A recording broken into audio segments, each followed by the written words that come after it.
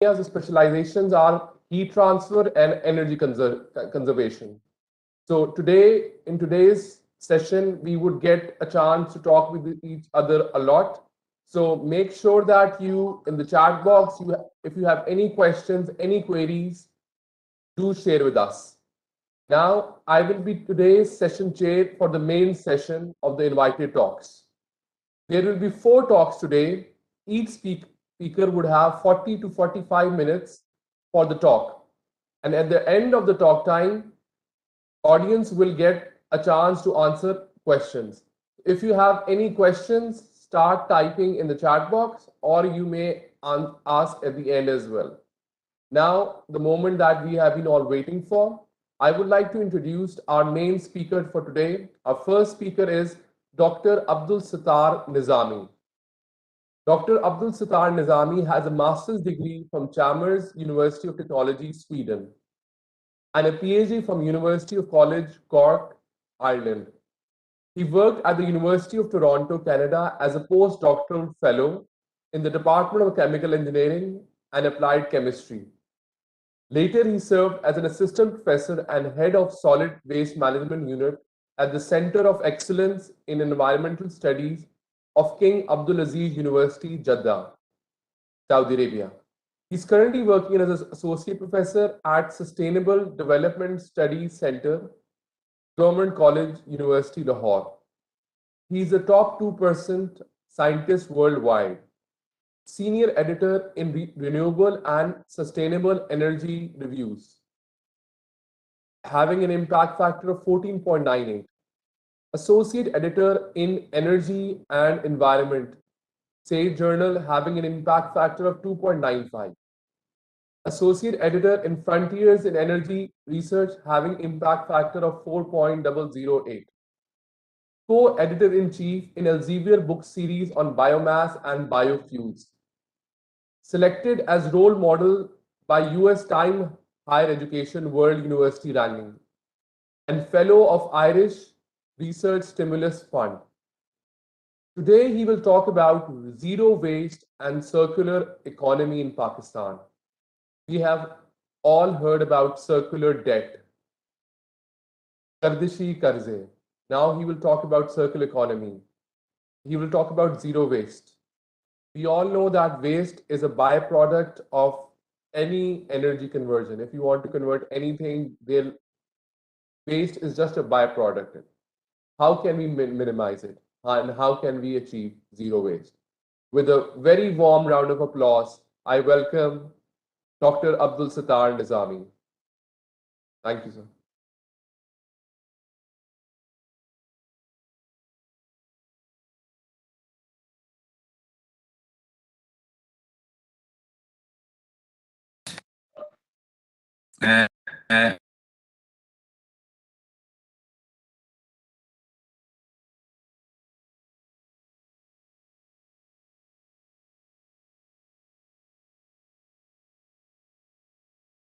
I'm sure I'm audible now.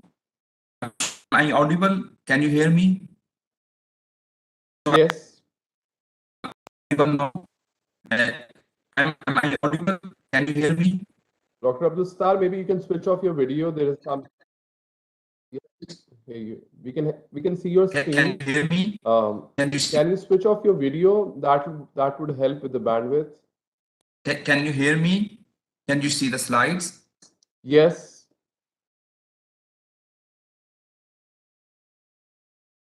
Yes, we can hear you.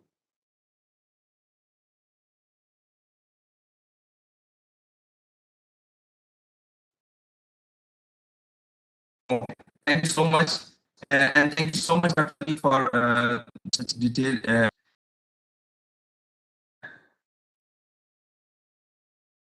Sure. So once again, thank you so much. I'm so happy to be part of this conference event. I'm also grateful. So happy to be part of this conference event. I'm also grateful.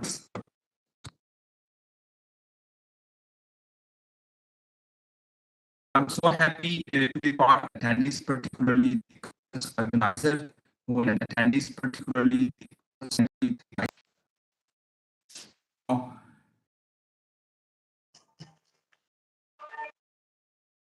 talk on the role of integrated waste biorefinery under the concept of circular bioeconomy and sustainable development.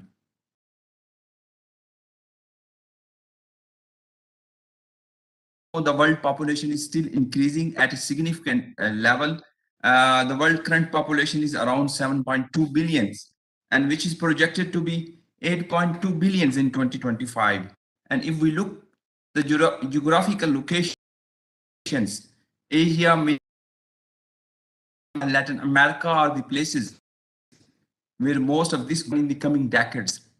So as a result of the population increase, the energy demands and the energy requirements are also increasing significantly in the developing world, especially in the Asian region. We still rely on the fossil fuel to meet our energy demands and needs. And all of us have witnessed the consequences of the fuel in the form of floods, tornadoes, tsunamis, in the weather pattern. So coming to the topic bioenergy, we all have seen the different trends with the history evolutionary. The first, we have the first generation biofuels, when it started producing bioenergy or biofuels from the fertile lands, starting from the seed oil crops. So as a result, there's a huge debate and conflict of fuel versus food debates. And as a result, so it came to the thought, so why not we should produce the bioenergy or biofuel from the leftover, from the waste, rather than we use some fertile or agricultural land. Why we have to cultivate that land that could produce our grain and the food as a basic necessity.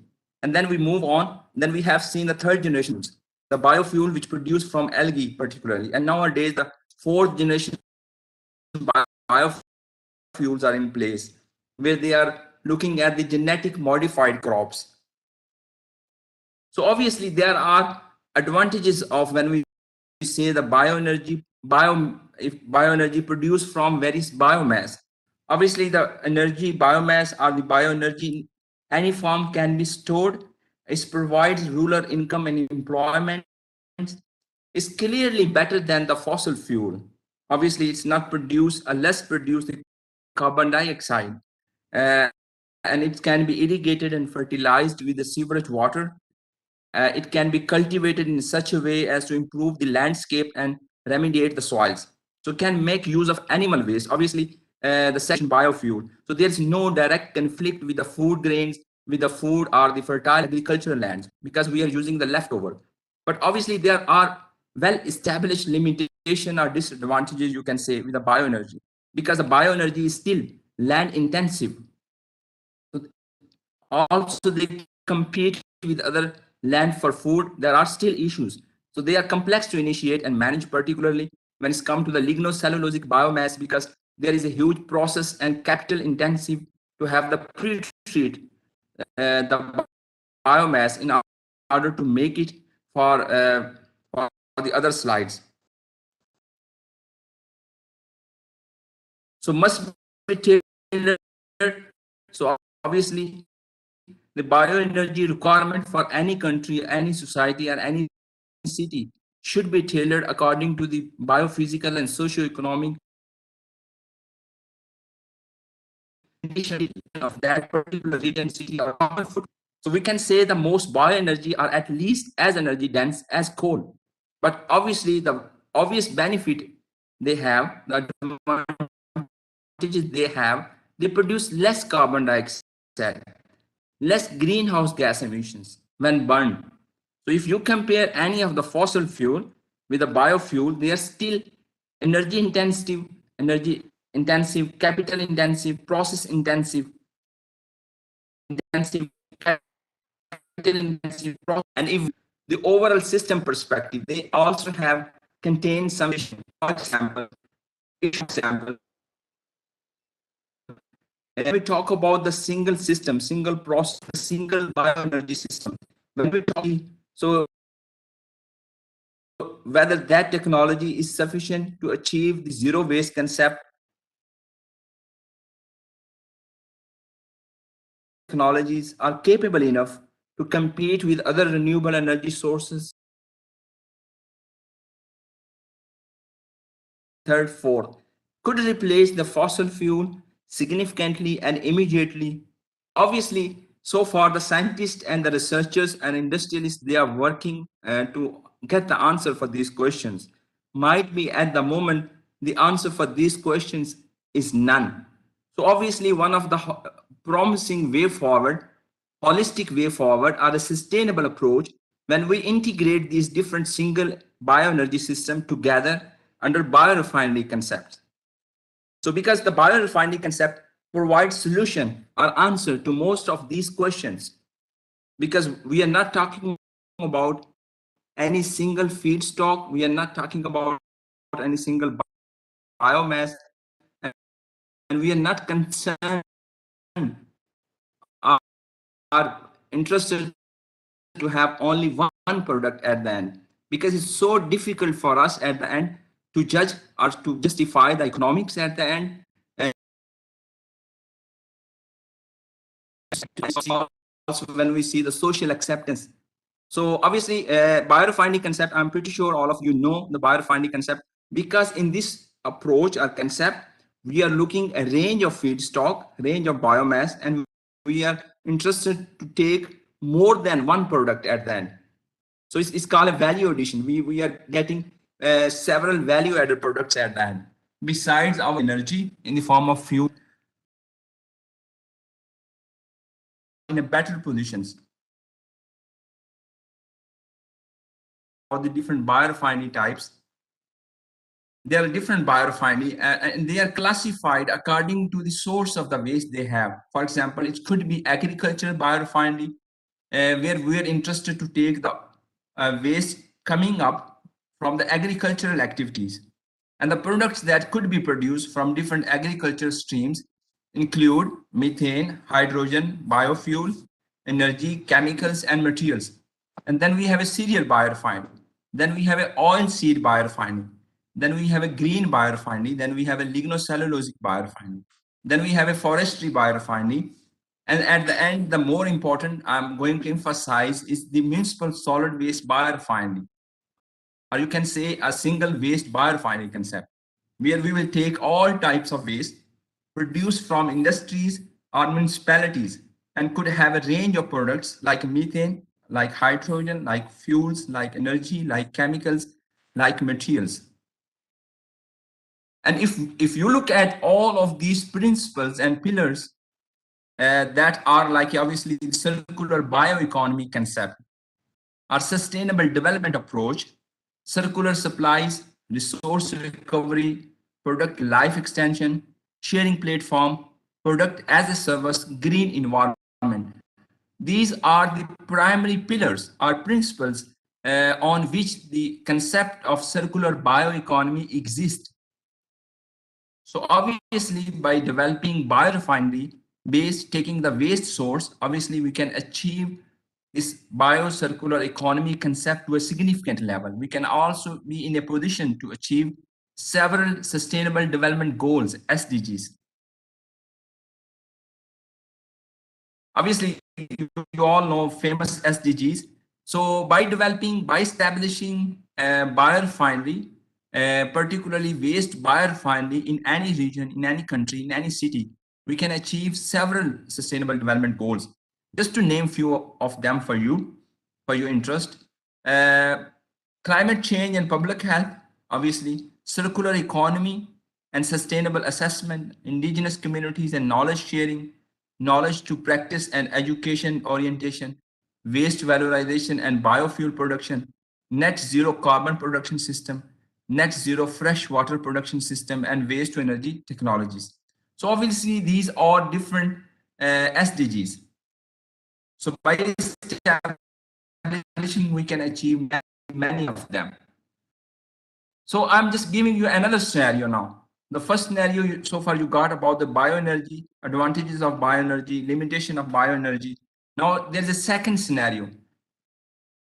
This is why it's become so important, critical, and bottleneck for us, particularly Pakistan, to establish waste biorefinery in Pakistan.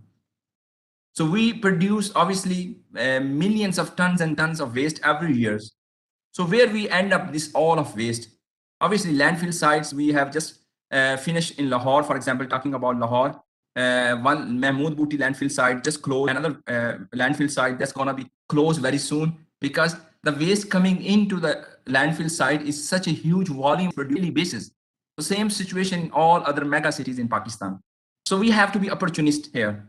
I always advocate as a scientist, we do not need to be panic, we do not need to be shocked. And this is not the solution. Sometimes it's funny to get this comment that our street should be clean. Obviously, the street should be clean. There should be no waste left over on the streets.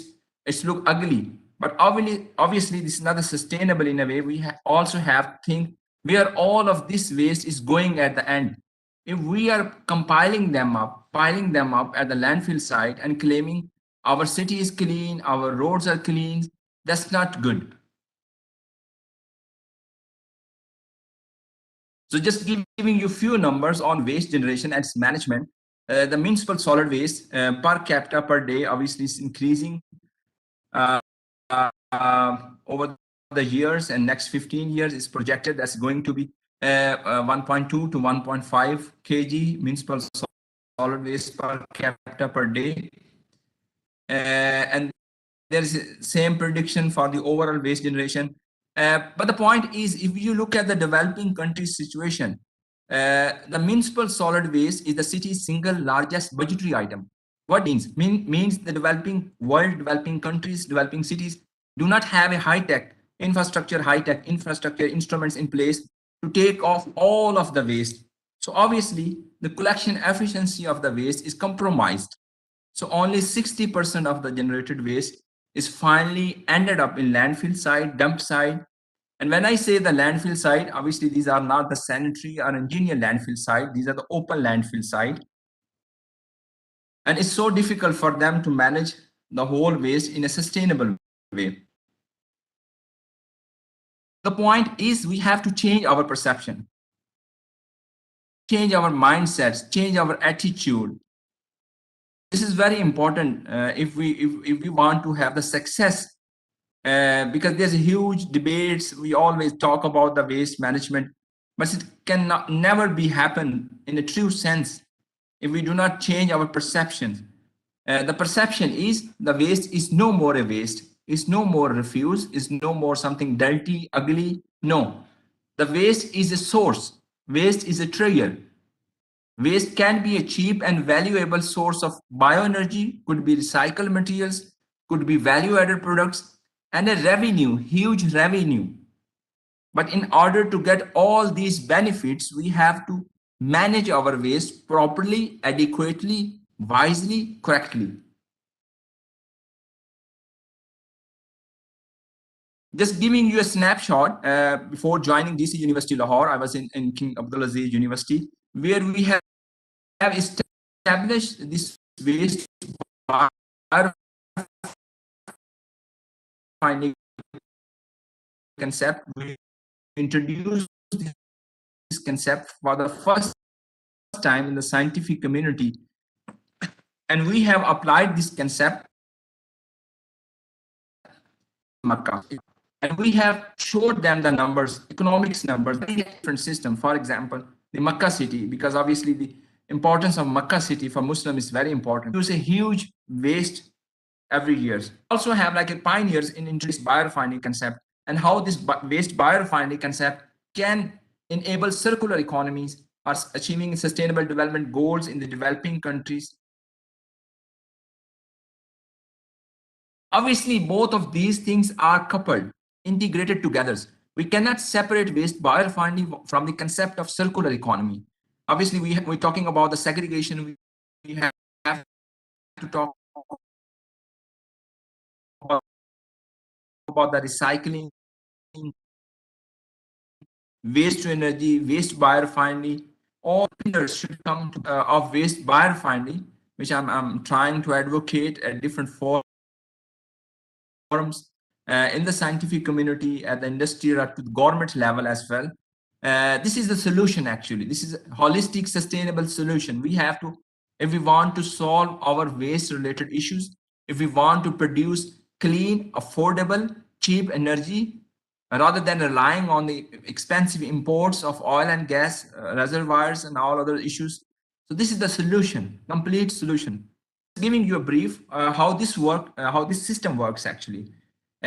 We have a place where we receive all tipping and receiving area, where we receive all of the municipal solid waste at one place. We segregate the waste, separate the waste according to the waste streams, and moreover according to the process. For example, if we talk about the thermophilic anaerobic digestion, all of the organic stuff waste goes to that thermophilic and produce biogas at the end. That biogas could be upgraded as compressed natural gas. So this compressed natural gas can be used as a transport fuel. Then we have other stuff, organic like paper, cardboards, that could easily be system like pyrolysis, like gasification, like RDF.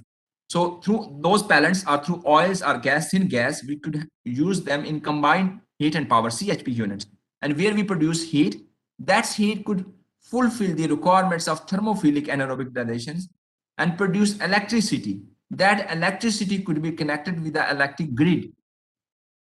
And then rest of the heat will be utilized under rendering and transesterification process, where we are converting animal fats used to cooking oil into biodiesel as a transport fuel.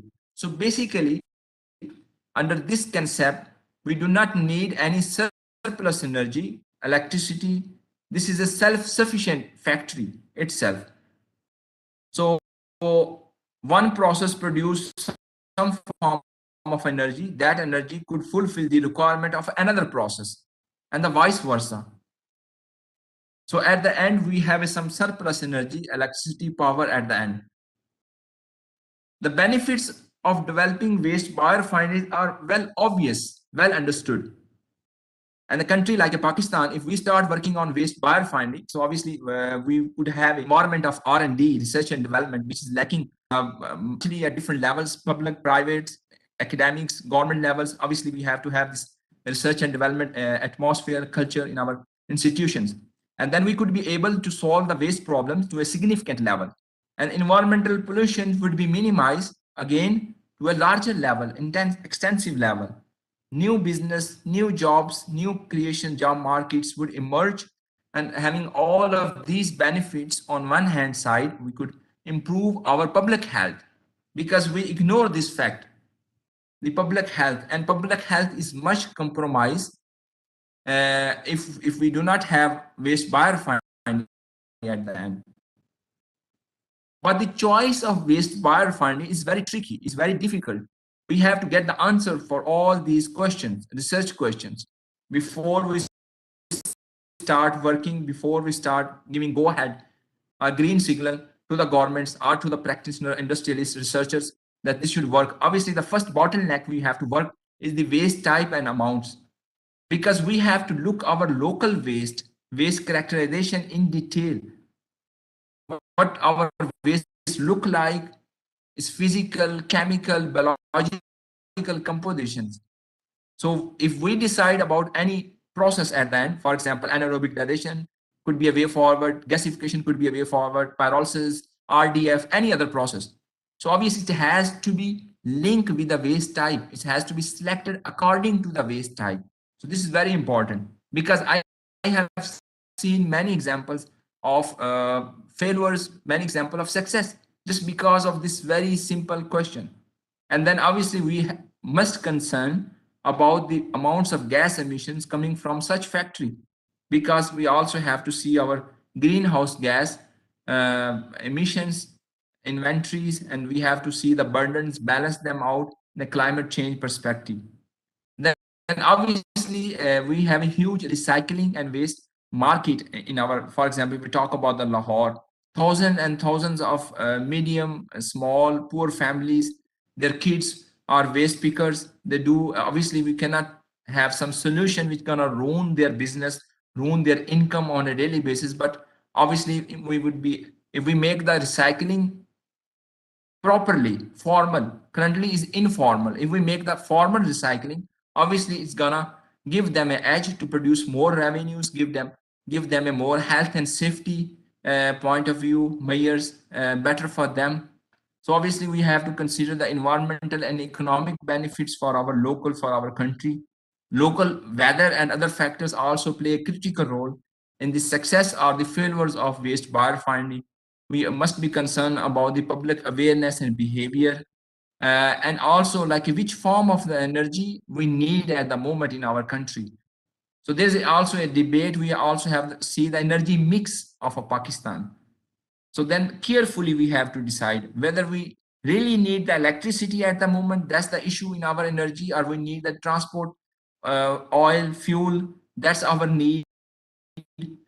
It has to be answered properly. And obviously the local energy market and labor skills are also very important. I just give you a success story of my research team back in Jeddah. We work very closely in the Kingdom of Saudi Arabia with the government in establishing their Vision 2030. We gave them the numbers on their waste, the total waste you have in your country. If you have waste biorefinery, how much the energy you could produce, how much the revenue you can get at the end of the day, and what could be the benefits for your country. They make this our recommendation as a part of their Vision 2030.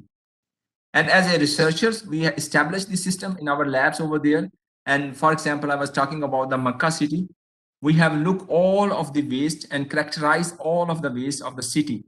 And we estimated that around 88% of the municipal solid waste produced in one city is very suitable for waste to energy streams for renewable energy production, while the remaining 12% could be easily recycled. So what's happening at the moment, they collect all of the waste and they dispose all of the waste to the open landfill sites, which are a big source for greenhouse gas emissions, a climate change burden for their country. Just giving you an interesting and exciting numbers. Just for example, I talk about the recycling first. So if they recycle only 4 items, cardboard, glass, metals, and aluminiums, produce from only one city, they could have a revenue of around 113 million Saudi riyal every year. So that's an amazing and a huge, fantastic number for the government. And they take it, these numbers, and they make it as a part of their policy. Besides, obviously, a huge saving in terms of emissions, methane emissions, carbon dioxide emission savings. And we give them the total revenue of from the 88% of their municipal solid waste. They are going to different waste to energy streams. So they are going to produce, obviously, the revenue, recycling, different revenue. If we add them, both of them, under waste biorefinery concept, so they could have around 758 million Saudi riyal every year.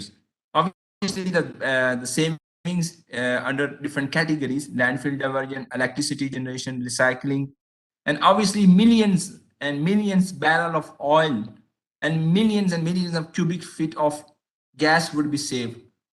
So coming to the conclusion and recommendation of uh, we need a holistic and sustainable approach. This is very important. We cannot have the solution in quick or in rush. We did many times in Pakistan, but unfortunately, I couldn't see any success stories. So for example, there's a huge debate going on the plastic waste in Pakistan. So there was one quick decision taken, that's ban all of the plastic. So obviously this is not a sustainable solution. We have to see the whole system, the whole chain. Banning something is not like something should be encouraged. So holistic and sustainable approach is very important. We have to consider all of the relevant stakeholders put them in together. We cannot ignore the importance of our income of the poor families who are earning their daily wages from the recycling different materials. Obviously, we cannot ignore these facts. Uh, and also the second conclusion, very important, very critical, essential, we have to understand I'm sure my audience is more like a scientific and industrial. We cannot afford to have another problem by solving one problem. So this is a very like a huge issue nowadays, not only in the developing worlds, but sometimes in the developed countries, they also suffer different new science fields are emerging, but they are really struggling because they are trying to solve the one problem and they realize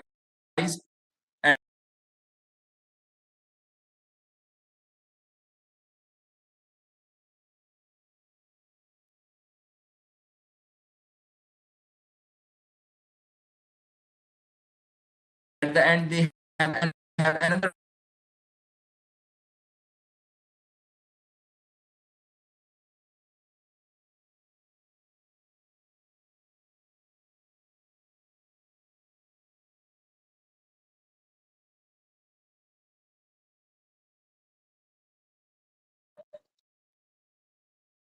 So I think so we have a couple of issues with Dr. Abdul Sattar Nizami's connection. So this session is about to conclude. And as we wait for him to rejoin, so in today's session, first session, Dr. Abdul Sattar Nizami shared with us the importance of recycling our waste. And he said that the amount of waste, if we can recycle it yearly in Saudi Arabia, they can recover 1.95 million barrels of oil. So recycling waste is very important, and we are waiting for him to rejoin. And biorefinery is one of the solutions to doing it. So right now, what is happening is that all the waste goes to the landfills, which is a source of green emissions. Having a refinery would channelize these landfills into profit-making machines. Why? Because the input to it is already wasted. It has zero monetary value. And just by adding an oil refinery to the supply chain, we are adding value. Towards the end of the talk, he also mentioned that we should take steps in a holistic way by considering all the parameters. One step might solve one problem, but it might create two more. So he mentioned that. So Dr. Abdul Sattar, are you back with us? Can you hear me? Okay. So zero waste is a byproduct of all the conversions. And why this bio refinery is a zero waste is a actually because we are converting power, we're converting energy out of nothing. Nothing I mean is that all the thing that has been wasted, we are reusing it for better emissions. So, Dr. Abdul Sattar, are you back with us?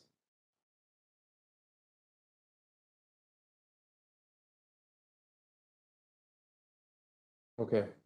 So, I had a couple of questions for him, which he's not here, but I would like to answer them myself. That one of the questions I had for him was, what is the cost of a biorefinery? So whatever the cost of the biorefinery and how much time would we pay back, would we get the return out of the investment that we have made? Since the input of this is already waste, there are no running costs to it. There is no fuel that is the fuel that we are adding is already waste. So the recovery of the investment would be take a very small time. Another question I had was that what things can we take at the individual level? What steps can we take at the individual level of reducing waste? First thing is to recycle, making sure that all the things that we make sure that if we are having any utilities at home, we don't overuse them, we don't leave them on without any reason. So making clever decisions, recycling our paper bags, waste bags is another way. So we need to be mindful of our surroundings. Like we are right now currently in Lahore. Lahore AQI is it has beaten all world records. So we are a victim of this, and being a victim, we cannot see from the outside. Uh, so if you travel outside Pakistan, immediately you see that what difference in air quality we are having here, and we are in a dire situation, and we need this biorefinery which Dr. Abdul Sattar Nizami mentioned. We badly need this. So, Dr. Abdul Sattar, do we have you back, or are you here?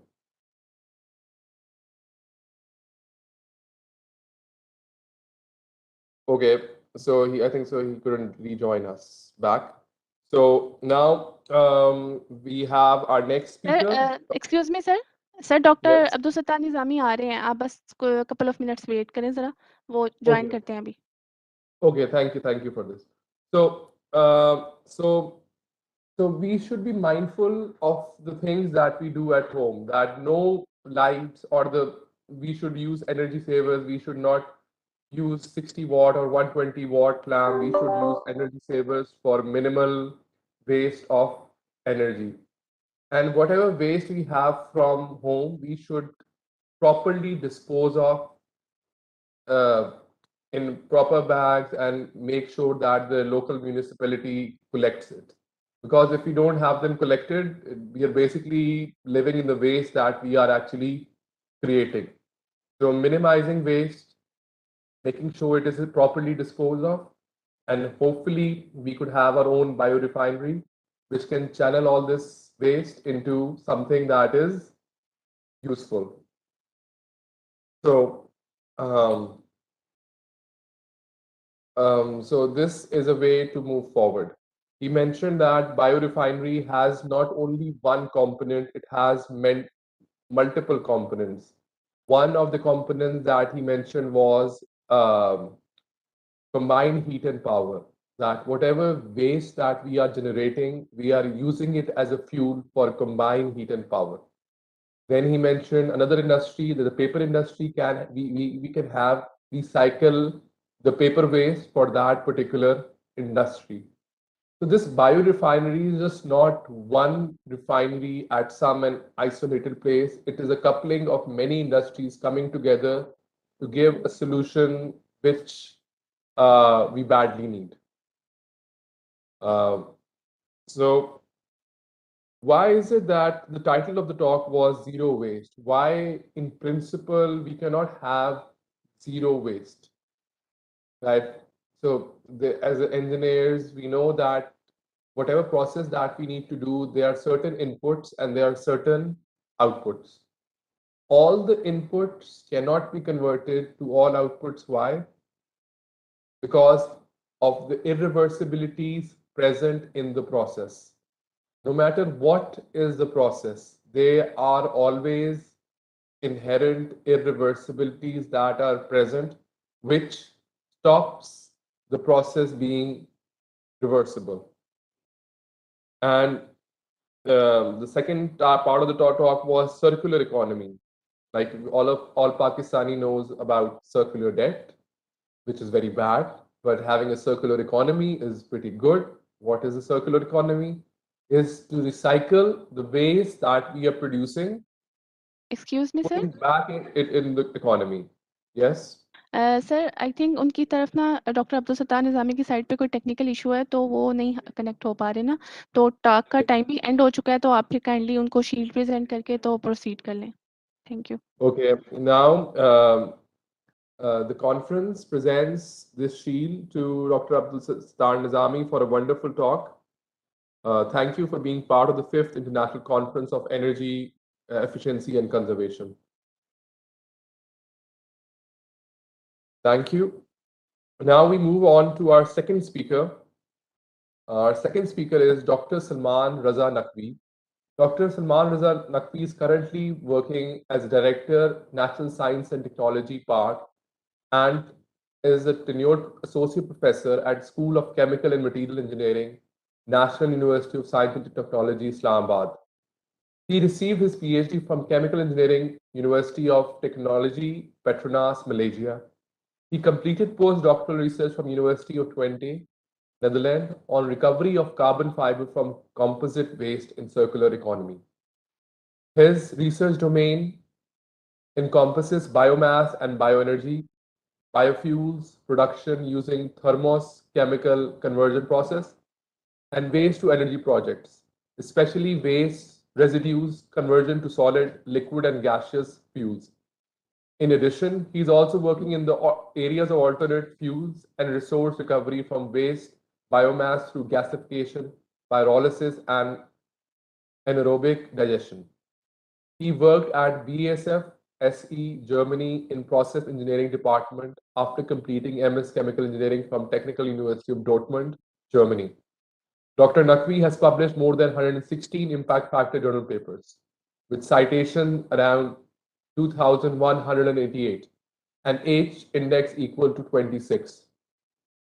Today, he will talk about pyrolysis of high ash sewage sludge, thermokinetic study using TGA and artificial neural networks, pyrolysis of high ash sewage sludge, thermokinetic study using TGA and artificial neural networks. So we would be learning about the fundamentals of how this pyrolysis happens by studying the phenomena of thermokinetics. And he would be using some software to understand what is going on. So without further ado, I would like to invite Dr. Salman Naqvi to present his talk.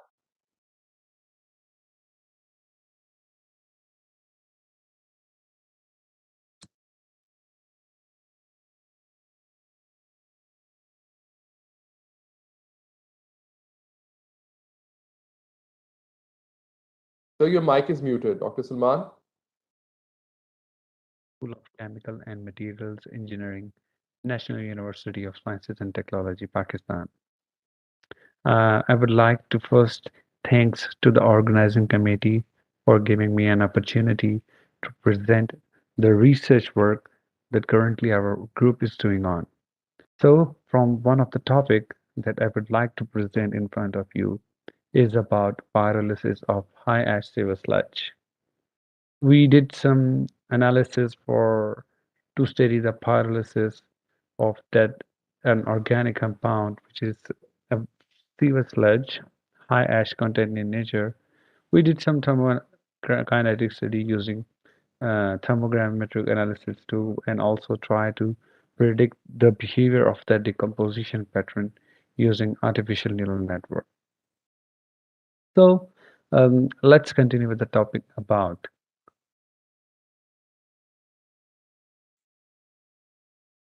So, in my presentation, I would like to discuss about the motivation of our research work, that why this topic is very important to address. And then I will also show you the goal of the research work that's going on, and also the work of using the pyrolysis process, that why it's very important to study. And then in the end, I will also share with you the results that we got through this pyrolysis process, and with some important information of these results that we got published in international journals. So let's talk about the thing that why it is very important.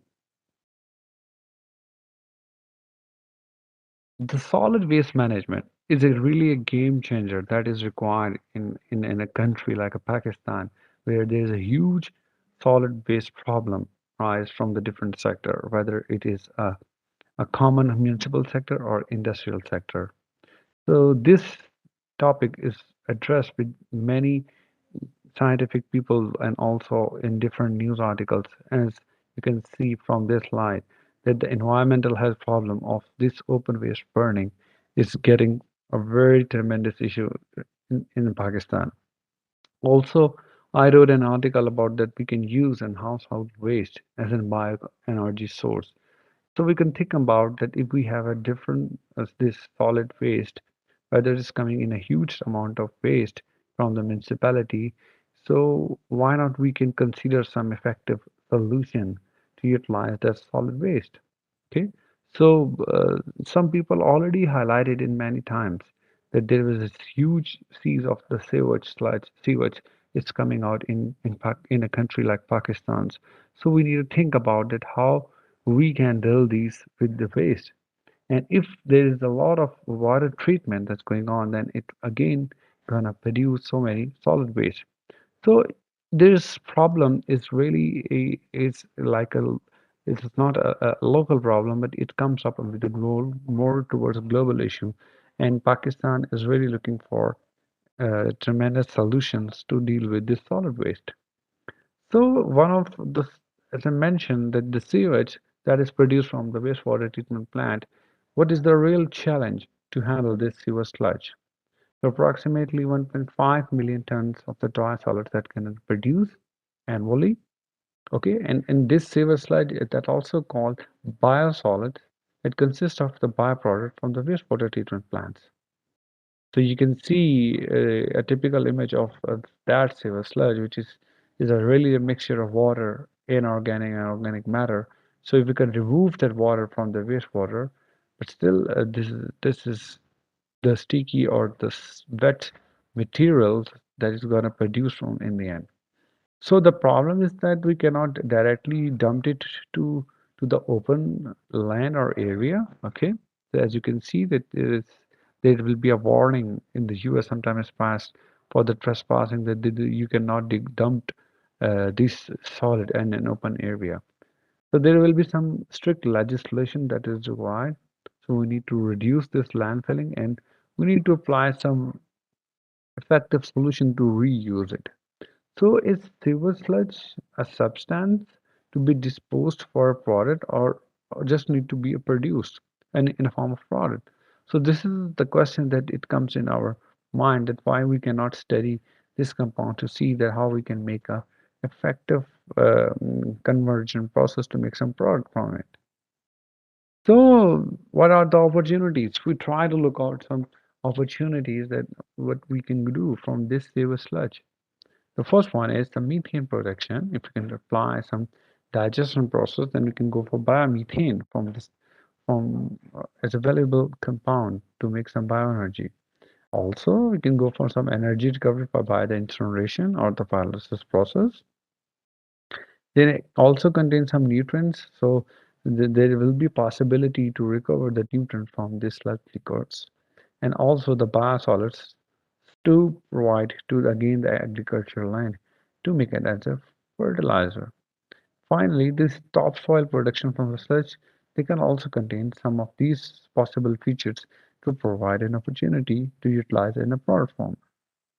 So, as a matter of fact, we have in a water treatment plant in us that around processes around 7,000 liters of wastewater. And if we could look carefully that plant, so you can see, I also show you the image, that it has some capability to treat the wastewater treatment plant through a membrane process. So that's why it's membrane photobioreactive wastewater treatment plant. And in the end, we can produce some sludge from this tanks. Okay, so it produces around 100 liters sludge per day. So that shows that if such a typical bench scale or pilot scale unity can produce this sludge, then we have a lot of sludge that coming out in a different municipality wastewater treatment plants.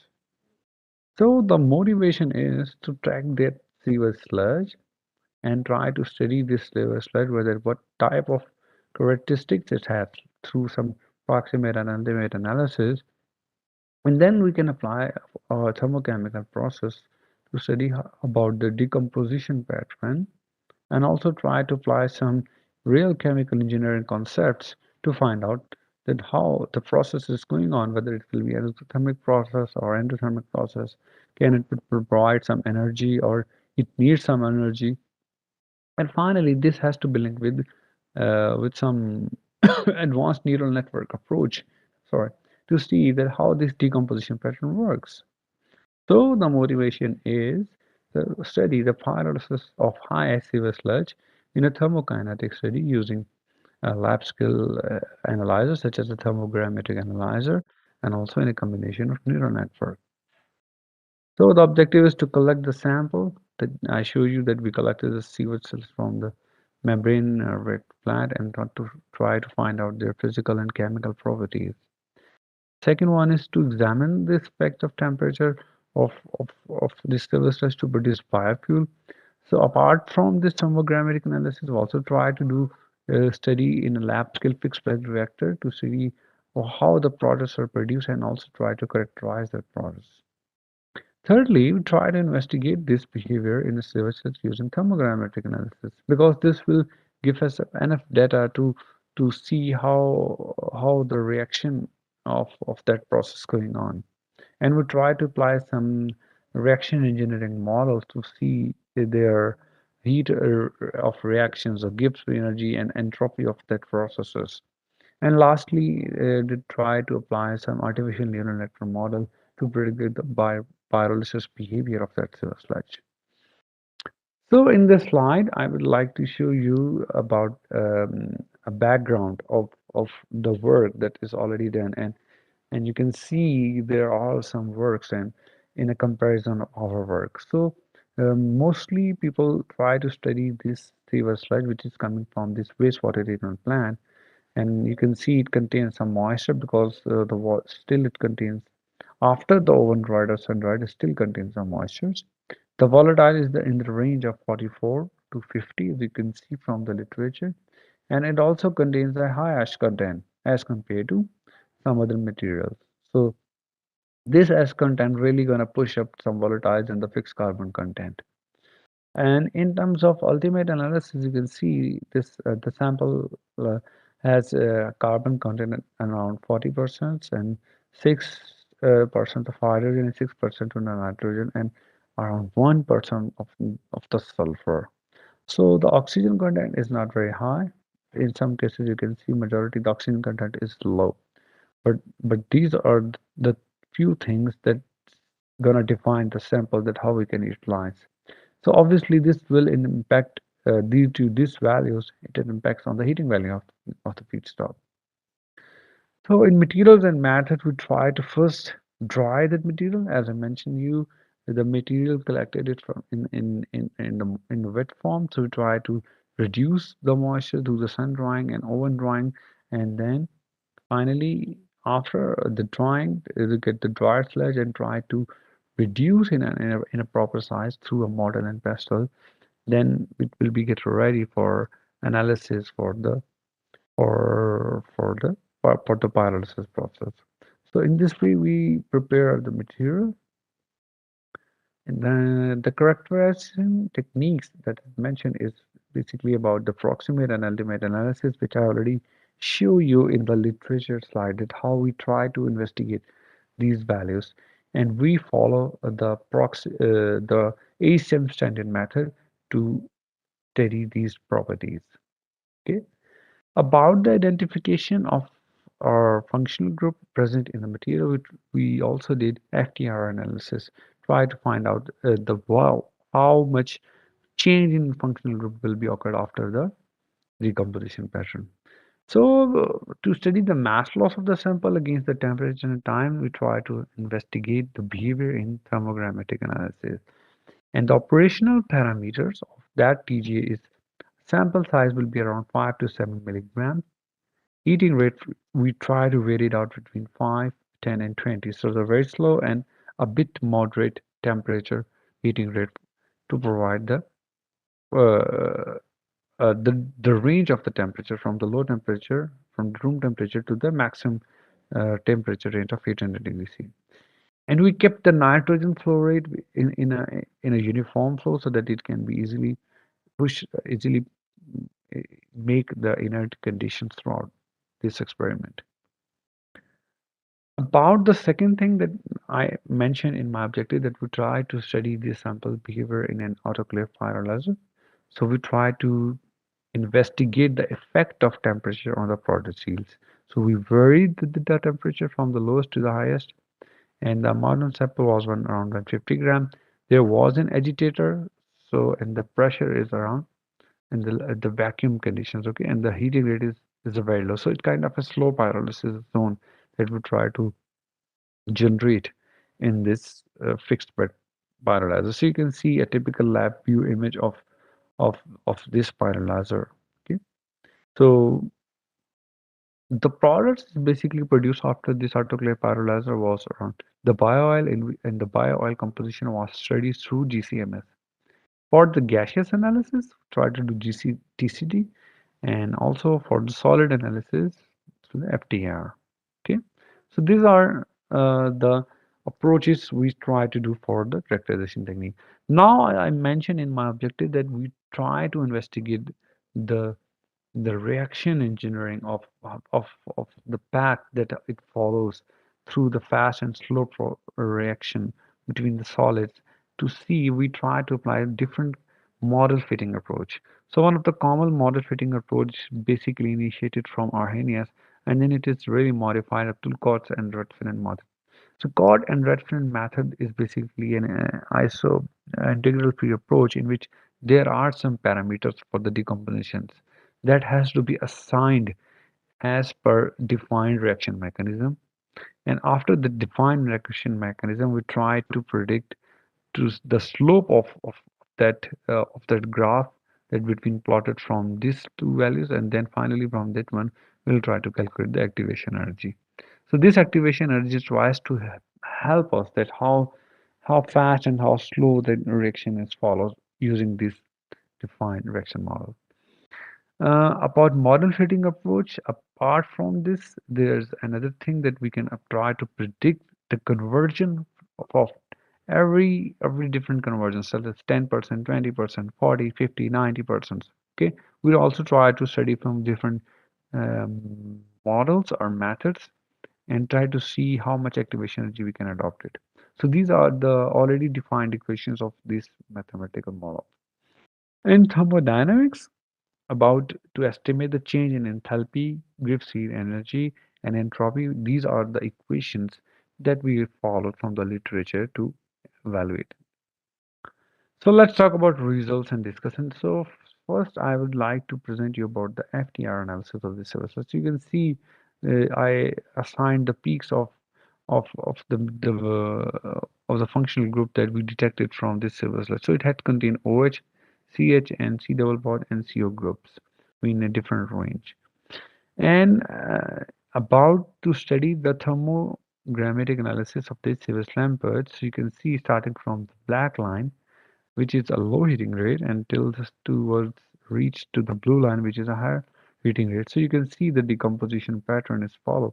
So firstly, we have a removal of moisture and lighter compounds, and then more decomposition of organic compounds until that it continues toward around 600 degrees C.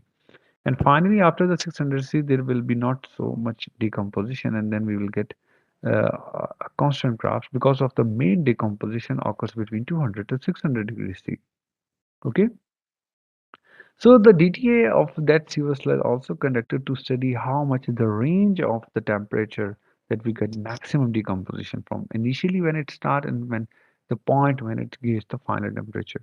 So we can identify between this one there will be two ranges starting from 250 to 450 and 450 to 700 degrees C. So we will get the initial and final decomposition, and this is depicted in this table and figure. So now I would like to show you about that how we try to investigate the kinetics of this process by applying a model fitting approach. For example, different model you can see from F1 to the P we try to plot, and you can see from the different heating rates starting from the lower heating rate, this gives us the regression values. Okay, so the linear regression that it approach. For example, if you can see talk about this in the first order, okay, the first order somehow shows 0.97, but as compared to the power law, they have a very low linear regressions between those two ranges.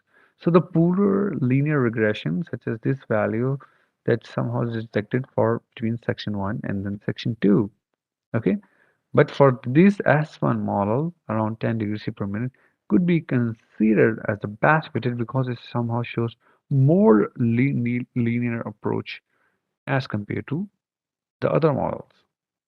So now the results of activation energy. So in the first section, you can see we have a chemical reaction model that somehow showed higher activation energy, okay, as compared to in a 5, 10, or 20 degrees C with a better regression coefficient as compared to the all models.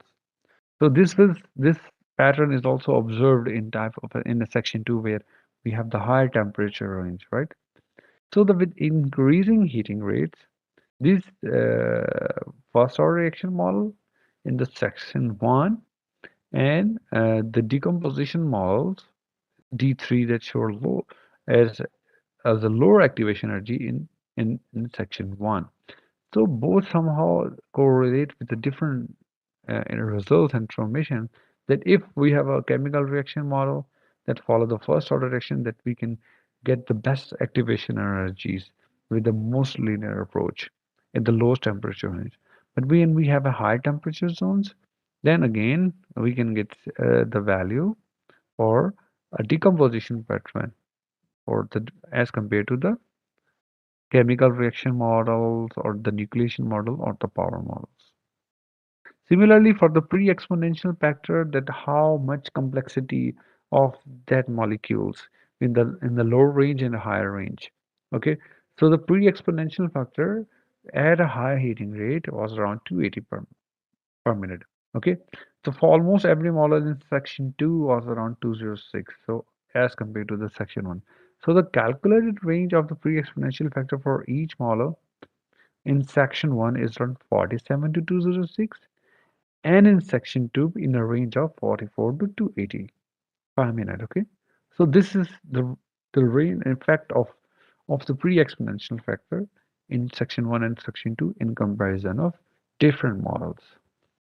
Finally, in terms of enthalpy, the change in enthalpy, so you can see the all model shows positive enthalpy only we observed in 1.5 chemical reaction model. Okay, otherwise all have that positive energy, and we already know what is the really meaning of positive energy, right? It will be an endothermic reaction. So energy is required from external sources for the high energy level of the reagents to make them in a transition state.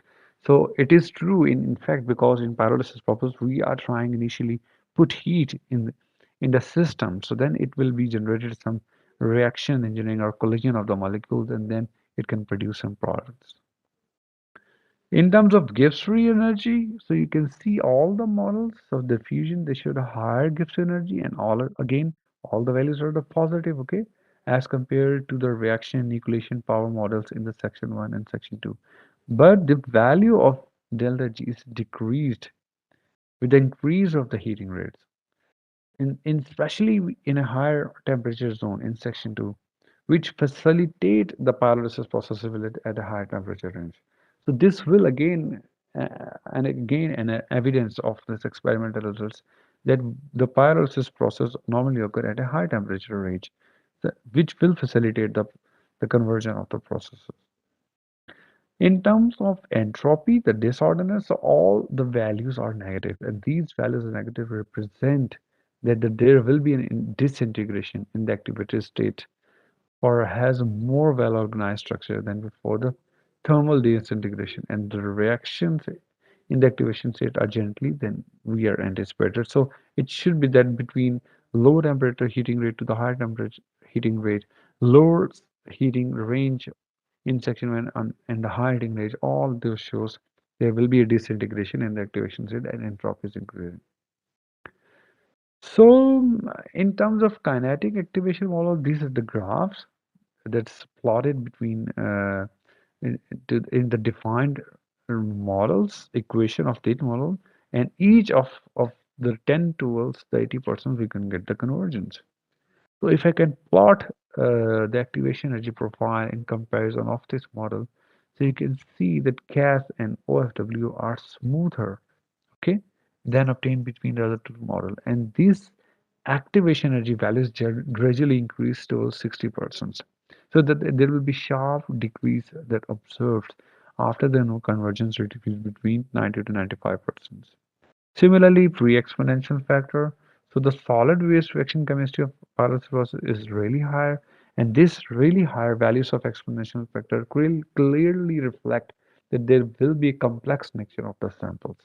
So if there will be the lower value, which we normally observe in the fragment, that showed the lower complexity, but generally it will be showed at a higher complexity level. Similarly, in enthalpy, all the values are positive, but they somehow differently range.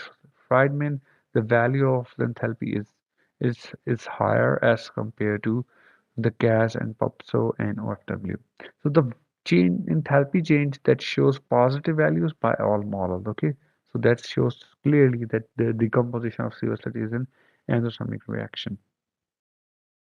Again, in Gibbs free energy, that the values is increased, okay, with the total energy values, which is shows that will be a spontaneous process in the formation of activated complex.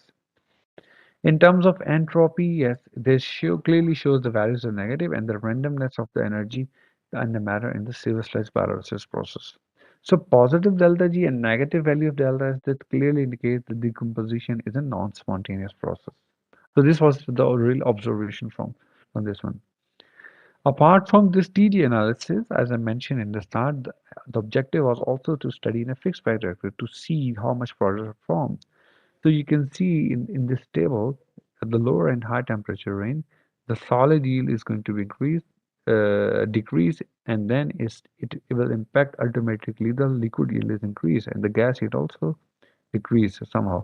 So the temperature increase, the yield of liquid also increase. That somehow shows there will be a cracking of that compounds and convert it into hydrocarbons. So the last link about the neural network approach, I'm not giving so much time enough to present the detail of this neural network methodology, but I can give you an idea that we can try to predict this through by training some models or the train validation of the neurons and try to predict that how much error or mean square error can be present. So you can see there will be a very low mean square present, and again there will be the clear high quality regression to fit that data by training or producing that neurons for this approach. So in the end, I would like to conclude that such kind of a complex compound can be studied in a pyrolysis process to evaluate its its product and energy utilization. So we need to see what are the characteristics and what are the real behavior in terms of functional group and how this can be predicted by applying different models to see how much the process is gaining some energy or complexity involved, and also the thermodynamics of that samples.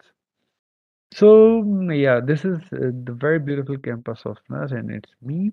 So I'm working um, as an assistant professor, and I did my PhD from Chemical Engineering Department, UTP Malaysia.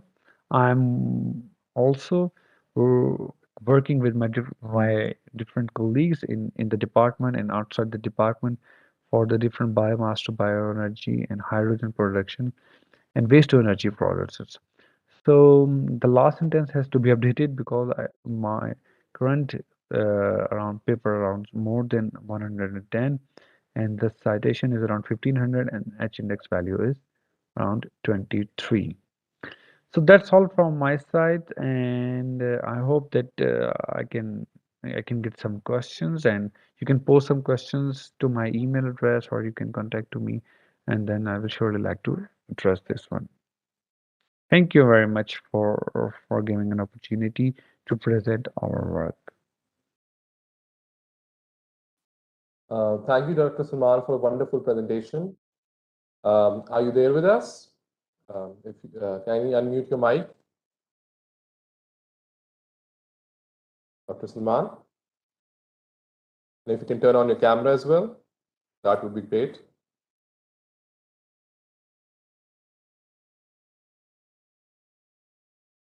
Dr. Salman.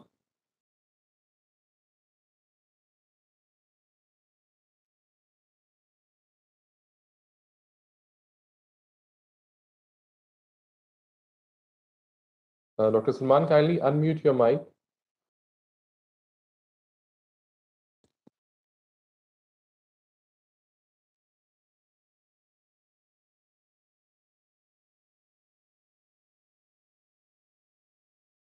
Okay, we are trying to connect to Dr. Salman. So he gave a wonderful presentation of pyrolysis, and it was a segue from Dr. Alabaksh Nizami's presentation of biorefinery. So he went depth into what pyrolysis is and what is thermokinetics of it. So one question that I had for him, I'll just wait for it, but is about thermokinetics. What is thermokinetics? And is this phenomena only in pyrolysis, or does it happen in uh, other applications as well? So we are waiting for him to rejoin. And towards the end, he showed artificial neural networks, how with the help of artificial neural networks, it can help us to understand the phenomena better. So pyrolysis, breaking down of waste. So the first presentation was about how to recycle, how to stop using landfills, how to recycle the waste. There is. So, and the second presentation was about thermogrammatic analysis of that waste. He mentioned three thermodynamic properties, which were of enthalpy, entropy, and Gibbs free energy. So, okay, we have Dr. Salman. Yes, Dr. Are you with us? yes, I am. I'm here, and assalamu alaikum to all of you. Wa alaikum assalam. Thank you. Thank you, sir, for a wonderful presentation. We had a couple of questions. I think so you have some issue. So you can turn off your video and keep your audio on. Okay. Can you hear us? Yes, I can hear you. Okay. So I had a couple of questions that it was about thermokinetic study. So did you the fitting that you did, the analysis that you did you take inspiration from some other application, or it was just pyrolysis? Thank you That's very much. the question. Thank you very much. Yes, as you see, the work is about mainly the pyrolysis study. So to study the pyrolysis mechanism, I tried to go out to explore some models which provide the reaction mechanism. So therefore, if you see in the presentation that I try to go for some parameters which need to be fixed. And after fixation that parameters, I try to calculate the thermal decomposition mechanism, like how the slow and the fast decomposition of that material take place in inert conditions. So that's why based on that models, I try to calculate the activation energy of the process, and that activation energy process helps us to understand that this process, the decomposition pattern is fast or slow. So that's why mainly the process is pyrolysis process, and then I used the integral free method in which I try to fix the parameter to investigate the decomposition mechanism. Thank you. Since we have a very wide audience, we have many here from energy, engineering, and all fields of engineering. We have some people from basic sciences. Can you explain what is thermokinetics like? Is it the Butler-Volmer equation? Is it the Nernst-Planck equation? What does the thermokinetic phenomena encompass? What is it about in terms of particles, in terms of phenomena? Yeah, that's really nice question, and especially in terms of a fundamentals point of view to understand the topic. Thermokinetically means that we are interested to heat the materials, okay, in atmosphere there is no oxidation or no oxygen involved, so that's why the atmosphere is inert, and the process in which we try to decompose that material is basically in terms of heating that material, okay. So when we do the heating in an inert condition, so basically the whole process is following the thermal decomposition in a pyrolysis process. Okay, now when we do this, because we want to see how effectively the products can be made from the single material. For example, if we have a biomass and if we have a coal or any organic substances, and if it is going to be heat in an absence of such oxidation environment, then we can produce three products: liquid product, solid product, and the gaseous products. So thermally we can decompose and produce these three products. Kinetically means that how fast the reaction is going on. Is it going to be slow? Is it going to be fast? And what kind of limitations is involved? Whether we have heat transfer limitations, like if we have a bigger reactor, if we have a small reactor, if we have a passing gas into the reaction meeting, and if we cannot just remain without any oxidizing environment. How about the particle size? If particle size is bigger, how particle size is lower? And the final important thing is about residence time. Okay, so these are the parameters which are controlling through these processes. So that's why it's called thermokinetically, like heating the material in an absence of oxygen, and now to see how this reaction is going to be passed. So that's why this is the whole concept of thermokinetically, to investigate the decomposition performance of any substances in an inert condition by taking consideration of these all heat transfer, particle size, heating rate, and residence time parameters. Okay. Can you share the pyrolysis industry that we have in Pakistan? Do we have enough pyrolysis plants, or it is much needed? Can you share any? Mhm. Yeah, we have some normally the pyrolysis process specifically to convert this organic residue into the liquid fuels or the gas fuels is not alone, but is integrated in the industry. For example, if we have a local small medium enterprises and they want to produce they want to go for the steam, or they want some saturated steams for the boiler, right? So they can put some organic substances like municipal solid waste or coal or biomass and put towards the pyrolysis process, and then they produce some volatiles, and from that volatiles they can get the liquid fuels and the gas fuels. Some of the industries, local industries, they are trying to burn this agricultural waste or the rubber waste such as waste tire, and then they can produce the solid fuels and the volatiles. So there are some industries, but not as a whole complete biorefinery. They are integrated units into the industries. Great. How do you connect empirical formulas of thermokinetic to artificial intelligence, just like artificial neural networks? How do you connect the empirical equations to this machine learning? Yeah, very, very good question in terms of understanding this thing. So now we have a bigger mass scale data, for example, 10,000 or 12,000 data sets points of a decomposition pattern. We did these data sets, we calculated these data sets from a thermogrammatic analysis. Then being that data, we want to see how, and if we want to predict the decomposition mechanism beyond the setup of that condition. So this artificial intelligence or machine learning basically help us to identify that how differently or beyond conditions that data sets can help. In actually, if you want to see in any industry or in any setup, we will put some of our parameters such as a temperature and the residence time, and then we try to see the effect of products like.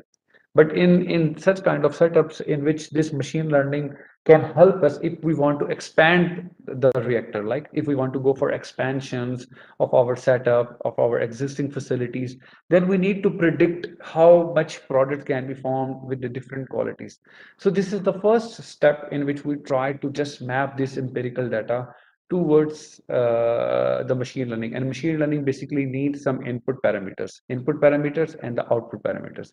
Similarly, in the TGA, we have input parameters of temperature, and we get the extent of reaction and conversion. Similarly, we take that data as an input parameter to the machine learning and try to go for try to make some neurons, that how much neurons that actively can see the overall picture of the decomposition process, and also help us to see if we can go for some expansion of the system, then we can predict this decomposition mechanism. And also in the next step, which is our in next coming studies, we try to predict the quality of the product. For example, in volatiles we have a hydrogen. We want to see how much hydrogen it can be produced. So this machine learning can also help us to predict that hydrogen. Similarly, the bio oil is the main product from the pyrolysis process. So we can predict the properties and the quality and the quantity of the bio-oil using this machine learning data sets. But machine learning data sets that only requires the input value, which is coming from our main experimental setup. Yes, coupling the two of them, the empirical locations and machine learning, is the way forward. Thank you, Dr. Salman, for your time. The snapshot you showed of NUST was wonderful. I've been to NUST many times, but I've never seen the aerial shot. So I have to agree with you that NUST has a wonderful campus. Now, as a last thing, we would like to present our shield to you. So thank you for joining us. Thank you, sir, for your time. Kindly accept this recognition from us. Yes, thank you very much, Dr. Saab. Thanks to all of the organizing committee for this wonderful conference. And it's really nice for me to participate in this prestigious platform. Thank you very much. Thank you for your time, sir. Thank you so much. Now, we have our third speaker. He's a physicist. This is a very unique conference in which the first speaker was from basic sciences, the second speaker was from engineering. Now we have to couple all of this together, we have a physicist joining us. He's our foreign speaker. His name is Dr. Stephen Armakovich. I hope I pronounced it correctly. So with expertise in computational materials and molecular modeling, he applies atomistic calculations to understand structural, reactive, transport, and optoelectronic properties of various molecules, inorganic, nanomaterials, ionic liquids, polymers. He's currently affiliated with Department of Physics, Faculty of Science of University of Novi Sad. He also teaches physics courses for the students with exceptional abilities in physics at Jovan Jovanovic Zamaj High School. Ivan is verified peer-reviewed at Publons with more than 300 pre-publications reviewed for journals with impact factors. According to Google Scholar, he is cited more than 2,300 times with an H index of 28. He initiated and co-founded ADSCO, to which he serves president of the board. Today, he will talk about application atomistic calculations of energy challenges. Really looking forward to your talk. So, sir, Dr. Stephen Armakovich, thank you for joining us. Thank you very much. Thank you, Dr. Ali. Thank you for pronouncing my name and surname perfectly. That is very difficult. That is really difficult for people from Serbia, not only from international countries. I will share now my screen.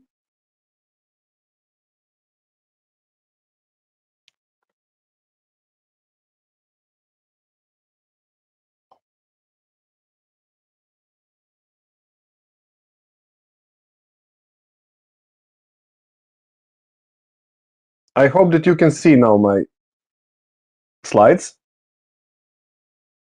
Yes, we can see them. Okay, thank you very much.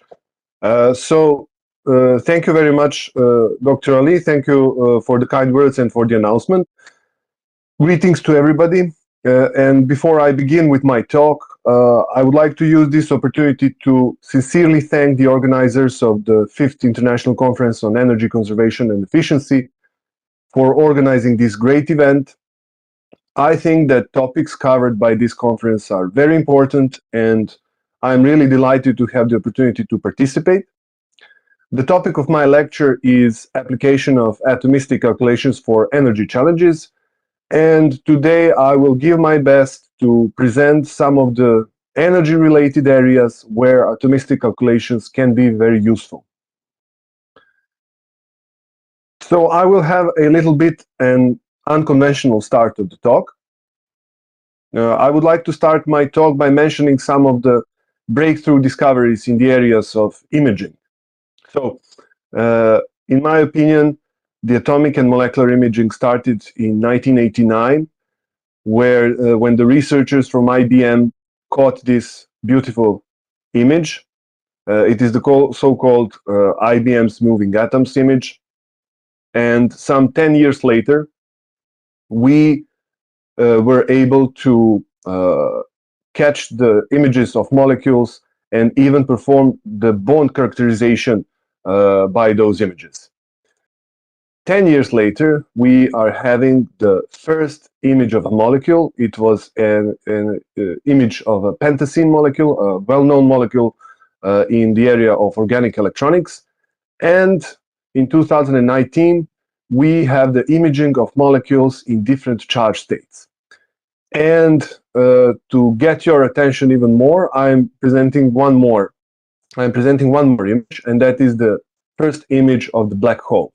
So now you must be wondering why I have started my talk with these images. Well, I want to emphasize one thing, and that is that all of these objects are images, not photographs. So these images contain some objects exhibiting some properties under certain conditions. So these images, people usually say these are the pictures. No, these are not the pictures, these are images, because we cannot take directly photograph of a molecule, of an atom, or of a black hole. Why I'm emphasizing this at the start of my talk? Well, I want to emphasize that we still don't know how these objects look like for 100%. We only have models of those structures, and having models mean that we have to rely a lot on computational modeling. So, if we analyze the literature, we will find many pictures of atoms and molecules. And if we read all of those papers, we will find that frequently the following keywords are showing. And those are ab initio calculations, first principles calculations, and DFT calculations. So all of these calculations are necessary to complement all of these experimental findings, because we have indications how molecules look, but we don't have 100% confirmation for that. And all of these calculations are called atomistic calculations, and they are called atomistic calculations because they enable us to investigate materials at atomic level. And these atomic calculations can be very useful in the material science, and I will get to that later. So when we talk about atomistic calculations, we have to take into account accuracy versus the computational cost ratio. And what that means, and what I want to say now, is that we have so many different computational methods to investigate atoms and molecules, but some of them are more accurate and some of them are less accurate. The question is the amount of how significant accuracy we can achieve. And after so many years, and I can say decades of the development of atomistic calculations, the density functional theory turned out to be the method which offers the best accuracy versus cost ratio. So whenever people deal with atomistic calculations, the highest chances are that those scientists are performing actually the DFT calculations. Of course, in the end, everything depends on your needs. Sometimes you need the faster methods, like semi-empiric level of theory or Hartree-Fock level of theory, and sometimes you need more accurate methods like Miller-Placet theory of perturbations of the second order, etc., etc. So, the most frequent atomistic calculations are based on quantum mechanical methods, and when we are speaking about quantum mechanical methods, we cannot have a presentation without mentioning the Schrödinger equation. So atoms and molecules are quantum objects, and the states of the quantum mechanical objects are described by the Schrödinger equation. And the essence of this approach is to solve this equation to get the what we call the psi, or the wave function. And the physical interpretation of the wave function is a little bit difficult. But thanks to the experiments, we can make correlation with the probability to find our quantum mechanical object in some state at some point in the space. So mathematically, the problem with the wave function is that it is a function of three times n coordinates, where the n is number of electrons. So if we consider just a simple benzene molecule, which has 42 electrons, that means that we have 126 coordinates in our equation. So the wave function is a function of 126 coordinates, and that is very difficult to be solved computationally. It takes a lot of time. So luckily for us, we also have atomistic calculations based on the density functional theory approach.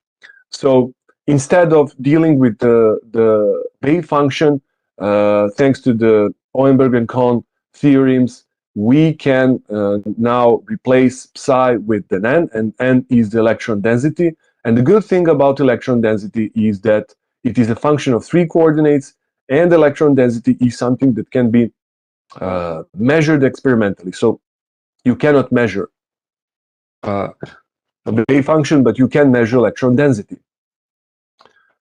So what happens when we actually perform atomistic calculations, either by using wave functions or by using, for example, the density functional theory approach? So we have something what is called expectation value, and that gives us the energy.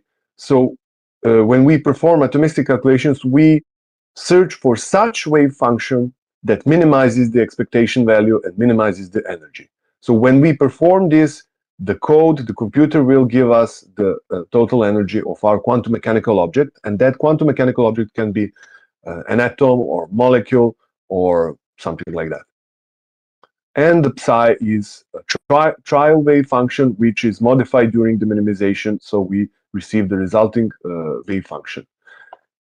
In the DFT approach, we want to minimize this term in the bracket, so we search by applying atomistic calculations, we actually search for such electron density that minimizes this term in the bracket, and n is the trial electron density. And what we have in this approach is the so-called universal functional.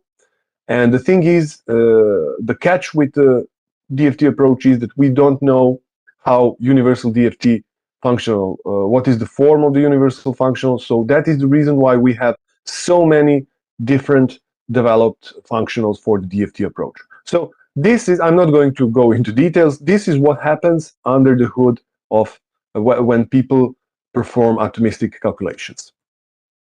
So what is the basic protocol for atomistic calculations? You make an input file. That input file contains information that are necessary. It contains also the structure of the molecule that you want to investigate. Then you load that into the certain codes, and then the code produces the output file, and then you post-process the output file to receive information about various structures. And today I will deal with structures that are important for energy challenges. What is good about these input files, they are not too complicated, so you have tools which you can use to prepare these input files. And here I'm presenting the example of the input file for the GAMES code. This has nothing to do with video games. This is one very popular, free for academics molecular modeling code called GAMES, and you can generate this input file with the Avogadro program, which is freely available on the internet. So I'm not going to go through all of these types of parameters which have to be defined during the atomistic calculations. We could spend hours and hours explaining this. I'm just going to tell you that there are certain things that need to be set up, as in any type of calculation, if you want to perform atomistic calculations, and we will leave this for some other time. So the tricky questions asked by students or other colleagues when I'm talking about atomistic calculations is, what is the best level of theory? If we are using the density functional theory, what is the best density functional? What is the best force field? What is the best computation program?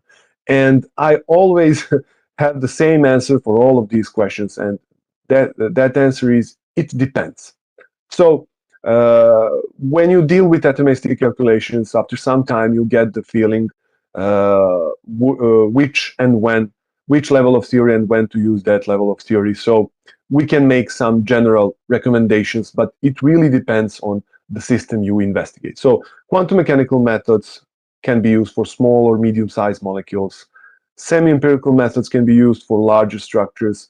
Molecular mechanics methods can be used for really large structures such as proteins. So we are always somehow limited by accuracy and computational cost. Combination of levels of theory is something that is also advised to scientists who are applying atomistic calculations, because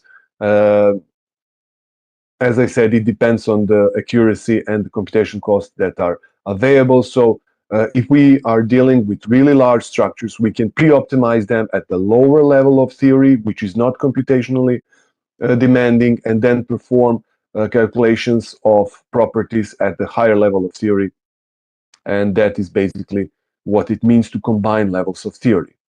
Now, what is also a frequent question is, what do we need to start with atomistic calculations? Well, of course, we need to know how to prepare an input file. We need to know some basic elements of the computational modeling of atoms and molecules, but we need that main code. So if we are having a computer, if we bought a computer, the next thing is to buy an operational system. Of course, somebody's using Windows, somebody's using Linux, but we need that code. And this is what you need if you want to perform atomistic calculations. You need to use some of the codes. And of course, you will have the highest efficiency if you use commercial codes, but commercial codes are, you have to have some certain financial resources to have commercial solutions. But the good news is that you have so many free for academics codes with which you can perform atomistic calculations. And these are completely free codes that you can download.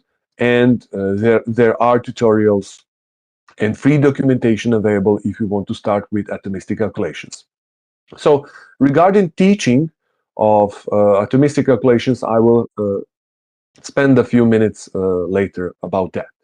So now that I have made some introduction to atomistic calculations, I'm going to present you just some examples what can be investigated with atomistic calculations. So in the area of material science, atomistic calculations can be applied practically everywhere. If you want to obtain structural properties about your crystals or molecules, you can use atomistic calculations. You can predict charge distribution. You can predict spectroscopic properties. You can, for example, predict conductivity. You can investigate interactions between nanostructures and molecules. You name it, in the material science, atomistic calculations can help you at least a little bit. But for today's talk, I'm going to emphasize some atomistic calculations that you can use for energy challenges, because this event is dedicated to energy challenges, and I want to show you how you, or maybe your students, can perform some atomistic calculations to address adsorption properties, to address band gap engineering, or to address the optoelectronic properties. Now, as we know, adsorption is understanding adsorption at the molecular level is very important. For example, if we are dealing with whenever we say energy efficiency and whenever we say energy, my first association is to the adsorption of hydrogen, and band gap engineering is very important for producing novel photocatalysts, for example, for application in photocatalysis. And the optoelectronic properties of novel molecules are essential for the development of new solar cells. And we all know how solar cells are important for the energy efficiency and energy sustainability. So let me start firstly with the adsorption. This is the part one, where we are going to address the atomistic calculations for the studies of H2 adsorption. So we all know that hydrogen is considered as a clean energy source. When burnt with oxygen, we have only water vapor as a product, so we don't have filthy products of the burning of when we burn the hydrogen. Hydrogen also has 3 times higher chemical energy per mass comparing to fossil fuels, and it is an abundant source of energy because we know that we have hydrogen in water. Contrary to fossil fuels, we know that fossil fuels are very limited, and as in the coming years, we will definitely have to find alternatives for fossil fuels.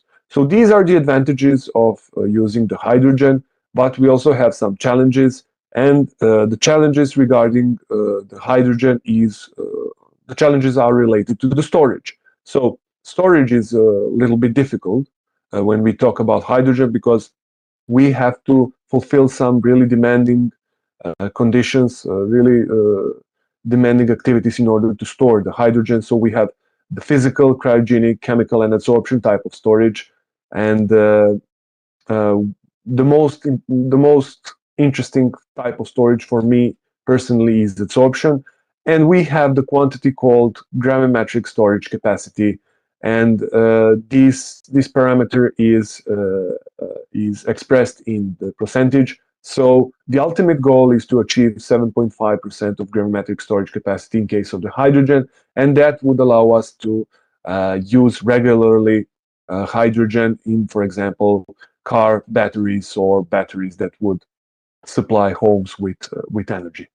So in terms of adsorption of hydrogen, we can use atomistic calculations to obtain information on binding energies, and binding energies are very important because this parameter tells us actually how strong our newly developed adsorbing material will bind the hydrogen. So let me explain you in just one slide how binding energy of hydrogen can be calculated in case of the in case when we use graphene as a storage material for hydrogen. So we use this simple formula. This is not formula. This is equation. Formulas are chemical.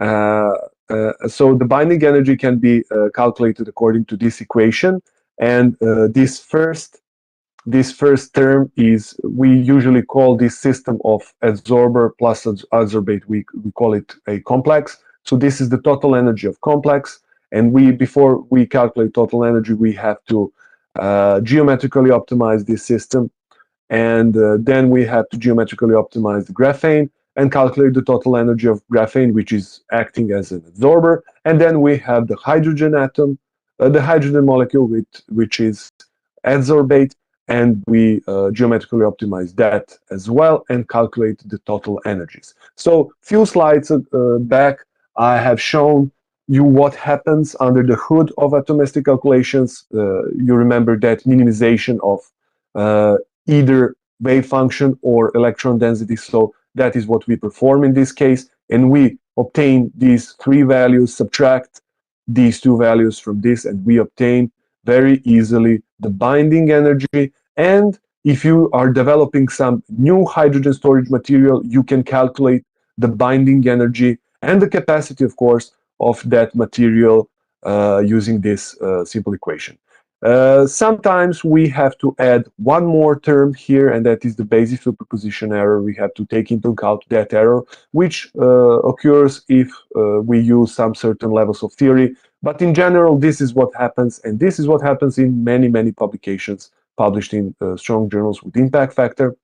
So we can proceed to more complex system. For example, here I have prepared one nanotube, and on top of this nanotube, we have so many hydrogen molecules being adsorbed, and the principle is completely the same. You have your system, you develop some of the hydrogen storage materials, and before synthesis, you want to check how this material will act for the hydrogen storage, and you perform these calculations, and you get the results.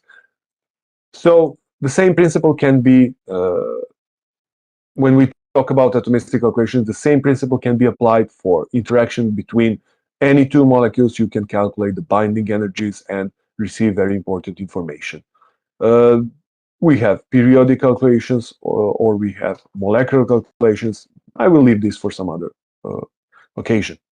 So to demonstrate how popular is to apply atomistic calculations for hydrogen storage area, I went to the Scopus database and I got this number of published papers in journals with impact factors for the last 2 years. So the year 2022 just started, so we have 353 papers. These are only papers, these are only published papers, and all of these are really serious journals. So more than 350 publications dealing with H2 absorption and DFT. And DFT is just one level of theory. There are so many other levels of theory. So if we delete the the H2 here, we have more than 5,000 papers published in these journals in the last 2 years. So the application of atomistic calculations for not just for green energy sources, but also for other research areas are so this type of calculations is so popular, and it is recommended to apply for your studies as well. So the summary regarding the absorption studies via atomistic calculations are, I want to tell you to pay attention to binding energies, because binding energy shouldn't be too strong. You have some reference values, and if your binding energy is too strong, then the desorption is not going to be possible under reasonable conditions. So basically, you want to absorb the hydrogen, but later you want the hydrogen to be desorbed, so it can be applied, so it can be burned, so it can be used as a green energy source. Use quantum mechanical levels of theory to obtain reliable binding energies, and DFT is frequently the method of choice. And because we need to have not so strong binding energies, that means that we want to have interactions based on the electrostatics, and that means that we have to use some proper functionals. Let me mention just that we have hundreds and hundreds of developed functionals for DFT theory, and of course take care of the basis superposition error. I will explain that on some other occasion. So next, what I would like to present regarding atomistic calculations is application of these calculations for band gap engineering, and this is very important for the development of photocatalysts with target properties. So in brief, I'm going to present here the mechanism of photocatalysis. We have the semiconductor, and the semiconductor has a certain band gap. And when we expose this semiconductor to the light source, for example, the solar radiation, the photon transfers its energy to electron. Electron is then promoted from the valence band to the conduction band. And this is the moment when the magic happens, because electrons interact with oxygen to produce reactive oxygen species, and the formed hole here in the valence band reacts with water and produces the OH radicals. So what is very important is that these OH radicals and reactive oxygen species, they degrade organic pollutants, and this is what we do in the photocatalysis. We mix the filthy water with photocatalysts, expose those photocatalysts to sunlight or UV light, and then the degradation of those organic pollutants happen. So what is the challenge? The challenge with photocatalysis is the wide band gap of semiconductors, because the wider the band gap we can use the less amount of the solar radiation, because we need narrow band gaps to be able to use the solar light. If we have the wide band gap in our semiconductor, that means that we have to use the UV light, and UV light requires some special UV lamps, and that is expensive and difficult to install technology. So These are some examples of frequently used semiconductors for photocatalysis. So the most popular are titanium dioxide and zinc oxide. And the logical question is why these semiconductors are so popular when they have a really wide band gap, meaning that we have to use the UV light. Well, they are popular because of their physical and chemical properties as well. They are stable, they are easy to be produced, they are readily available for modifications. So what is the role in atomistic calculations? What is the role of atomistic calculations in this area? Well, you can modify all of these semiconductors, use atomistic calculations to predict the new band gap, and then you make conclusions about your work, whether your synthesis is going to produce a narrow band gap or a wide band gap. And that is what we have performed in our studies as well. So here I'm presenting the structures of zinc ferrite and nickel ferrite. These are all structures which are known to have certain photocatalytic properties.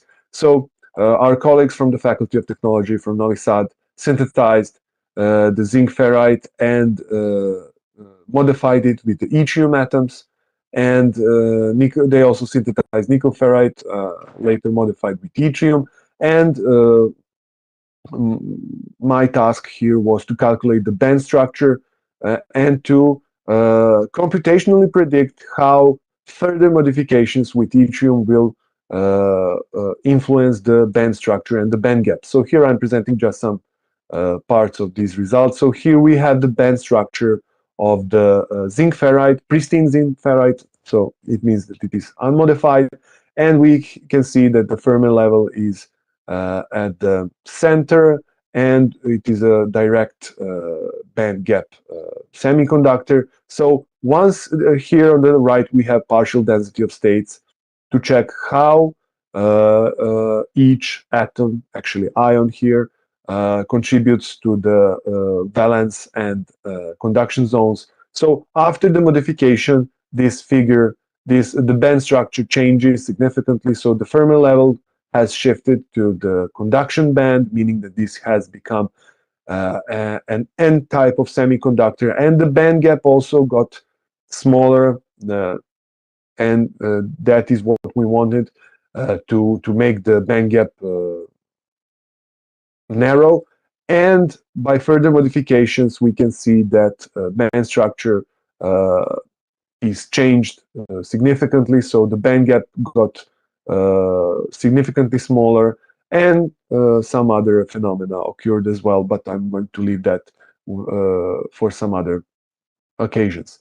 I'm mentioning here the effective screening medium calculations. Although they do not have direct contact with band gap engineering, it is very important to investigate surface reactivity if you're dealing with photocatalysis, because you want your molecules to be absorbed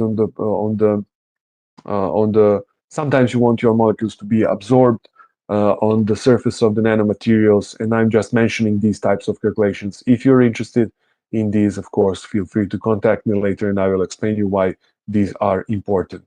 So in the third part of my practical part of my talk, I would like to mention the atomistic calculations for optoelectronic properties, because optoelectronic properties are principally responsible for the properties that are important for solar cells. So I would like to begin with the so-called bulk heterojunction organic solar cells. So these organic solar cells are consisting of an active layer which is sandwiched between metal electrode and transparent electrode. So obviously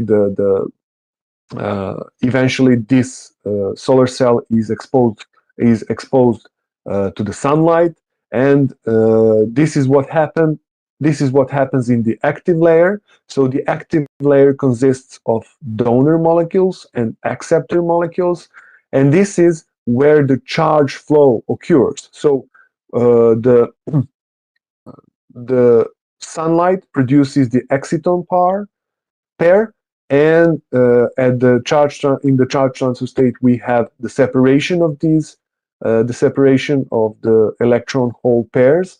And why that happens? Because here we have a molecule with a strong affinity towards electrons, and these molecules attract electrons, and then electrons move from here to here, and we have the so-called electron flow. We have the electric current actually, and that is what we want to achieve with the solar cells. So what is important about this active layer? This is the magic that happens.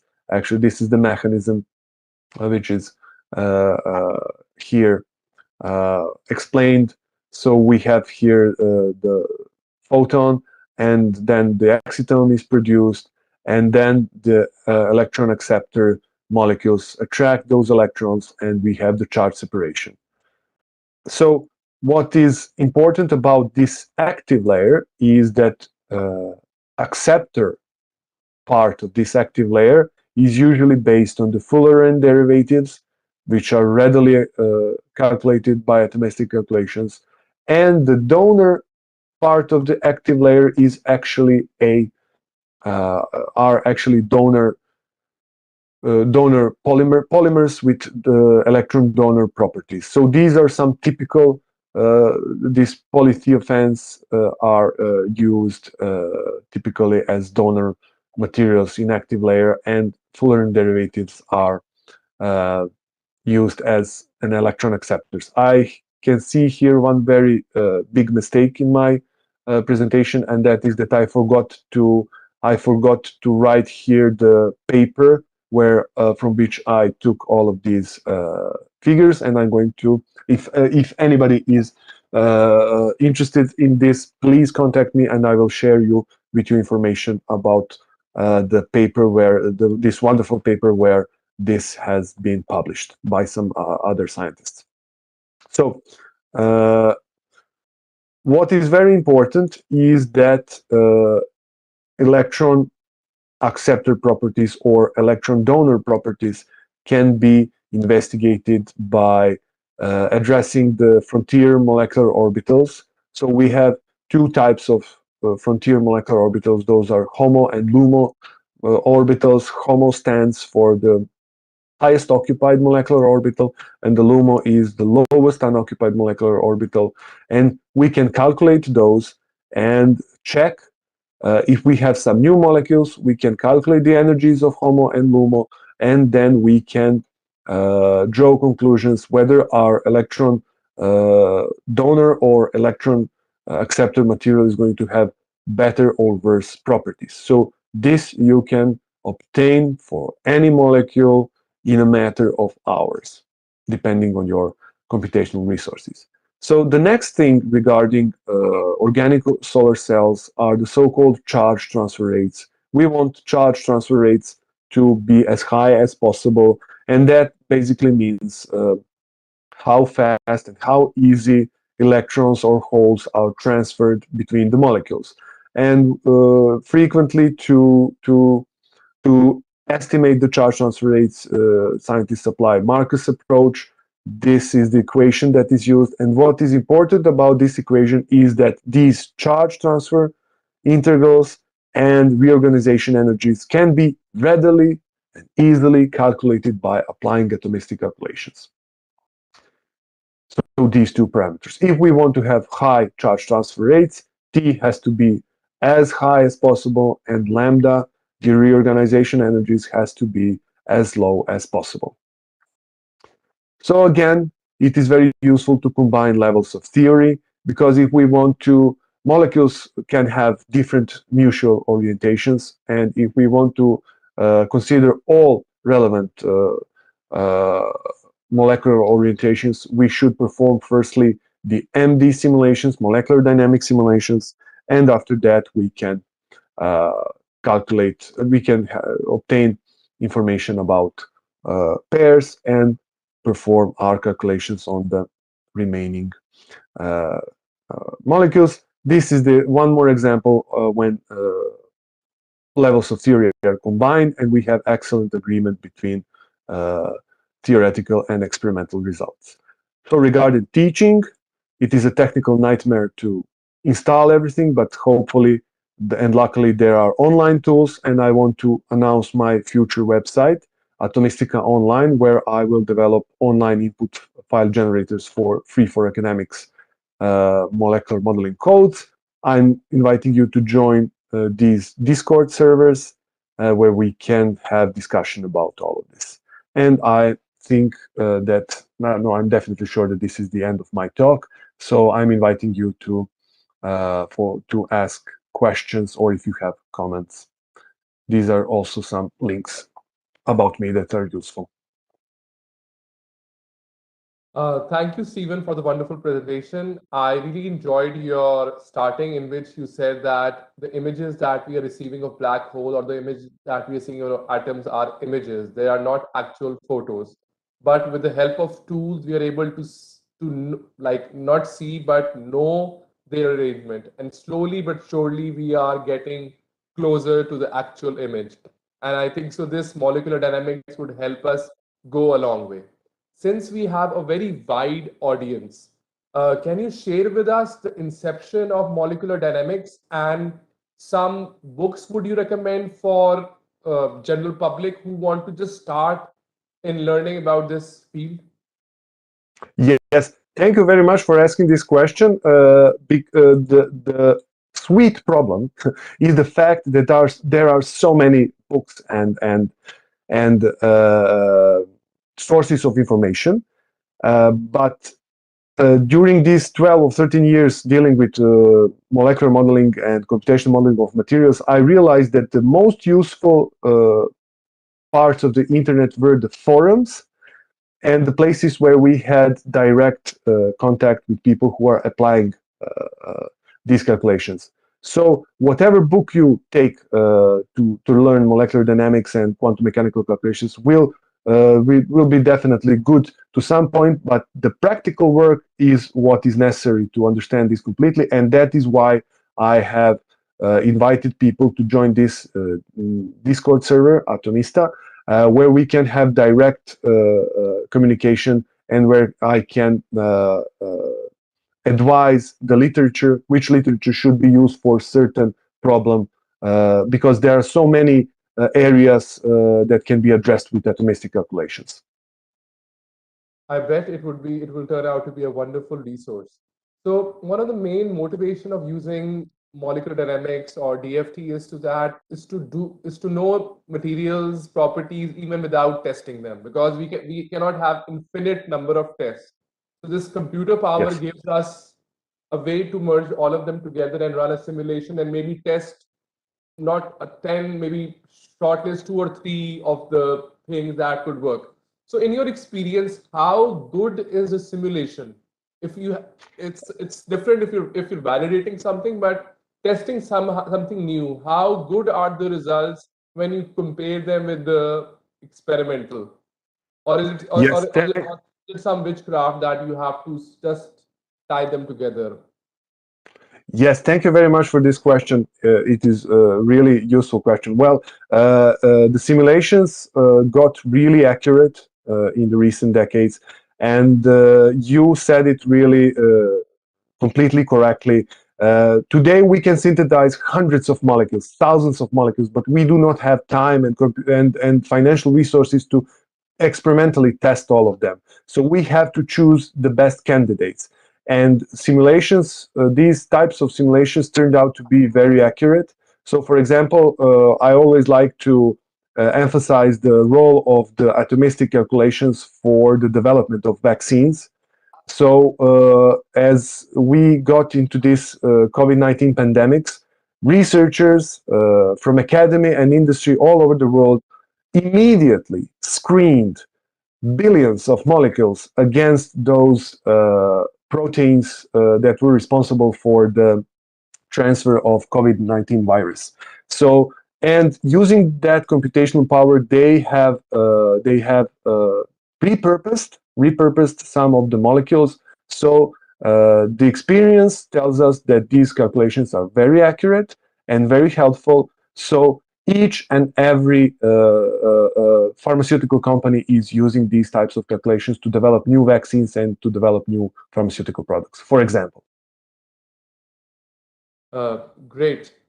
Now is the last thing that thank you for joining us, and we want to present a shield as a token of appreciation for your time.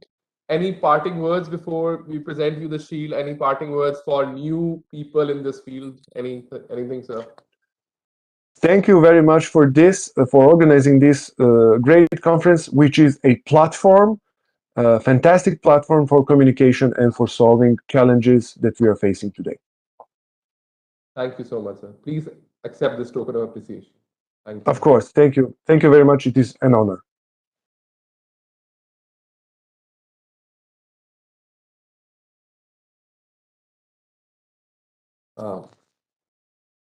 Thank you so much, Stephen, for taking out the time and joining us all the way from Serbia. This is a great honor for having you here. Now, for our fourth speaker. Our fourth speaker is, the name of our fourth speaker is Dr. Tariq Umar. Tariq Umar has completed his PhD degree in construction management from London South Bank University and registered as a chartered civil engineer at the International Professional Engineering with Engineering Council UK. He has more than 18 years of international experience involving different positions in industry and academia. He is an approved mentor of the Institution of Civil Engineers and helping graduates to become professional qualified engineers. He's also serving as a member of the editorial board, advisor, reviewer of several journals. His research interests include, but not limited to, construction management, safety and health, engineering, sustainability, construction materials, renewable energy, waste and resource management, and construction 4.0. Tariq is also a fellow of Advanced HE. Today, he will talk about emission from municipal solid waste and its potential for energy production. Without further ado, I would like to invite Dr. Tariq Umar for his talk. Thank you very much, Dr. Hussain. I just want to share my presentation. So give me a minute, right?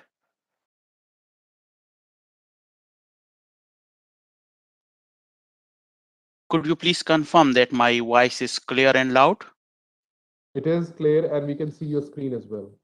Right. Well, thank you very much for inviting me to be a guest speaker in your prestige conference. My name is Dr. Tariq Umar, and I'm a lecturer in construction project management at the University of the West of England.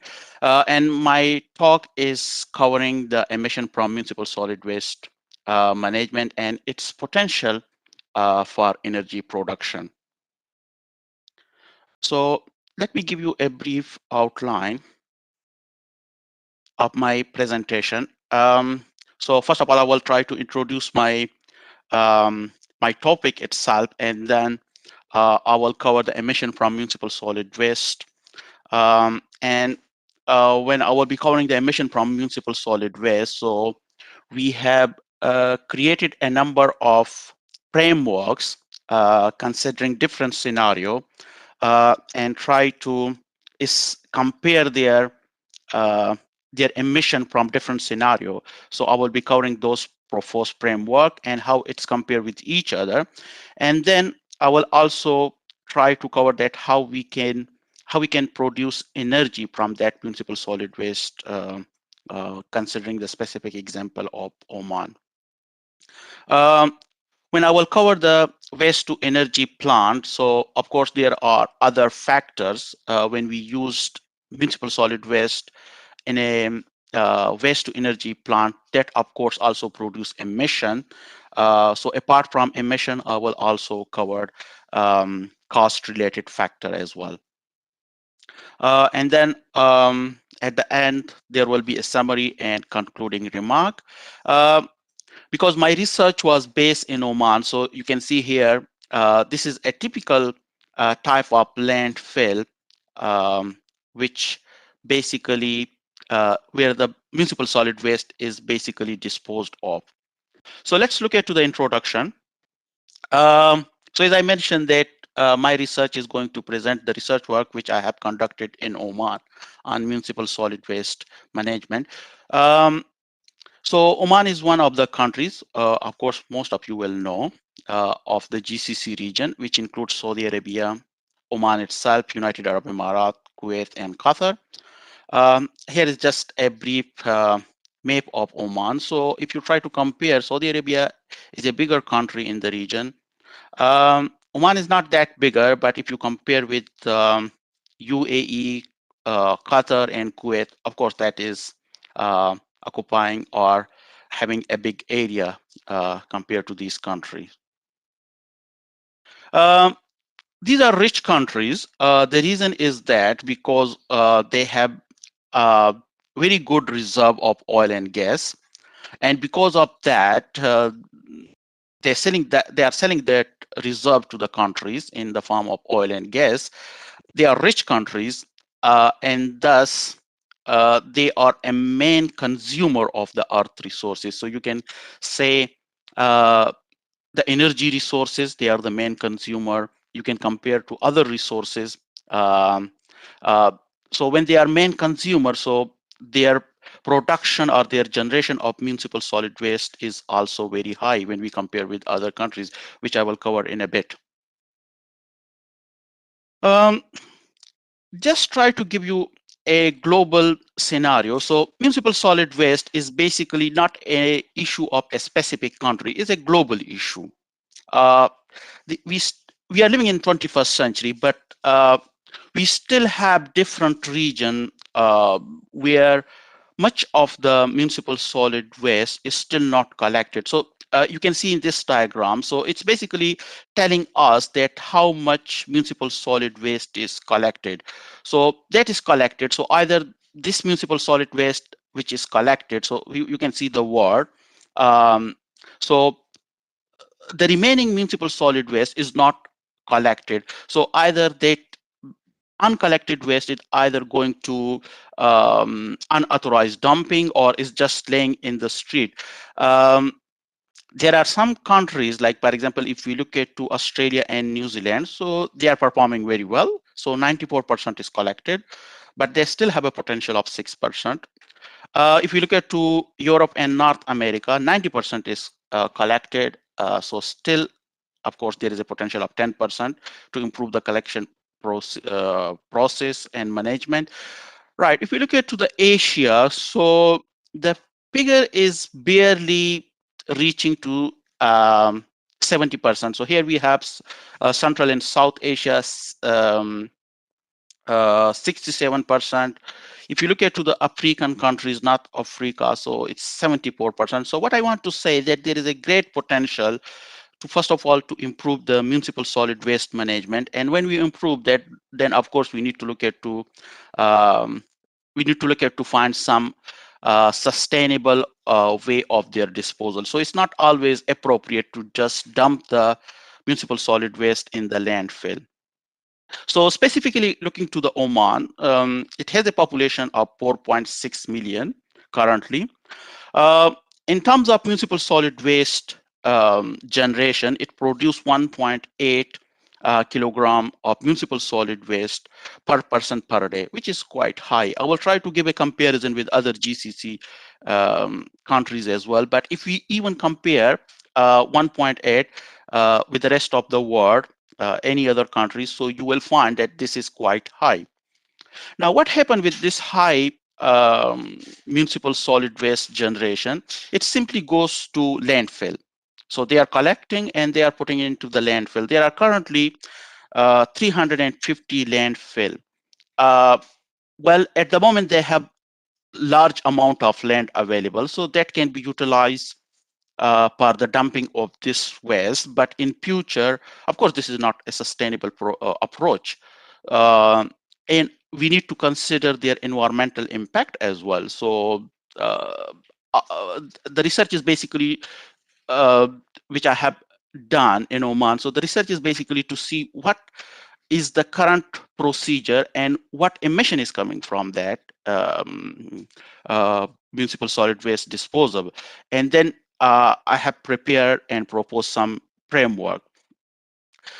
this is because that when we look at to the Omani Vision 2040, so it's stressed to reduce the dependencies on oil and gas, but it's also talk about the municipal solid waste management, because it is a big issue coming in the future, and Omani Vision, I mean, the leadership has recognized it as an issue. That's why it has taken a place in the Omani Vision 2040. Okay, now let's look at to a brief comparison of the population and the municipal solid waste generation in different GCC region, and you will see how they compare with each other. So here you can see the population, and then this small triangle is basically showing the municipal solid waste generation in kilogram per person per day. Now, of course, Saudi Arabia has a high population, but still its municipal solid waste generation is 1.8. We look at to Bahrain, it's quite producing a large amount of municipal solid waste, which is 2.7. Now let's look at to Oman. As I mentioned, Oman, so it's producing approximately 1.2 to 1.8 kilogram per person per day. Um, Now, if you compare Oman with other GCC countries, so you might be thinking that, yes, it's not a big value in terms of 1.2 to 1.8. But when we compare with the rest of the world, this is still significantly high. So the starting point of my research was to look at to the composition of municipal solid waste. And what I have done, I have collected some sample from different entities which are the main producer of the municipal solid waste. So I consider, first of all, is the residential houses. So the people who basically use different things, food or whatever. So they are one of the main producer of municipal solid waste. So I took a total sample of 100, and in this 100, 90 were from the residential houses. 6 were restaurant, and then 4 were from the shopping market. Of course, we can include other as well. There is waste coming from the hospital as well, but there were some ethical issue. That's why I was not able to collect the sample from the hospital. So this chart is telling us what is the composition of the municipal solid waste in Oman. And I think this is more or less similar across the countries. There might be some differences a little bit, but somehow, at least across the GCC, you will see a similar composition. So we have food items, we have garden waste, we have paper, we have plastic, we have metal, we have rubbers, we have textile items, uh, which clearly tell us that there are some items which can be reused or which can be recycled as well. Like, for example, plastic, we have glass or metal that can be simply recycled. Food item can be used for some other purposes, like, for example, in agriculture activity. So that was the main motivation to proceed with this research. When I come to know that what is the composition, so then in the next stage, I have proposed some framework. So I proposed 3 framework, which I'm going to explain in a bit. And I try to consider, when I was comparing those frameworks, so I consider the main element of emission. And why I have considered the emission only, because if you look at to the performance of the GCC region and Oman, so their performance in terms of the UN Sustainable Development Goal is quite poor, and they are criticized globally. So this emission is basically affecting a number of UN Sustainable Development Goal, like, for example, climate action. So of course, when there is a high emission from a country, so that contribute to the adversely affect the climate. More emissions mean more carbon dioxide, and then the temperature of the earth is going to increase, and that is going to affect the whole world. So when I was proposing these frameworks, so I have considered 3 main gases in my calculation. The first gas was the carbon dioxide, and the methane, and the nitrous oxide, and this was based on the emission which is coming from those proposed framework.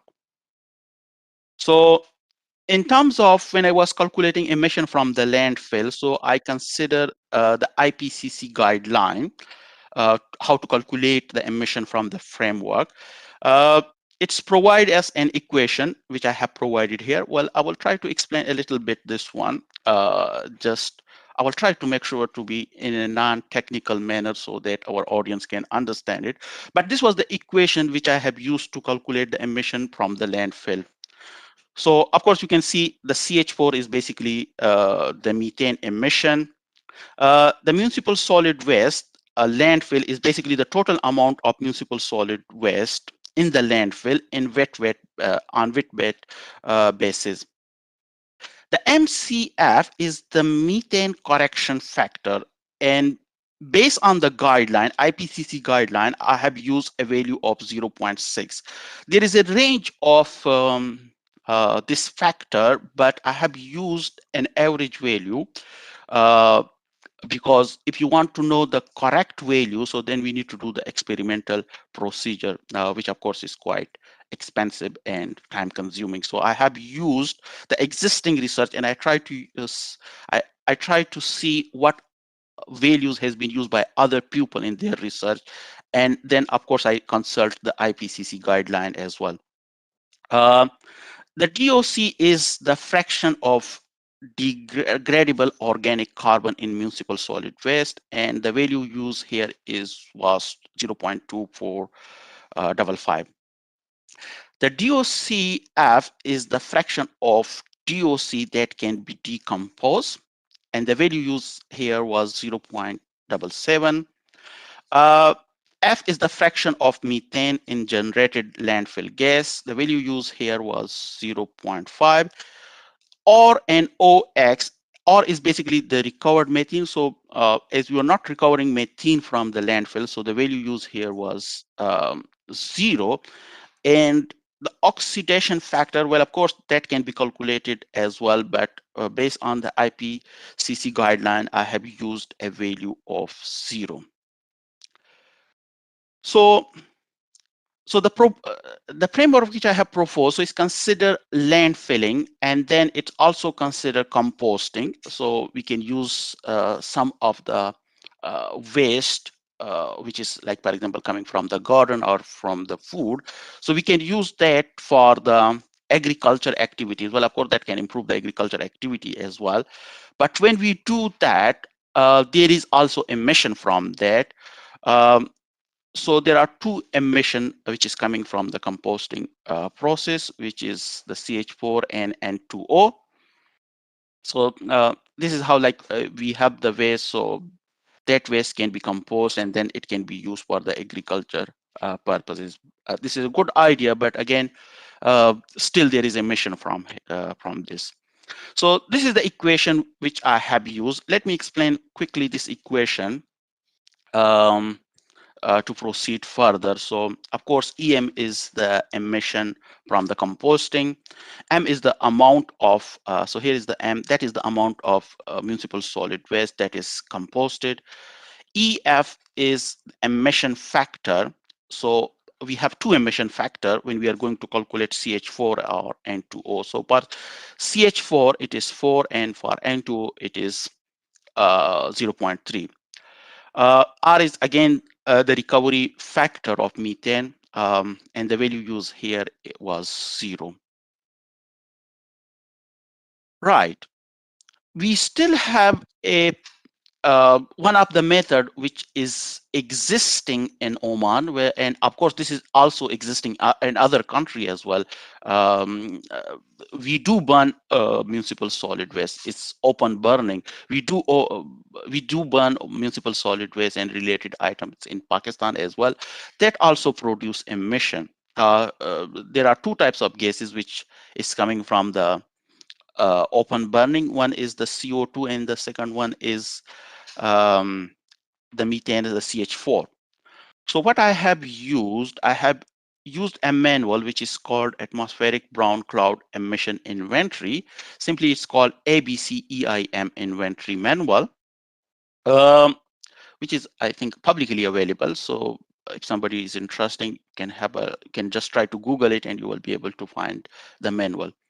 So this was the equation 3, which has been used to calculate the emission from the open burning. Let me quickly explain different component of this equation. So the EMI is the emission of pollution I in ton per year. MSWOB, so that is the amount of municipal solid waste that is openly burned. Well, let me call this sigma. I hope there will be civil engineers sitting in the audience, so we do use this for stress as well. So that is the fraction of combustible waste. And the value used based on the guideline, the value used in the calculation was 0.94. Well, it seems like a small n, but I just forget what we call it is exactly. But let's assume this is n. So that is the burning oxidation efficiency or fraction. The value used here is 0.59. The EFI is the emission factor of the pollution. So we have two factors in this case for the EFI, per methane and per the carbon dioxide, and both the value has been noted here. You can see it on the slide. So these were the values, and this was the equation which is basically used to calculate the emission from open burning. Okay, now let me explain some in more detail the framework which has been proposed or which has been developed. So the existing framework was noted as a baseline framework. So that was the existing framework, because then we can compare what I have proposed and how it is performing in terms of the emission. So that is the existing approach, which I noted as a baseline framework, or if you can say F0 or F0.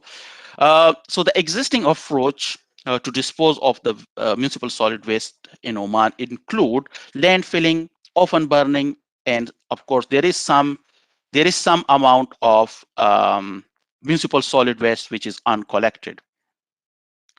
Then, considering this baseline, I have proposed the next framework. I called it F1. So here you can see that there is some waste which is uncollected. So I said, why we should not collect that waste as well? Because that waste normally goes to unauthorized dumping. So I said, if we improve that and we put it in the proper designated landfill, so what will happen? So this framework basically expand the municipal solid waste collection. Unauthorized dumping is restricted, and of course, it's also proposed that open burning should be stopped. So we will be having some. So in terms of emission, of course, the landfilling, because more waste will go to the landfilling, so the emission from landfilling will increase, but of course, the emission from unauthorized and open burning will reduce in this case. Okay, so framework 2, which I have proposed, consider two elements. One is the landfilling, and then the next one is composting. So as I mentioned, the composition of municipal solid waste in Oman. So there is a good quantity of waste which can be easily used in the composting process. And the purpose for that was to basically to promote the agriculture activity in Oman. Oman is not an agriculture country. As I mentioned, the economy heavily reliant on oil and gas revenue. So this is a good opportunity for them if they produce, if they improve their agriculture activity. Right.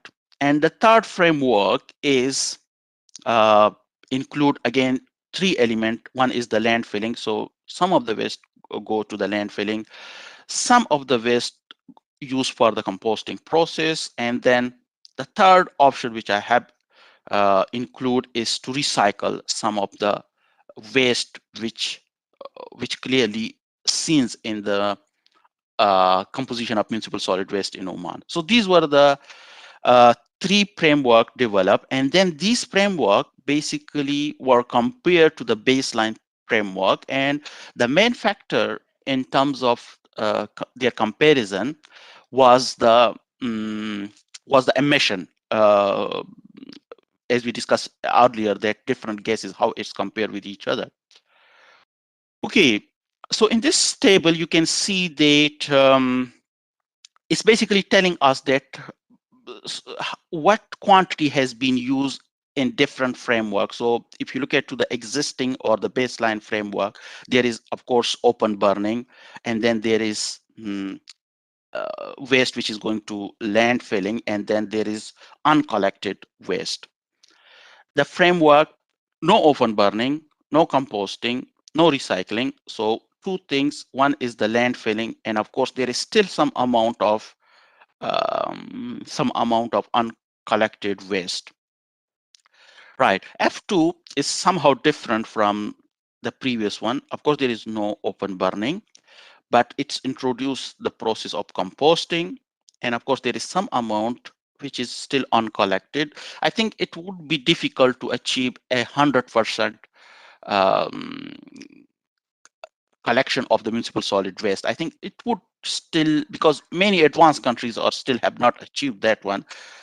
So that's why some amount is still uncollected. Now, if you look at to F3, the framework 3, so it's include composting and then recycling, on-site recycling, and then landfilling, and then uncollected waste. Right. So let's go how they perform or how they compare with each other in terms of emissions. So let's look at to what baseline is giving us in terms of emission. So this is basically the calculation. I presented in a form of a chart, which could be easily follow and understand. So we have two types of gas.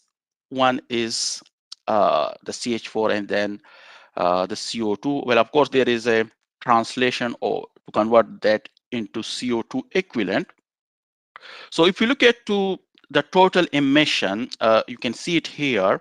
So it's 2.98 million ton per year CO2 equivalent, and there are two component of that, as I mentioned. One is 2.77 million ton of CH4, and the second one is 0.217 of CO2. So you can see clearly CH4 is a main emission from the baseline from the baseline framework. This is the total, as you can see. So you have CO2 and CH4.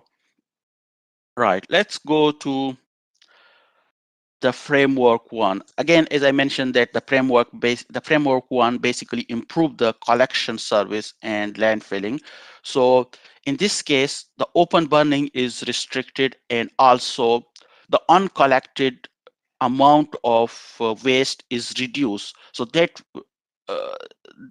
is collected and then it's disposed in the authorized landfill station. Okay, so as I was mentioning, that it's not possible to collect all the municipal solid waste. So in this case, 60% of the uncollected municipal solid waste is transferred to the landfill, not the total. No open burning, and this is basically the result. And you can see how it's compared with the framework, the baseline framework. So this was the emission from the baseline, and this is the emission from the framework one, which has been proposed. So the total emission, let's look at the total emission first of all. So here is the total emission, which is 3.18 million ton per year. That is CO2 equivalent. When we compare with the baseline, so what happened? The emission basically increased by 7%. Now, what is the advantages? The main advantage is when there will be no open burning. So maybe that open burning normally take place in the street or near the houses, so they can result to some mishap as well. So that is restricted, and of course the unauthorized dumping is also restricted. So there is some advantages, but in terms of emission, the emission is basically increasing in this municipal solid in this framework of the municipal solid waste. Right. Now let's look at the emission from the framework F2. Now you might recall that what I was mentioning in the beginning, that framework 2 basically include the landfilling, and then it's incorporate the composting as well. And you might see that how much quantity I have considered for the composting purpose. So if you look at to the composition of the municipal solid waste in Oman, so we have food items, we have papers and other items which can be easily used, not easily, but of course that can be used for the composting purpose. So if we look at to those items, it's becoming like 64% of the total municipal solid waste. So that was the idea. So of course, the total material which can be composed may not be possible to achieve. Therefore, what I have considered in this framework, I have considered 50% of that organic waste, like the food item, the waste from the garden. So the proposal is that this waste can be used easily for the composting purpose. Now let's look at to the emission. So the total emission in this case is 3.36 million ton per year CO2 equivalent, which is of course when you compare with the baseline framework, or when you compare with the first framework, and so you can clearly see that there is an increase. So this is the total from the framework F2. So how much is that increase? It is increase when we compare with the baseline. So the emission basically increase 13%. Now, of course, this emission increase, and when you are doing the composting, you are collecting, you are segregating the waste, so it will definitely increase the cost as well. So that is another element. So so apart from increasing in emission, the cost will increase. But what is the advantages? The advantages is it can promote the agriculture activity, and the next advantage, of course, it can reduce the land utilization as well. So in terms of emission, it's not seems to be a good framework, but you can look at to the other benefits. So clearly agriculture and land utilization are the clear advantages of this framework. Okay, so you can see how it's increased by 13%. Okay, now let's look at to the framework, the last framework, which I noted as F3. So it's include landfilling, composting, and then recycling. So the new thing which is coming here is just the recycling. So if you look at to the composition of the municipal solid waste in Oman, 16.5% is recyclable waste. So of course, all this 16.5% cannot be recycled. So what I have considered in F3 is to take 50% of this waste to be recycled, which is equal to 331,000 tons per year, which is a good quantity, large quantity. So here you can just recall to see the composition. Now, in terms of recycling, so what can be done in terms of recycling? I have considered two options. Well, of course, there can be another option as well, but my main focus was to focus on two options. One was the waste to energy option. So it might not be the recyclable waste, but we can consider uh, combustible material to be used in a waste to energy plant. So first option was that, which I'm going to explain a little bit more in terms of its performance and its output. And the second option is basically to consider the material recovery facility. Both of them is not existing currently in Oman. We are not using composting as well. So this is some kind of future suggestion. So we don't use composting in Oman. We don't have a waste to energy plant, or we don't have in Oman, we don't have that material recovery facility as well. So the material recovery facility is simply to take the some materials and try to recycle it, or try to use it in different production then. Okay, so as I mentioned, two options. So let's look at to the emission from waste to energy option.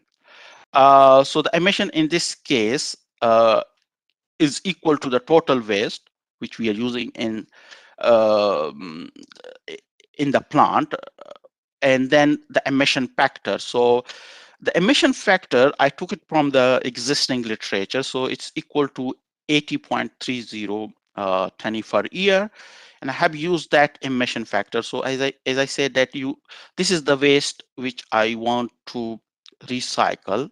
So that waste multiplied by the emission factor, so that give us the total emission in this scenario, which of course is quite high.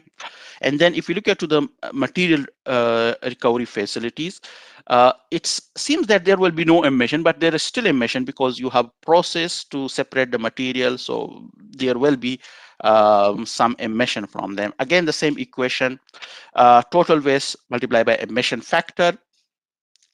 Again, the emission factor is coming from the existing literature. So you can see the emission factor is quite low when we compare waste to energy option and material recovery facility. So the emission factor is quite low. Therefore, the emission from the material recovery facility is comparatively low when we said waste to energy option. Okay, now let's look at to how these framework compare with each other. So here we have the baseline, the total emission from the baseline. Then we have framework. Just to recall, what is the framework? It's improved the land. It's improved the municipal solid waste collection. So more municipal solid waste is basically transferred to the landfill. Then of course, it's restrict the open burning. And then F2, the framework F2 was incorporate the composting process, and the F3, it's also include landfilling, composting, and then recycling. So you can see how they are comparing with each other.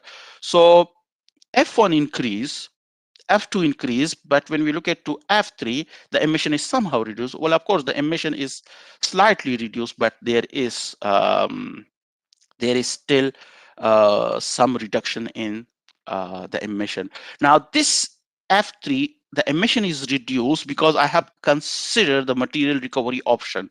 If I consider the waste to energy plant, of course, this will increase because the emission from waste to energy plant is quite high.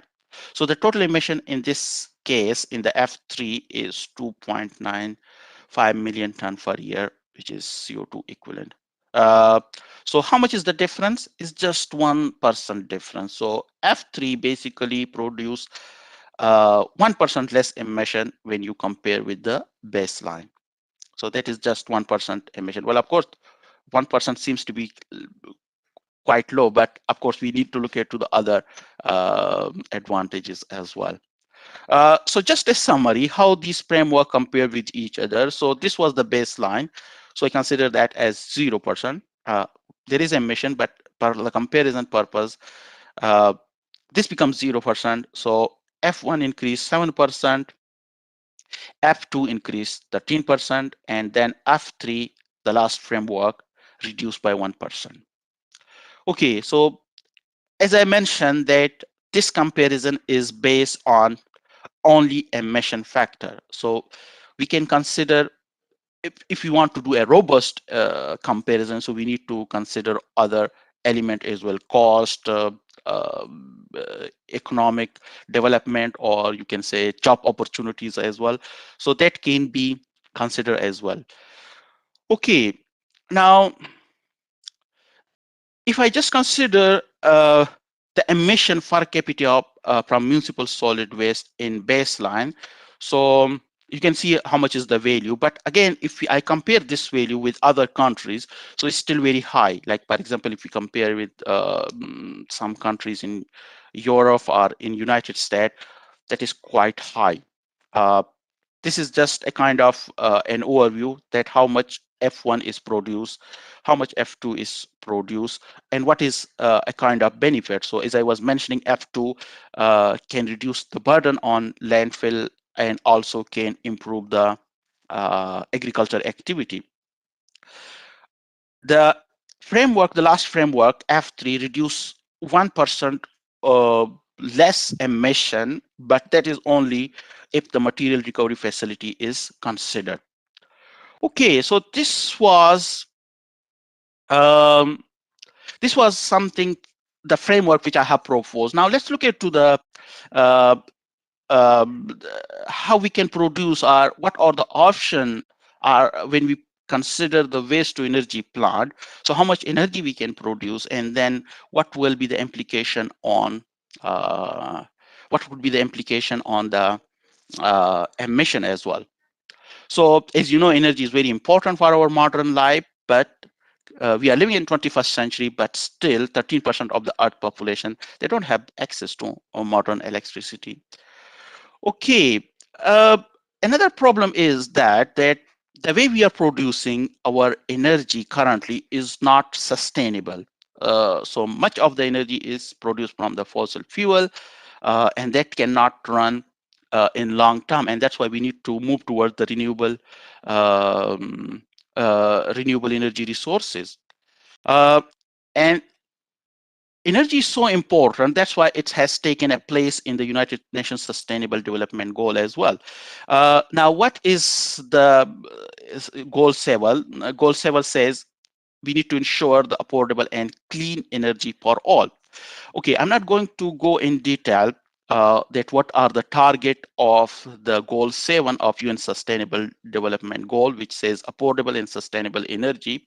So of course it's motivate, first of all, the people need to have access, and then of course it's also emphasize on the renewable energy resources. So I'm not going to go in detail. You might already know this. Now let's look at to the electricity production and consumption in different GCC country. This graph tell us that how much electricity different countries in the GCC are using, and what is the CO2 emission per capita. So mainly they are producing their electricity from oil and gas. And if we look at to Oman, 68% of the electricity in Oman is coming from the gas, and the remaining is coming from the oil. And here you can see how much is the electricity consumption per capita and how much is the CO2 emission per capita. Right. Now, what this high electricity consumption is telling us is high electricity consumption because it's coming from the non-renewable resources. So because it's coming from the non-renewable energy, that's why their CO2 emission per capita is very high. And that is basically affecting these countries, all the GCC countries, in terms of goal 2 and goal 13. So you can see the score of Oman and other GCC countries in terms of goal 12 and goal 13. So goal 13 is climate action, and goal 12 is responsible consumption and production. So it's basically affecting them in those two goals. And of course, we are all the government of different countries, they are committed to achieve the UN Sustainable Development Goal by 2030. So in this scenario, clearly they would not be able to achieve goal 12 and goal 13. Okay, there are many countries which produce electricity from municipal solid waste, like if you look at to Japan, that is leading, then Scandinavia, then Switzerland, United Kingdom, and France. So we have clearly example of around the world that how much municipal solid waste they are using to produce electricity. So like, for example, Japan is using 72% of municipal solid waste to produce electricity. Okay, when we look at to waste to energy technologies, so there are mainly 3, but the mass burn facility is commonly used. Okay, now let's look at to the electricity production so that we can be able to compare its emission when we produce it from the municipal from a waste to energy plant. So the current is, consumption per capita in Oman is 15,000 per year. Tariq, sorry to Yeah, interrupt you. We're running short on time. yes, Can you okay. conclude? Yep. Yeah, so, no worries. So I will try to speed up. Yes. So okay. So we have a total population. So from the total population and from the current consumption, we can calculate how much is the total requirement or how much is the total consumption. As I mentioned, that 68 to 70% is produced from oil and gas. So these are the two elements is basically producing the electricity in Oman. So let's look into the emission. So what I have considered, I have considered the emission from the oil, and then I have considered how much emission is coming from the oil, and then from the gas as well. So I have done this calculation to calculate the CO2 emission from oil and gas when it is used for the electricity production in Oman.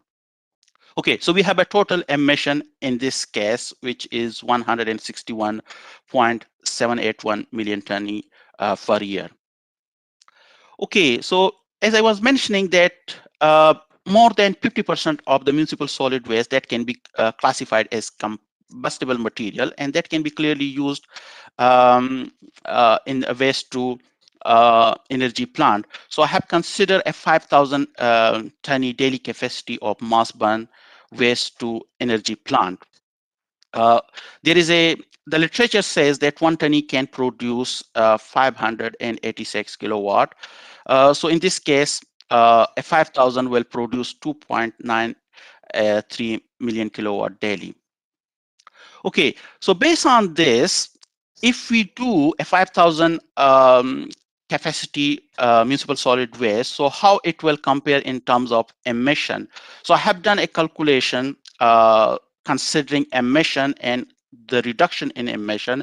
So the calculation tells us that we can reduce 2,455 million kilogram CO2 per year if we go for waste to energy plant.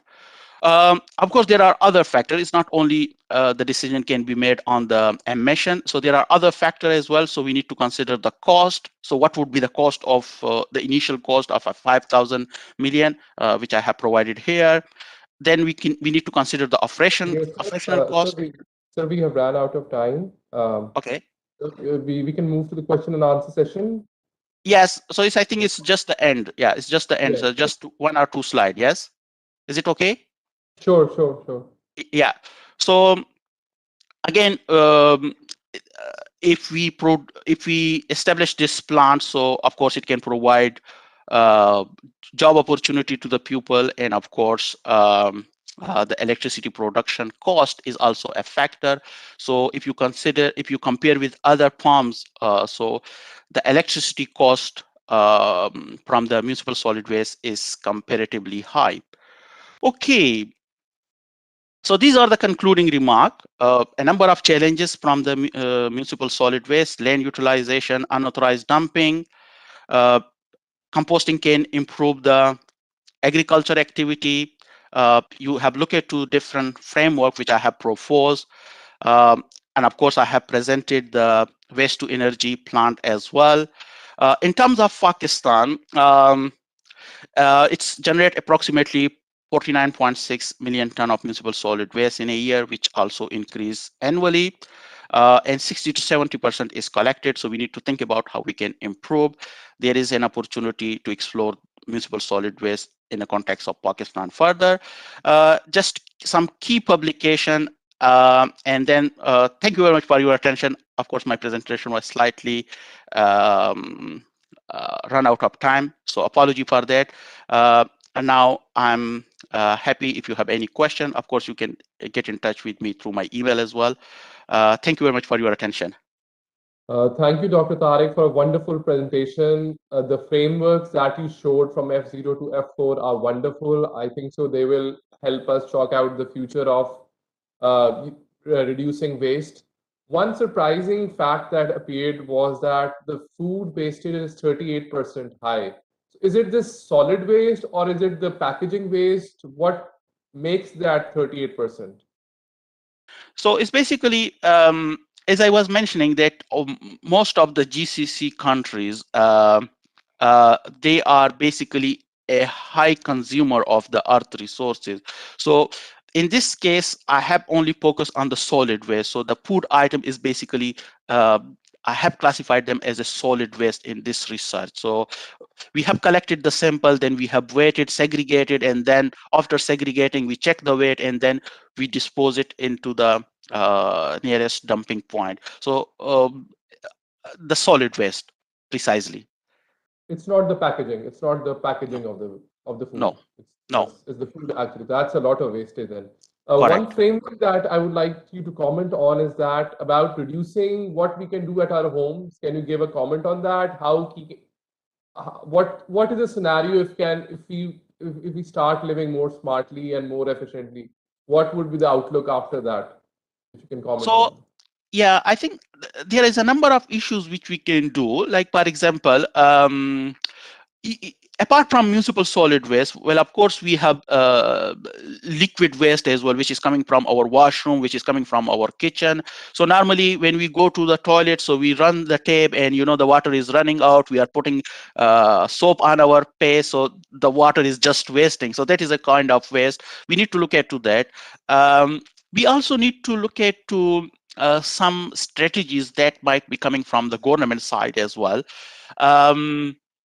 Might be a kind of incentive for the people who basically participate or try to uh, promote. So might be a kind of segregation of the municipal solid waste at their home level. So if we provide them different bins, so maybe one bin will go for like recyclable material, the other bin can go for the waste material, and things like that. Some a bin can also go um, for the garden waste.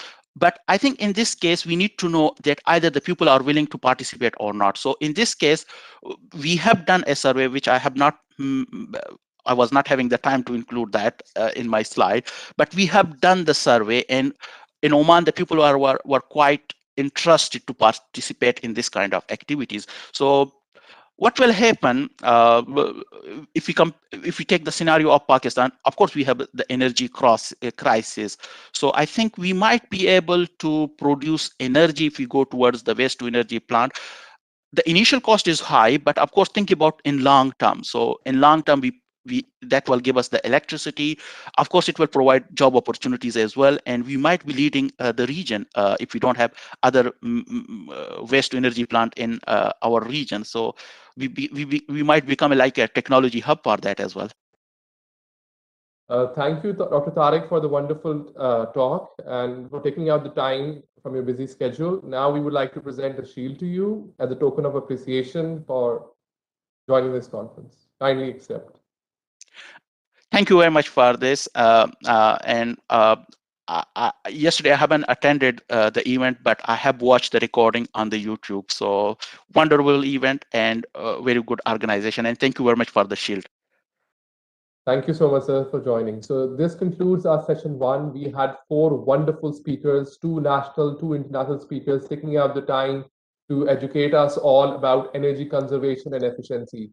We had talks from the macro level from Nizami Saab, who gave a talk about circular economy, to the more atomistic level by Dr. Stephen. So we had all ranges of talks. Dr. Tariq shared us the 4 frameworks of how we can assess our wastage. So it was a wonderful day. The day is not yet over. We have a break from 1 to 2 o'clock, Pakistan Standard Time. We'll be here again at 2 o'clock. Please tune in again. Thank you. Take care. See you in the next session. Sorry. We are very grateful to Dr. Ali Hussain Kazim for his active participation in 5th International Conference on Energy Conservation and Efficiency. I would like to present a virtual sheet to Dr. Ali Hussain Kazim on behalf of ICEC 2022 organizing team. Thank you so much, sir. Thank you. Thank you for inviting me. Thank you for inviting me. Thank you.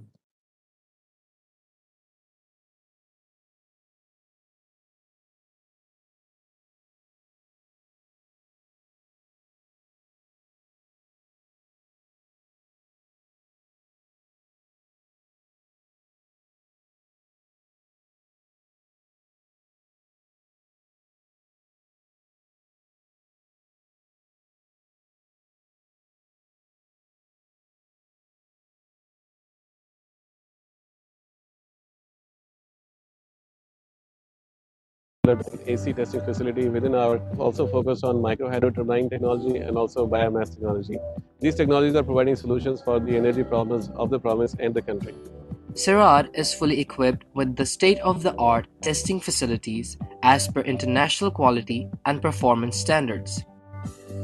In hybrid electric vehicle sector, CERAD is working in collaboration with Car USA and Casper to design and test low-cost solar-powered small hybrid vehicle.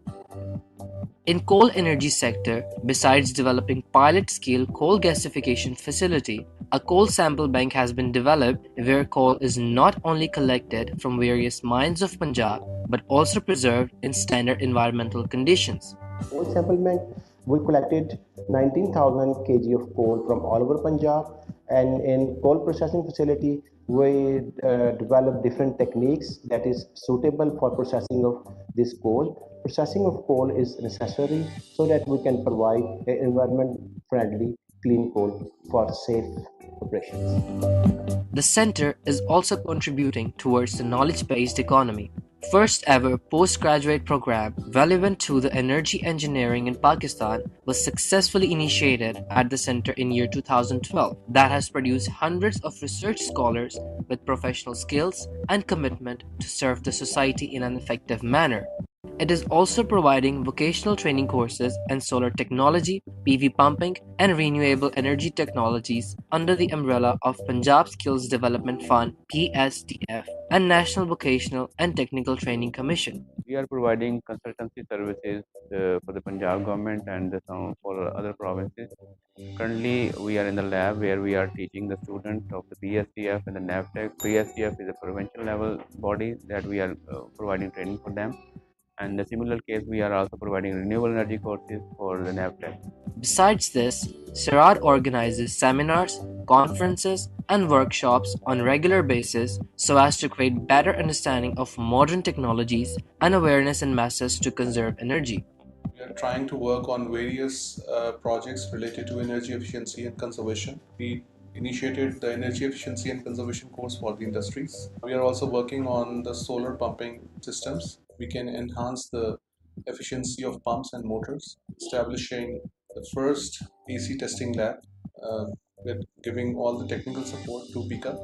CERAD believes in strong industrial and academic relationship, and to bridge the gap between industry and academia, it has signed a number of agreements with industry and academic institutes.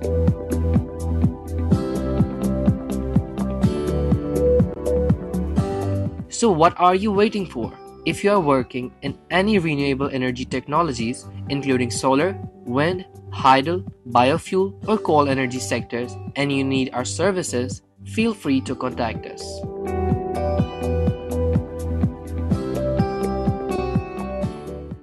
My name is Jamshed Iqbal Janjua, and I'm working as a Senior Manager Research at Al-Khwarizmi Institute of Computer Science. I work at the Power Systems Lab, and we focus on the research areas in the energy sector and the power sector related environments. And we work with the NTDC, CUPA, and different DISCOs in Pakistan to solve the problems related to the power sector and energy sector with some indigenous capacity building and software development and IT based solutions. So we have developed a project named Unmanned Grid Control and Monitoring System. This project was a joint initiative with between NTDC and MAPCO, and it was funded by MAPCO as well. So the focus of this project is to control the monitoring and the grid control monitoring system mechanisms of the concerning DISCO. The system comprises of the two main parts. The first part is the hardware devices, which are responsible for the data acquisition and the control system, whereas the other part is the web portal. And this project is totally developed from the hardware to the PCB design, hardware, the firmware level, and the data acquisition systems, and then the portal in Al-Khwarizmi. The overall mechanism of this project is first of its kind and it is deployed on the 11 kV feeder panels on the grid stations, or 220 kV, 500 kV, and 66 kV grid stations of MAPCO. And the hardware devices detect the faults and sends the information via GSM and GPRS medium to the concerning control room. And then there is an interactive dashboard for the web portal. From here, the concerning grid control operators can actually manage the grid, and different kind of alarms and faults based upon the feeder and the transformers deployed in the grid stations are available in real time for the efficient management of the grid station. We have developed a project for the data communicator development of for the grid control and monitoring systems. In this project, we have focused on reducing the communication cost that occurs when we collect data from the grid stations and relay it to the backend servers. So in this overall activity, the hardware was focused, and we have developed a data communicator that actually communicates with the local devices on the grid station and acquires the data through the Wi-Fi, and then after a certain interval of a time, the data is being relayed in a mechanism to the backend servers. And from there, those backend servers, we have dashboard available, a portal available, upon which there is a dashboard that can actually help to see the faults occurring on the transformers, on the feeders, incoming and outgoing feeders of the 132 kV, 220 and 500 kV grid stations. And the grid control operators can actually control the different functions of a grid station. They can turn off the grid, they can turn on the certain line, and they can manage the load shedding management on this grid, on the concerning grid station. This project was funded by USAID through the USPK centers, energy centers in Pakistan. The project is being now routed to be deployed at the grid stations of PESCO and the TESCO area, so that we can drive most of the benefit for the remote side configuration and the remote side controlling of the grid stations. I'm Hafiz Waqas, working as Assistant Manager in Motion Control Research Lab in CERAD, UET Lahore. Motion Control Research Lab conducts its research in the multidisciplinary and electromechanical projects, keeping in view the energy needs of the Pakistan. MCRL providing its services in the advanced green energy using efficient tools to design and develop the best products to fulfill the energy needs of the Pakistan. In this regard, we are working on the concentrated solar thermal power plants, in which we have designed and developed dual axis solar tracking heliostats, dual axis solar tracking parabolic dishes, and single axis parabolic troughs, in which we will focus the sunlight onto the central focal point and then to rise the temperature of the water. After that, we will run the steam turbine to generate the electricity to eradicate the energy shortage of Pakistan. On the other hand, MCRL is working on the energy efficient electrical vehicles, in which we are working on the BLDC motor and its drive with the regenerative braking system. In the end, I would like you to visit our stall, and I would like to thank all of you to visit ICECE. Thank you. Parabolic trough is a type of solar thermal collector that is straight in one dimension and curved as a parabolic in the other two dimensions. The upper surface of a parabolic sheet is then lined with the polished metal mirror. The sunlight which enters the mirror parallel to its plane of symmetry is focused along the focal line, where the pipe containing the fluid with the high coefficient of thermal resistivity are positioned that are intended to be heated, which leads to produce steam from the water by providing the stored heat. Modeling and simulation were carried out on the SolidWorks and simulation software, and analysis of its structural integrity, weight, wind load, resistance was successfully done on the SolidWorks and ANSYS simulation software. Single axis solar tracking system has been implemented on the PLC, and data has been integrated for the whole year. This single axis solar tracking parabolic trough can rotate in 120 degree in elevation for the sun tracking with the accuracy of 0.02 degree. Thank you.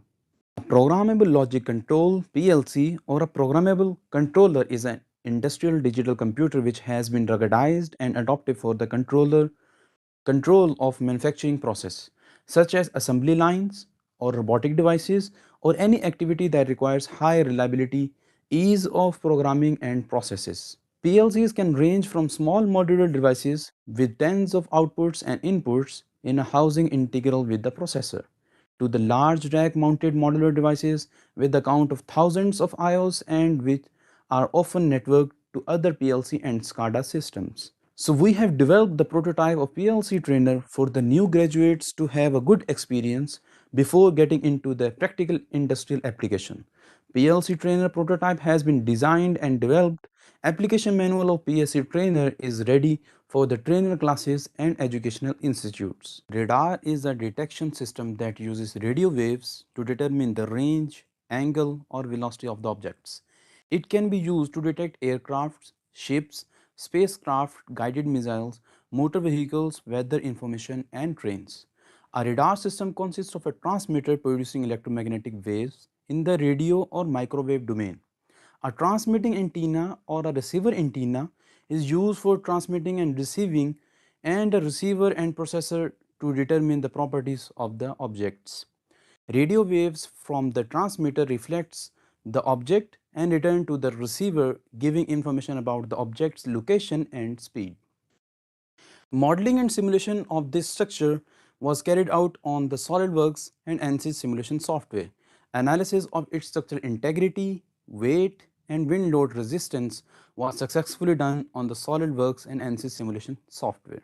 Fabrication and integration of a main structure and slew drive is completed and deployed at the electrical department of UET Lahore.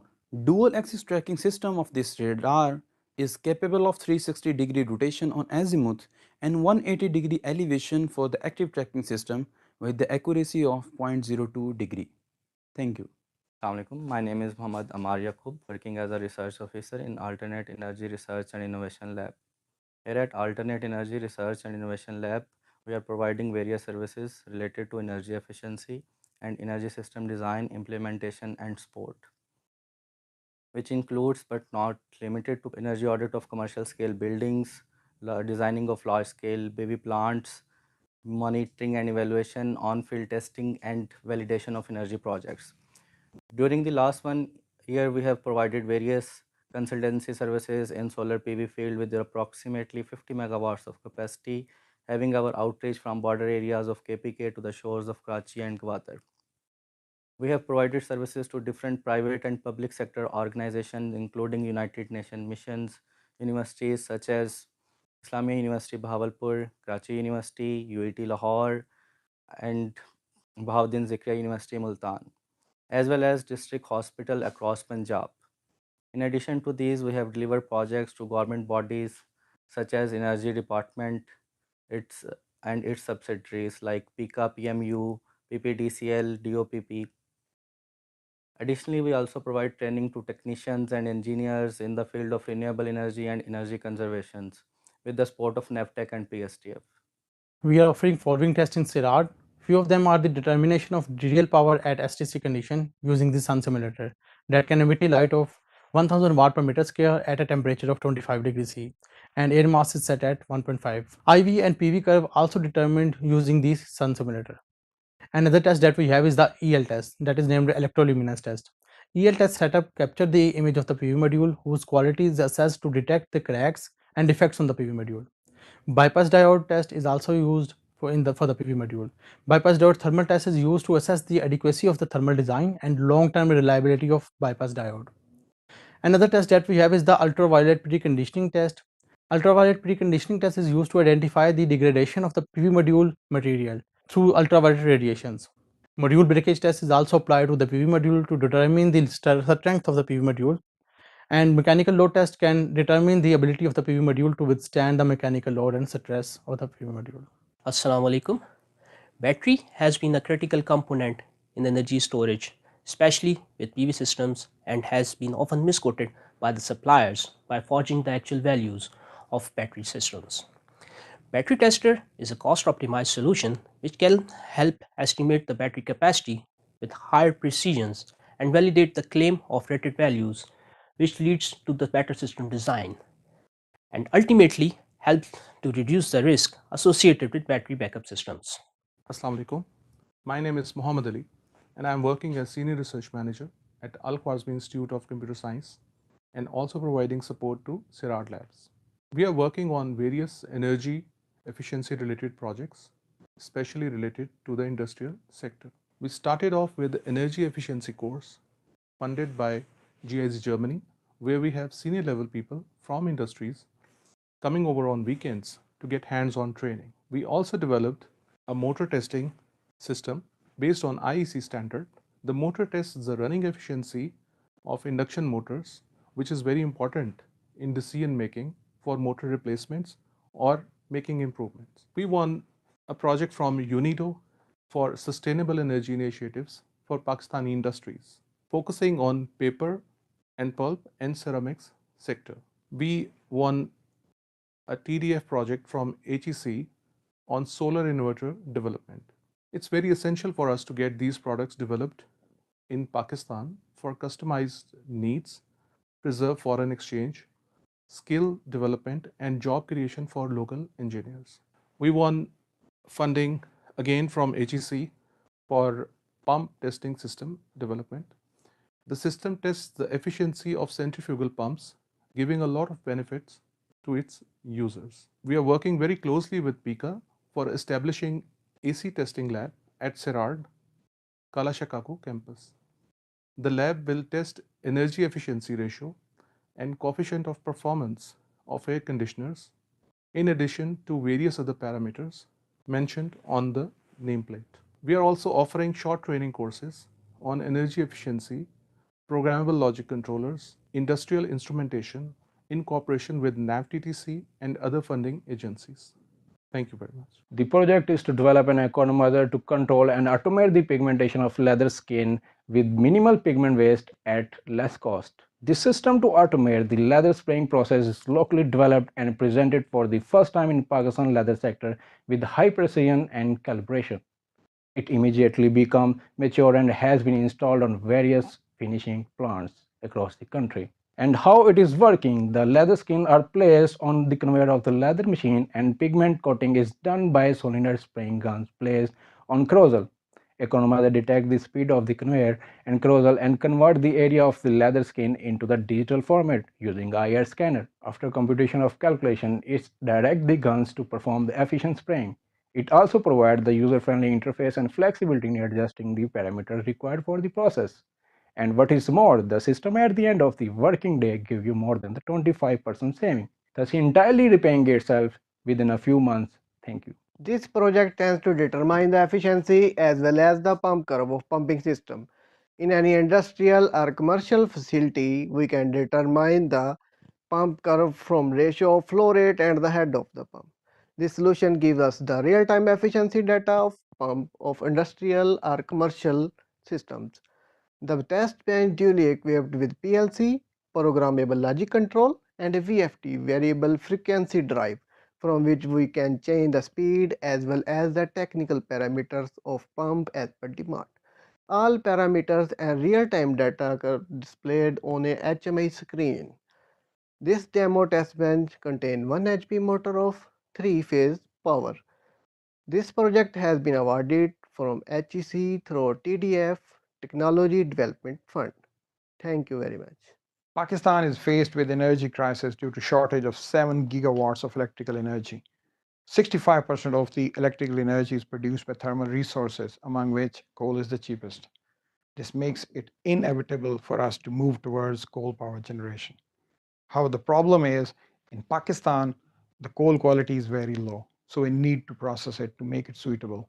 Here, our facility, Mineral Processing Research Center at Mining Engineering Department, University of Engineering and Technology, Lahore comes in. We collected samples of 32 million tons of Punjab coal and 130 million tons of Khyber Pakhtunkhwa coal. We processed it through crushing, grinding, flotation, and gravity separation, and we have made it suitable for power generation. In addition to this, we are also committed towards renewable energy storage. For this, we are recycling printed circuit boards and mobile batteries to extract the raw material for lithium-ion batteries manufacturing. For printed circuit board recycling, we are using shaking tables, electrostatic separators, magnetic separators, and leaching, while for mobile batteries, we are sticking to crushing, screening, and smelting. Assalamu alaikum. My name is Dr. Mohammad Badar Hayat, and I'm an assistant professor at Mining Engineering Department, University of Engineering and Technology, Lahore. There are 17 rare earth elements in periodic table, and among these, indium, selenium, and tellurium are very important for the development of green renewable energy technologies like solar and wind. Coal ash has been a very good resource for the extraction of rare earth elements. However, the procedure to recover rare earth elements from coal ash is debatable. Currently, mineral acids are used for this purpose, which are harmful for the environment. We at Mining Engineering Department therefore took up this challenge. We have currently developed 6 green deep eutectic solvents which have the potential to replace the mineral acids in the extraction of rare earth elements from coal ash. Our research is promising as it will contribute towards the green hydrometallurgy globally, and also in Pakistan, it will be helpful in making Pakistan self-sufficient in these critical minerals. Thank you. Under the auspices of the Government of the Punjab, Centre for Energy Research and Development, CERAD, established at new campus of UET, CERAD marks as a symbol of excellence in R&D activities in energy sector. As you enter the main corridor, it opens various avenues of research in almost every domain of energy technologies, and various research labs are dedicated to perform research and development activities in the areas of photovoltaic, coal, bioenergy, wind energy, solar thermal energy, hydropower, and energy conservation. Since its inception in the year 2012, CERAD has achieved great milestones under the supervision of Dr. Waqar Mahmood and his dedicated team that includes professionals with excellent academic background and industrial experience. Center for Energy Research and Development is a unique facility in the new campus of UET Lahore. Here we have developed facilities for the validation of solar panels and some of the components which are used in solar technology. More recently, we have developed an AC testing facility within our, also focused on micro hydro turbine technology and also biomass technology. These technologies are providing solutions for the energy problems of the province and the country.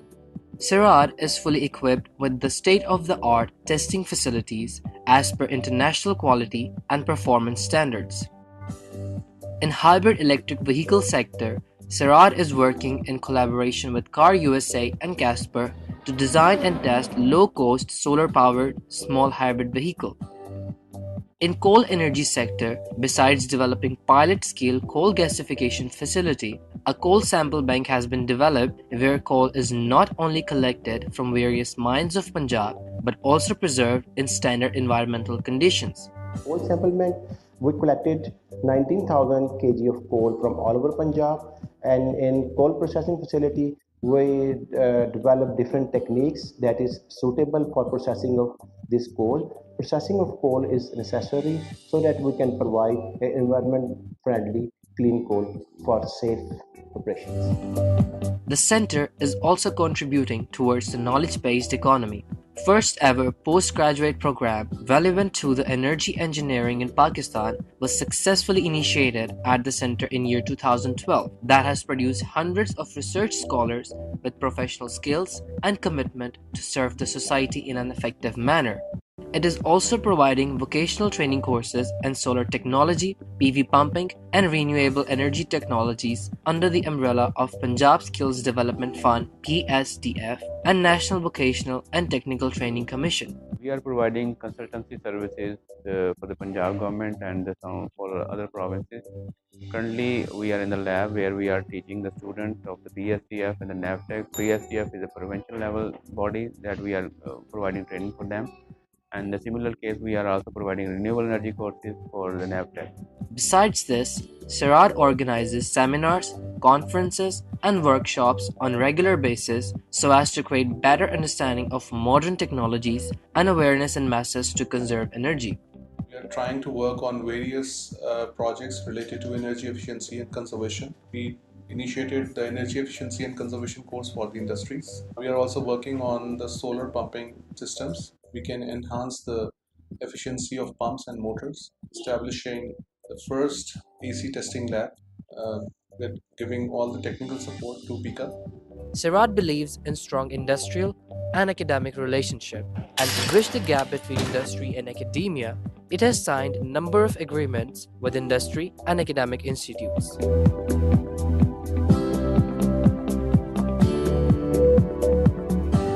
So what are you waiting for? If you are working in any renewable energy technologies, including solar, wind, hydel, biofuel, or coal energy sectors, and you need our services, feel free to contact us.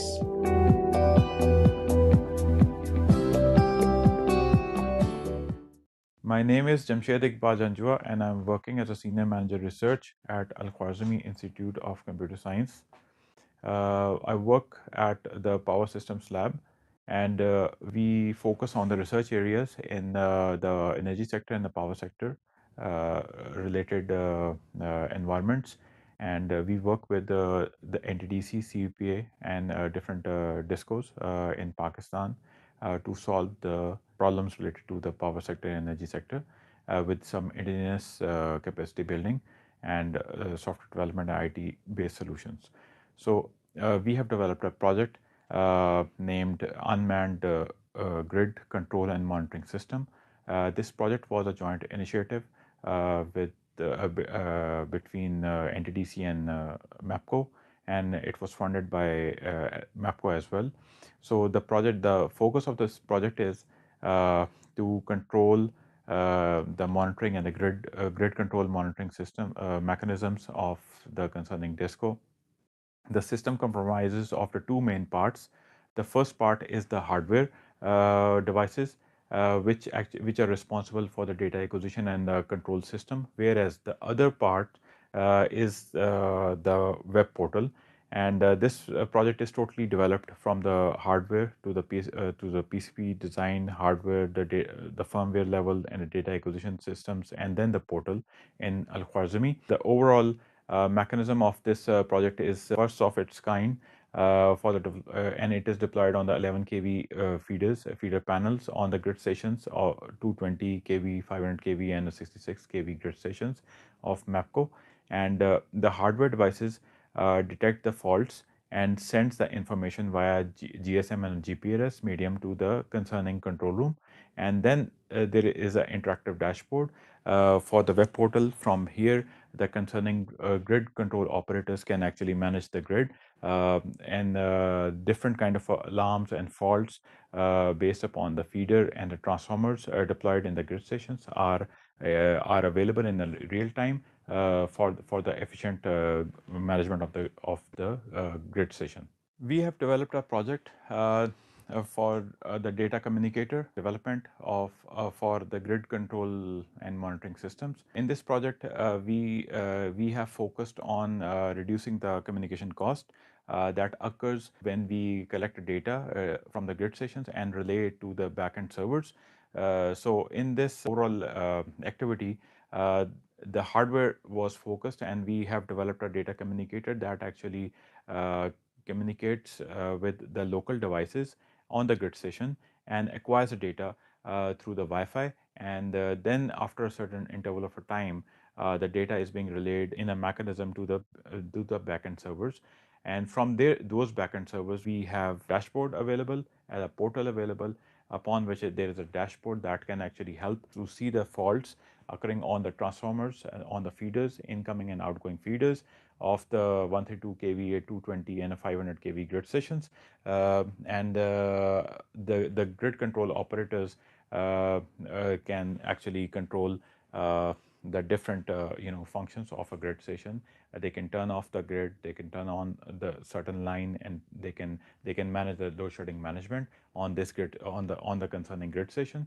So this project was funded by USAID through the USPK centers, energy centers in Pakistan. The project is being now routed to be deployed at the grid stations of PESCO and the TESCO area, so that we can drive a most of the benefit from the for the remote side configuration and the remote side controlling of the grid sessions. I'm Hafiz Waqas, working as Assistant Manager in Motion Control Research Lab in CERAD, UT Lahore. Motion Control Research Lab conducts its research in the multidisciplinary and electromechanical projects, keeping in view the energy needs of the Pakistan. MCRL providing its services in the advanced green energy using efficient tools to design and develop the best products to fulfill the energy needs of the Pakistan. In this regard, we are working on the concentrated solar thermal power plants in which we have designed and developed dual axis solar tracking heliostats, dual axis solar tracking parabolic dishes, and single axis parabolic troughs, in which we will focus the sunlight onto the central focal point and then to rise the temperature of the water. After that, we will run the steam turbine to generate the electricity to eradicate the energy shortage of Pakistan. On the other hand, MCRL is working on the energy efficient electrical vehicles, in which we are working on the BLDC motor and its drive with the regenerative braking system. In the end, I would like you to visit our stall, and I would like to thank all of you to visit ICECE. Thank you. Parabolic trough is a type of solar thermal collector that is straight in one dimension and curved as a parabolic in the other two dimensions. The upper surface of a parabolic sheet is then lined with the polished metal mirror. The sunlight which enters the mirror parallel to its plane of symmetry is focused along the focal line, where the pipe containing the fluid with the high coefficient of thermal resistivity are positioned that are intended to be heated, which leads to produce steam from the water by providing the stored heat. Modeling and simulation were carried out on the SolidWorks and simulation software, and analysis of its structural integrity, weight, wind load, resistance was successfully done on the SolidWorks and ANSYS simulation software. Single axis solar tracking system has been implemented on the PLC and data has been integrated for the whole year. This single axis solar tracking parabolic trough can rotate in 120 degree in elevation for the sun tracking with the accuracy of 0.02 degree. Thank you. A programmable logic control PLC or a programmable controller is an industrial digital computer which has been ruggedized and adopted for the control of manufacturing process, such as assembly lines or robotic devices or any activity that requires high reliability, ease of programming and processes. PLCs can range from small modular devices with tens of outputs and inputs in a housing integral with the processor, to the large rack mounted modular devices with the count of thousands of IOs and which are often networked to other PLC and SCADA systems. So we have developed the prototype of PLC trainer for the new graduates to have a good experience before getting into the practical industrial application. PLC trainer prototype has been designed and developed. Application manual of PLC trainer is ready for the trainer classes and educational institutes. Radar is a detection system that uses radio waves to determine the range, angle or velocity of the objects. It can be used to detect aircrafts, ships, spacecraft, guided missiles, motor vehicles, weather information, and trains. A radar system consists of a transmitter producing electromagnetic waves in the radio or microwave domain. A transmitting antenna or a receiver antenna is used for transmitting and receiving, and a receiver and processor to determine the properties of the objects. Radio waves from the transmitter reflects the object and return to the receiver, giving information about the object's location and speed. Modeling and simulation of this structure was carried out on the SolidWorks and ANSYS simulation software. Analysis of its structural integrity, weight, and wind load resistance was successfully done on the SolidWorks and ANSYS simulation software. Fabrication and integration of a main structure and slew drive is completed and deployed at the electrical department of UET Lahore. Dual axis tracking system of this radar is capable of 360-degree rotation on azimuth and 180-degree elevation for the active tracking system with the accuracy of 0.02 degree. Thank you.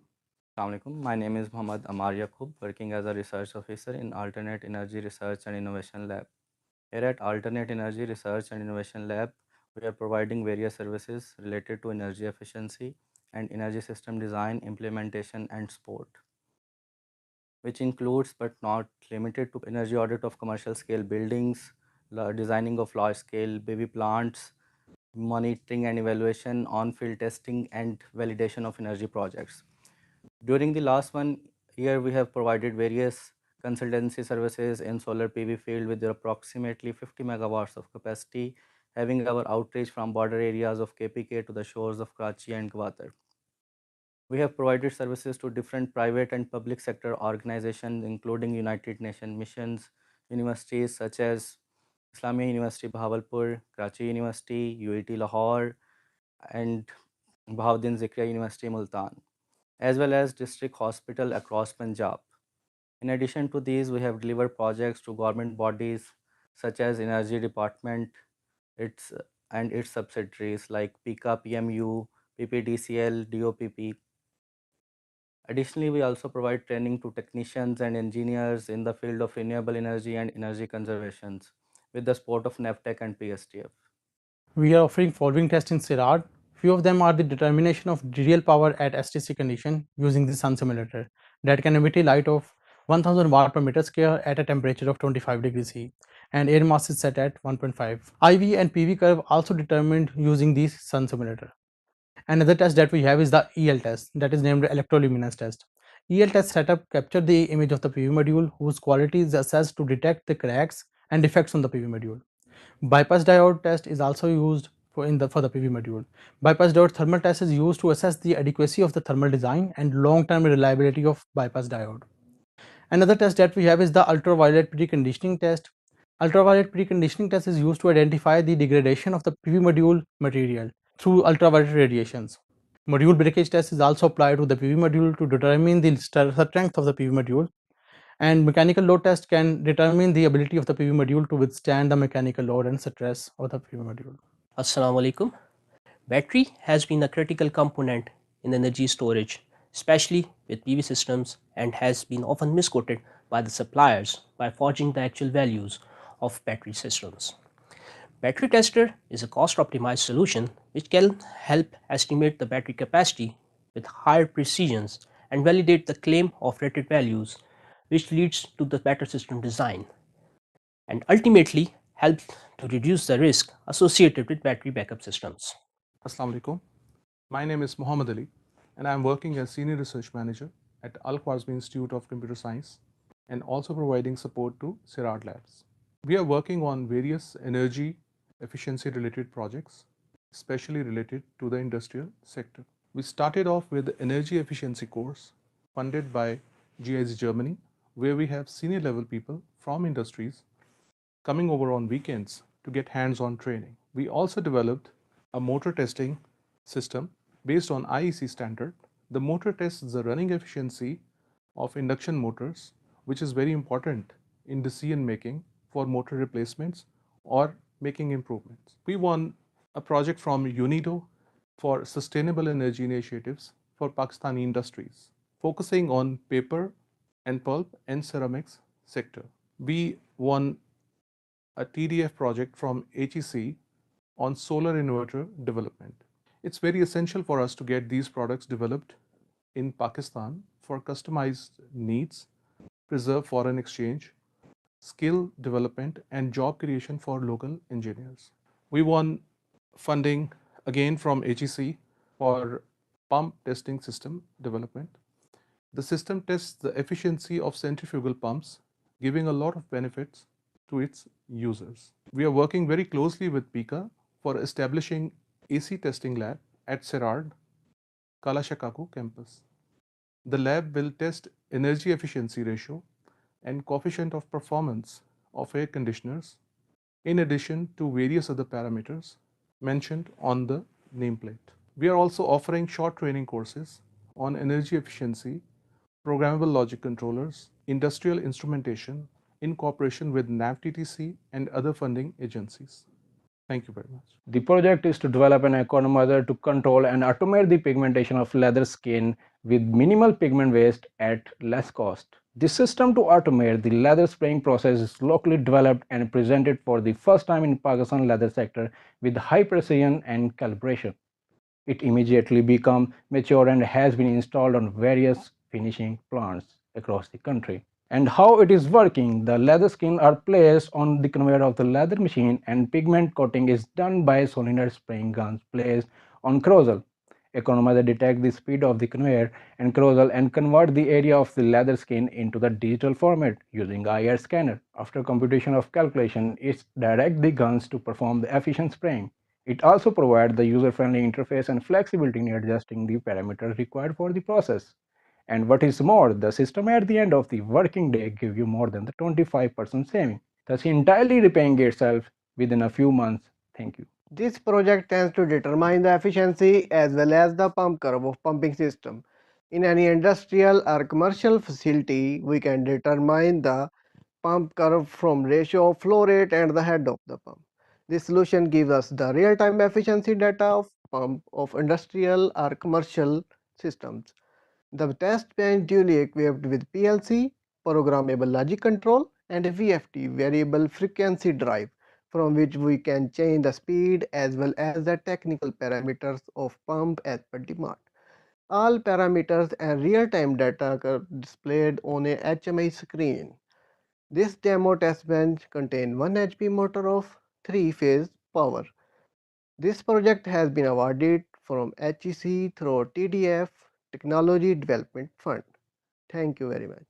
Pakistan is faced with energy crisis due to shortage of 7 gigawatts of electrical energy. 65% of the electrical energy is produced by thermal resources, among which coal is the cheapest. This makes it inevitable for us to move towards coal power generation. However, the problem is in Pakistan, the coal quality is very low, so we need to process it to make it suitable.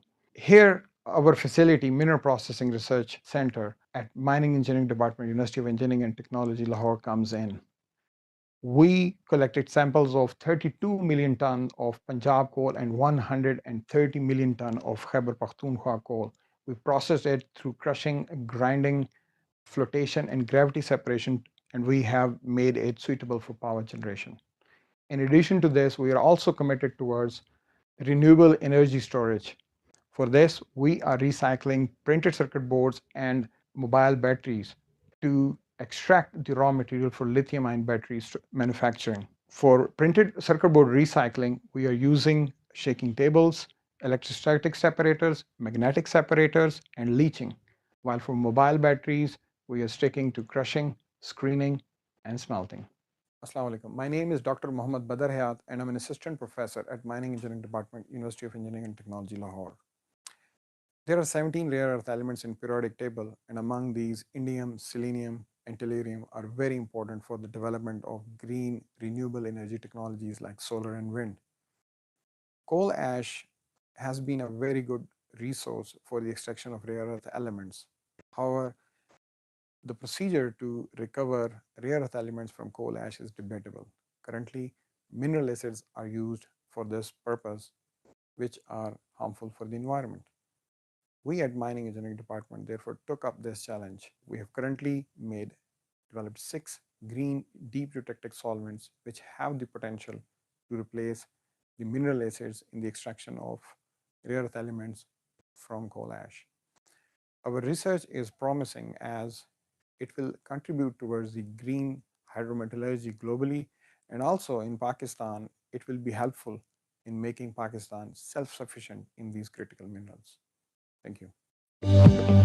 Under the auspices of the Government of the Punjab, Centre for Energy Research and Development, CERAD, established at new campus of UET, CERAD marks as a symbol of excellence in R&D activities in energy sector.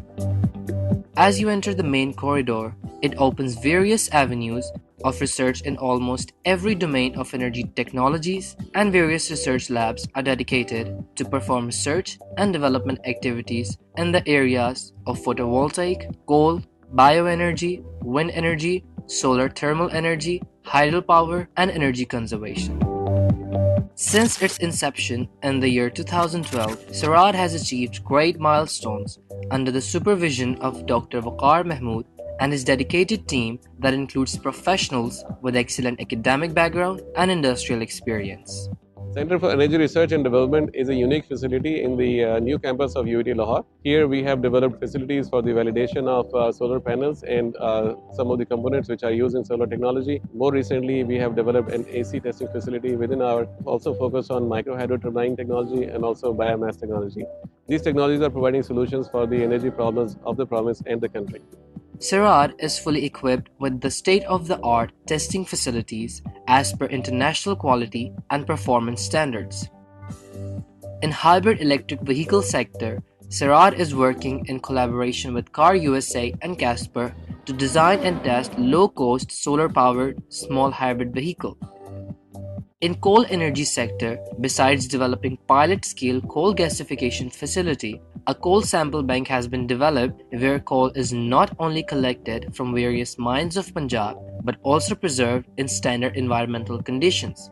Coal sample bank, we collected 19,000 kg of coal from all over Punjab, and in coal processing facility, we developed different techniques that is suitable for processing of this coal. Processing of coal is necessary so that we can provide an environment-friendly clean coal for safe operations. The center is also contributing towards the knowledge-based economy. First ever postgraduate program relevant to the energy engineering in Pakistan was successfully initiated at the center in year 2012 that has produced hundreds of research scholars with professional skills and commitment to serve the society in an effective manner. It is also providing vocational training courses in solar technology, PV pumping, and renewable energy technologies under the umbrella of Punjab Skills Development Fund (PSDF) and National Vocational and Technical Training Commission. We are providing consultancy services for the Punjab government and some for other provinces. Currently, we are in the lab where we are teaching the students of the BSDF and the NAVTEC. BSDF is a provincial level body that we are providing training for them. And in a similar case, we are also providing renewable energy courses for the NAVTEC. Besides this, CERAD organizes seminars, conferences, and workshops on regular basis so as to create better understanding of modern technologies and awareness in masses to conserve energy. We are trying to work on various projects related to energy efficiency and conservation. We initiated the energy efficiency and conservation course for the industries. We are also working on the solar pumping systems. We can enhance the efficiency of pumps and motors, establishing the first AC testing lab with giving all the technical support to BICA. CERAD believes in strong industrial and academic relationship, and to bridge the gap between industry and academia, it has signed a number of agreements with industry and academic institutes.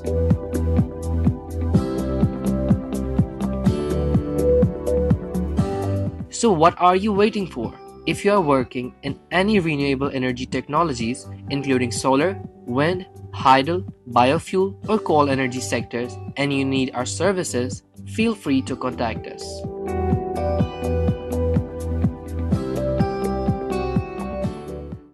My name is Jamshed Iqbal Janjua, and I'm working as a Senior Manager Research at Al-Khwarizmi Institute of Computer Science. I work at the Power Systems Lab, and we focus on the research areas in the energy sector and the power sector related environments. And we work with the NTDC, CUPA, and different DISCOs in Pakistan to solve the problems related to the power sector and energy sector with some indigenous capacity building and software development and IT based solutions. So we have developed a project named Unmanned Grid Control and Monitoring System. This project was a joint initiative with between NTDC and MAPCO, and it was funded by MAPCO as well. So the focus of this project is to control the monitoring and the grid control monitoring system mechanisms of the concerning DISCO. The system comprises of the two main parts. The first part is the hardware devices, which are responsible for the data acquisition and the control system, whereas the other part is the web portal, And this project is totally developed from the hardware to the PCB design, hardware, the firmware level, and the data acquisition systems, and then the portal in Al-Khwarizmi. The overall mechanism of this project is first of its kind and it is deployed on the 11 kV feeder panels on the grid stations, or 220 kV, 500 kV, and 66 kV grid stations of MAPCO. And the hardware devices detect the faults and sends the information via GSM and GPRS medium to the concerning control room. And then there is an interactive dashboard for the web portal. From here, the concerning grid control operators can actually manage the grid, and different kind of alarms and faults based upon the feeder and the transformers deployed in the grid stations are available in real time for the efficient management of the grid station. We have developed a project for the data communicator development of for the grid control and monitoring systems. In this project, we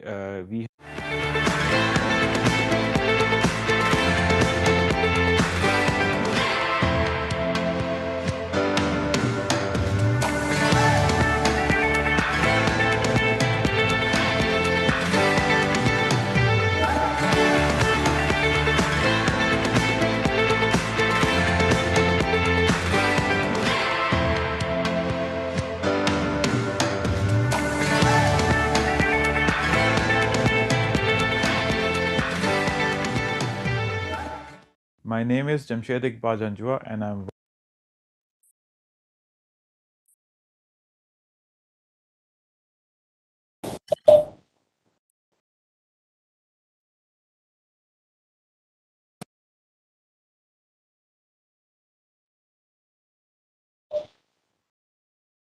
dear participants, I hope you are listening and my voice is clear.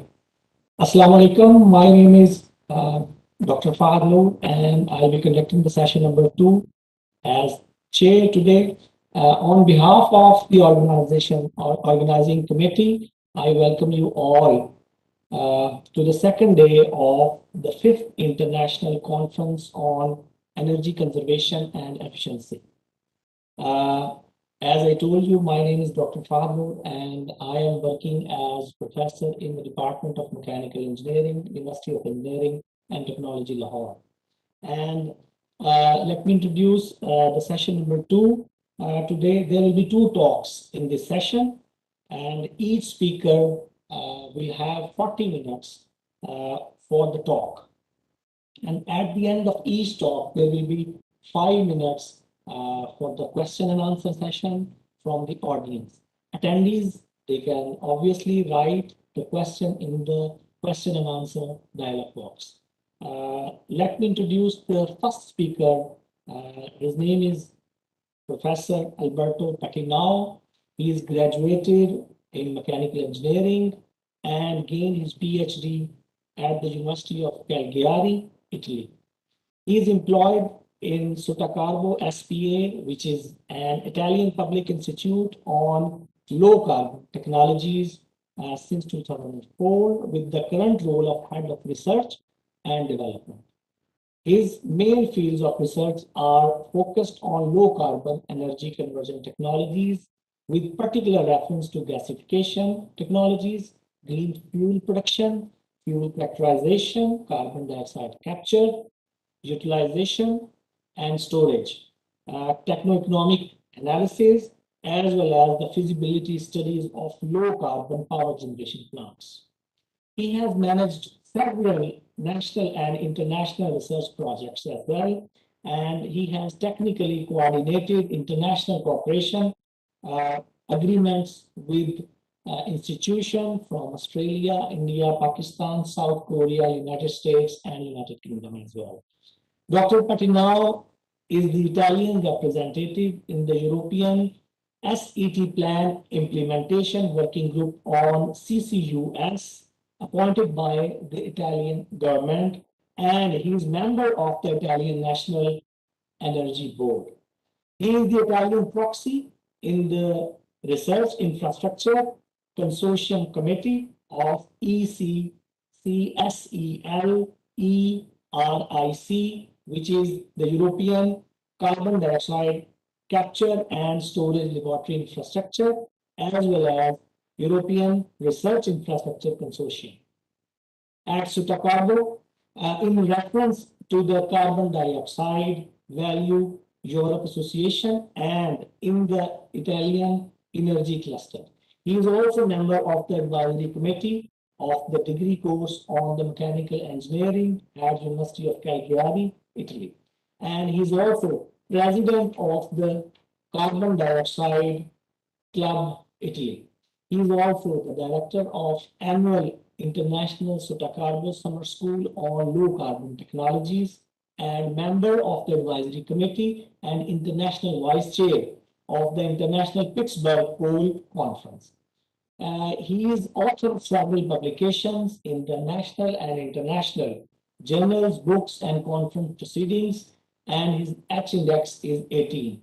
And he has also had a patent on patent as well, which is on an efficient catalyst for the conversion of CO2 to methanol. He collaborates as a reviewer for many international journals and worked as guest editor for 2 issues of International Journal Fuels at Elsewhere. Today, he will be talking about the renewable fuels production to decarbonize hard to abate sectors. Without any delay, I would like to invite Dr. Alberto Catanao to present his talk. Thank you very much. So thank you very much indeed for this introduction, and thank you for the invitation to this very interesting conference. So let me share the screen.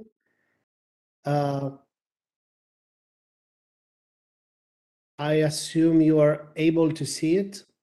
Yes. Okay, thank you very much. So in this presentation, I would like to briefly introduce our research activities in the field of renewable fuels production, with particular reference to the potential application in the decarbonization process, in particular of the so-called hard-to-abate sectors. So let me just spend a couple of minutes to introduce Sotacarbo, which is an Italian research institute. It's basically a public research institute, even if it's a it's a hybrid company. Basically, is the form, the official form is a limited company, but it is owned by the regional government of Sardinia and ENEA, which is the National Agency for Energy and New Technologies. So basically, we are working as a public company. And we work in the field of low carbon technologies. In particular, we reference to biomass and waste gasification, CO2 capture, utilization and storage, and energy efficiency. So we represent Italy in the International Energy Agency, in particular in the International Center for Sustainable Carbon and the Greenhouse Gas Program. We are member, as mentioned, we are member of the ECELERIC, which is a sort of distributed laboratory in Europe. And we have 6 infrastructures, 6 laboratories, part of this consortium. We are representative of the Set Plan Implementation Working Group on CCUS, which is basically an entity of the European Union that supports with advice on energy technology programs, development programs, and the International CO2 Value Europe Association. So Sotacarbo works in particular in the field of applied research, basically experimental research, but with a strong attention on knowledge sharing, communication, and teaching, and with a great effort in international networking. So with several collaborations with international entities, including UET Lahore.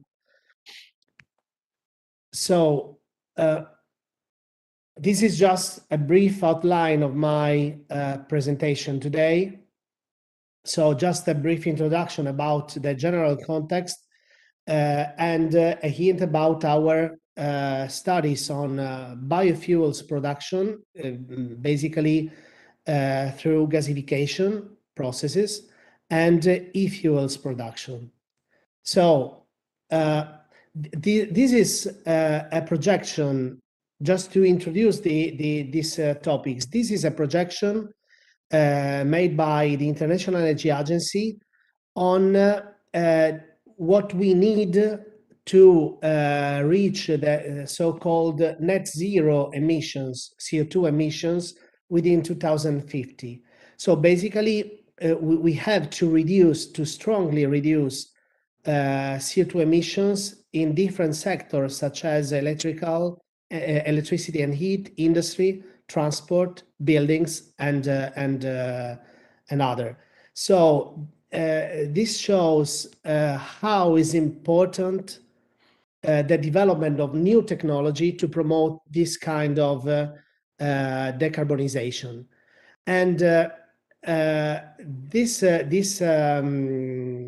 diagram, it has been also published by the International Energy Agency. It shows what happens if we follow the program defined. So this is what happens if basically without the Paris Agreement in terms of million tons of CO2 equivalent, the first line. And we can see that the Paris Agreement allows a reduction of CO2 emissions with respect to the current values, but this is not enough. The pledge during the Glasgow meeting a couple of years ago is more encouraging, but it is still not enough, of course, to reduce the CO2 emissions. So there is still a gap which remains, which is very, very consistent. So we need a very strong effort to reduce CO2 emission and to reach the decarbonization within 2050. And this is what the European Union needs to do. In particular, the goal of the European Union is to reach the net zero emissions within 2050. So the will is to become the first continent in the world to reach this carbon neutrality. Of course, this is a very ambitious program that needs several investment, very, very consistent investment. I'm talking about 1 trillion euros within 2050. And this is basically a series of directives, of European directives that will be adopted in the next few months with the aim to push the decarbonization, to basically to boost this process and achieve a reduction of 55% of CO2 emissions within 2030. So it is basically the first step of the decarbonization process. So this series of directives includes the revised emissions trading scheme mechanism in order to basically the emissions trading scheme in Europe is a sort of market of CO2 emissions license. So basically, this revision of the mechanism involves an increasing of the emission cost of the license price, the market price of CO2.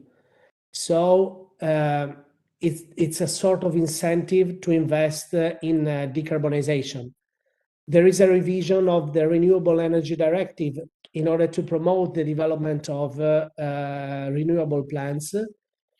Of course, the taxation will be changed, but what I would like to underline, because it is very important for this specific topic, is the couple of directives, the so-called Refuel EU Aviation and Maritime. Basically, this directive will require that the fuel provided to the aviation and maritime companies needs to have a percentage, an increasing percentage during the years of biofuels and e-fuels.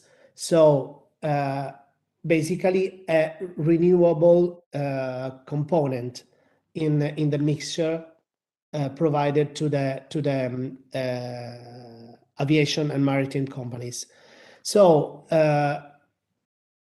basically, what are we doing on biofuels? So the key problem is that renewable energy is in general non-programmable. Basically, solar and wind energy are non-programmable, and this means an instability of the electric grid. Biomass, but also waste products are programmable, fully programmable, very flexible and cheap. So that's the reason why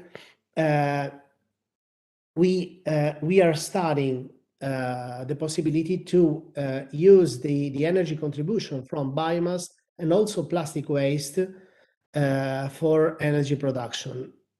What about plastic? So this is the plastic production in Europe. So 359 million tons in 2018.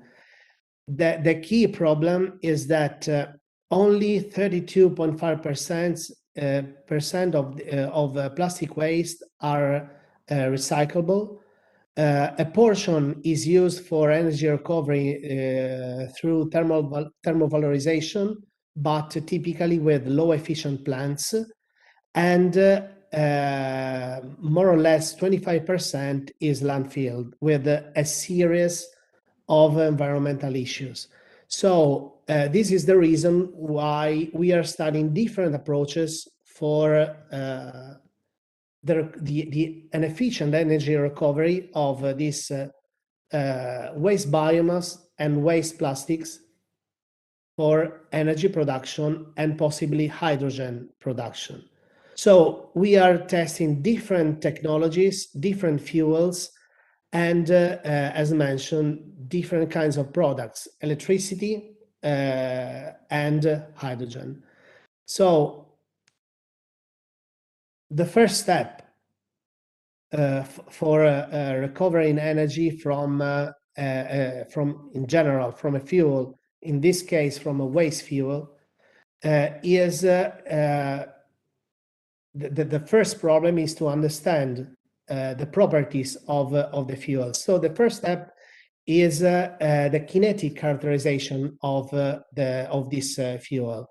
So this is the reason why we are performing several lab scale characterization tests before the experimental test at lab scale. We use, of course, very efficient instrument and different approaches and methods in order to have properties, detailed properties of each fuels. And this is these pictures represent a couple of units we are working on. In particular, this is both the plants are based on the same process, which is a moving bed updraft gasification process. So the left picture is a pilot unit, and the right picture is a demonstration scale unit, more or less 5 thermal megawatt. We are working on these technologies together with several partners, in particular HMI, which is an American company that originally developed this technology, and now we have improved that technology in order to increase the performance. And we are starting a collaboration with EPRI, which is an American institute, and with HMI as well, to test this technology with mixtures with 3 fuel pellets based on a mixture of coal, biomass, and plastic waste. This is another technology. This is a plant which has been installed a couple of weeks ago, specifically designed for energy recovery from brewer spent grain. But of course, the technology is quite flexible in terms of primary fuels. It's a moving bed downdraft gasifier with a thermal capacity of 40 kilowatt thermal. So we are going to test this unit to verify how to recover energy from basically a waste biomass. And this is our approach for bubbling fluidized bed gasification, which is the third technology. So the first step is a lab scale analysis, thermogrammatic analysis, as I mentioned a couple of minutes ago. The second approach is a bench scale testing, and finally, this needs to support the development of CFD models and the pilot scale test. So this is the bench scale unit where we typically, this is very easy to be used.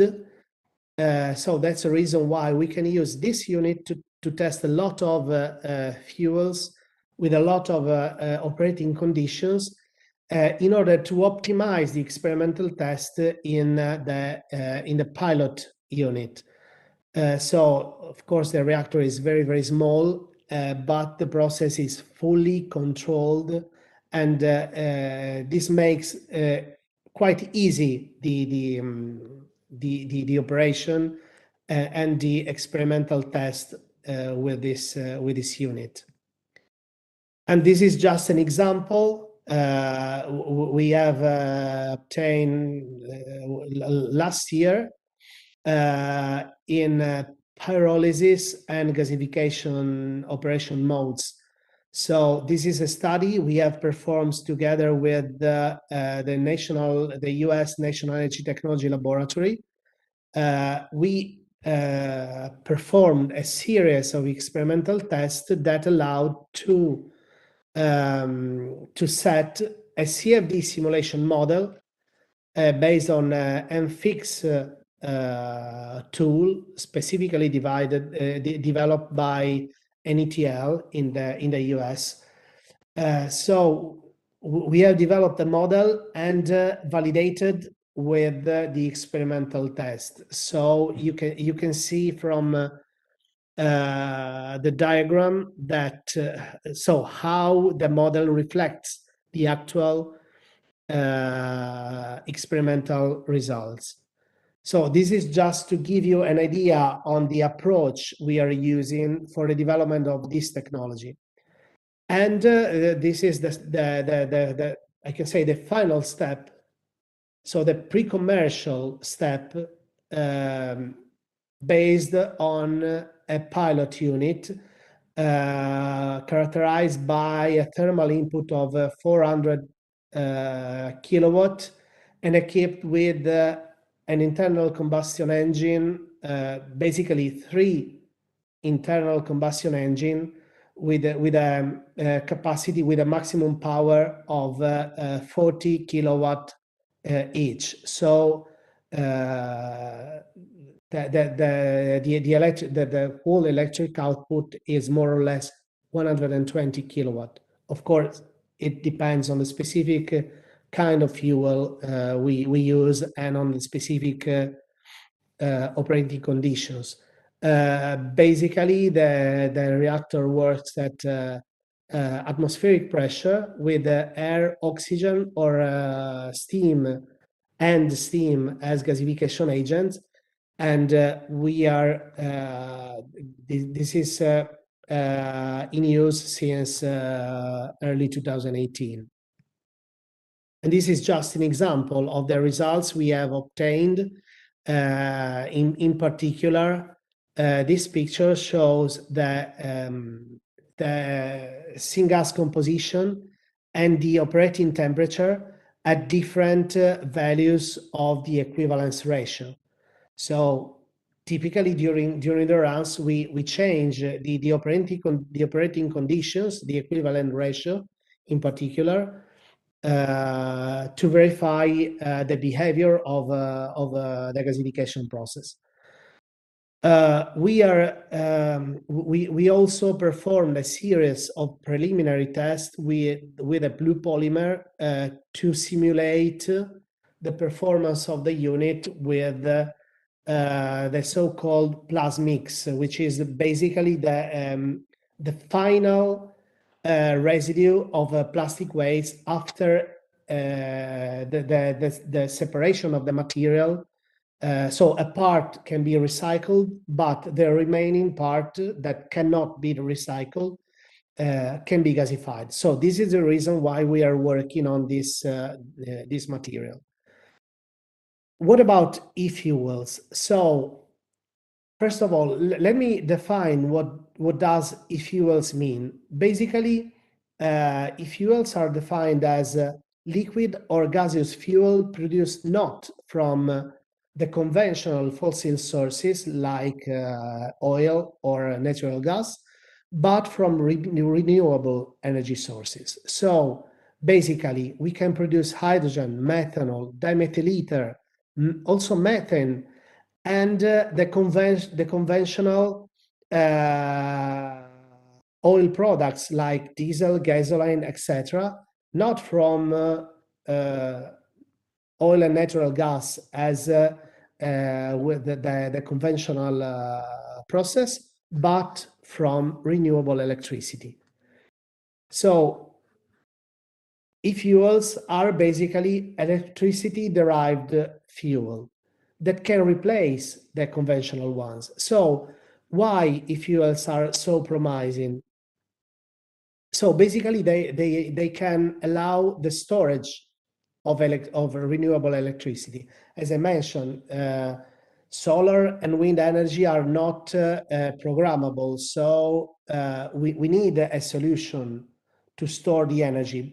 Of course, one of the conventional solutions is given by batteries, but batteries are sometimes not so efficient, and there can be several problems, or several environmental problems related to the disposal of the materials after the life of the battery. E-fuels represent a sustainable transport fuels. They can basically replace the oil-derived fuels, but maintaining the same infrastructures for distribution. For example, we can produce kerosene for airplanes, not from oil, but from renewable electricity. So this e-kerosene basically is the same product, but with a net CO2 neutrality. So that's the reason why we can use basically the same infrastructure for the distribution. We can use the same engines in the airplanes, So we doesn't need to change anything. We just have to change the production process. In this case, in this way, we can completely decarbonize the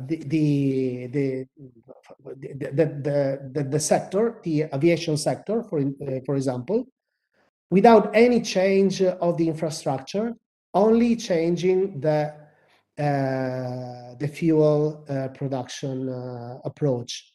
So this is the reason of this is just the aim of the Refuel EU Aviation Directive that I mentioned a few minutes ago.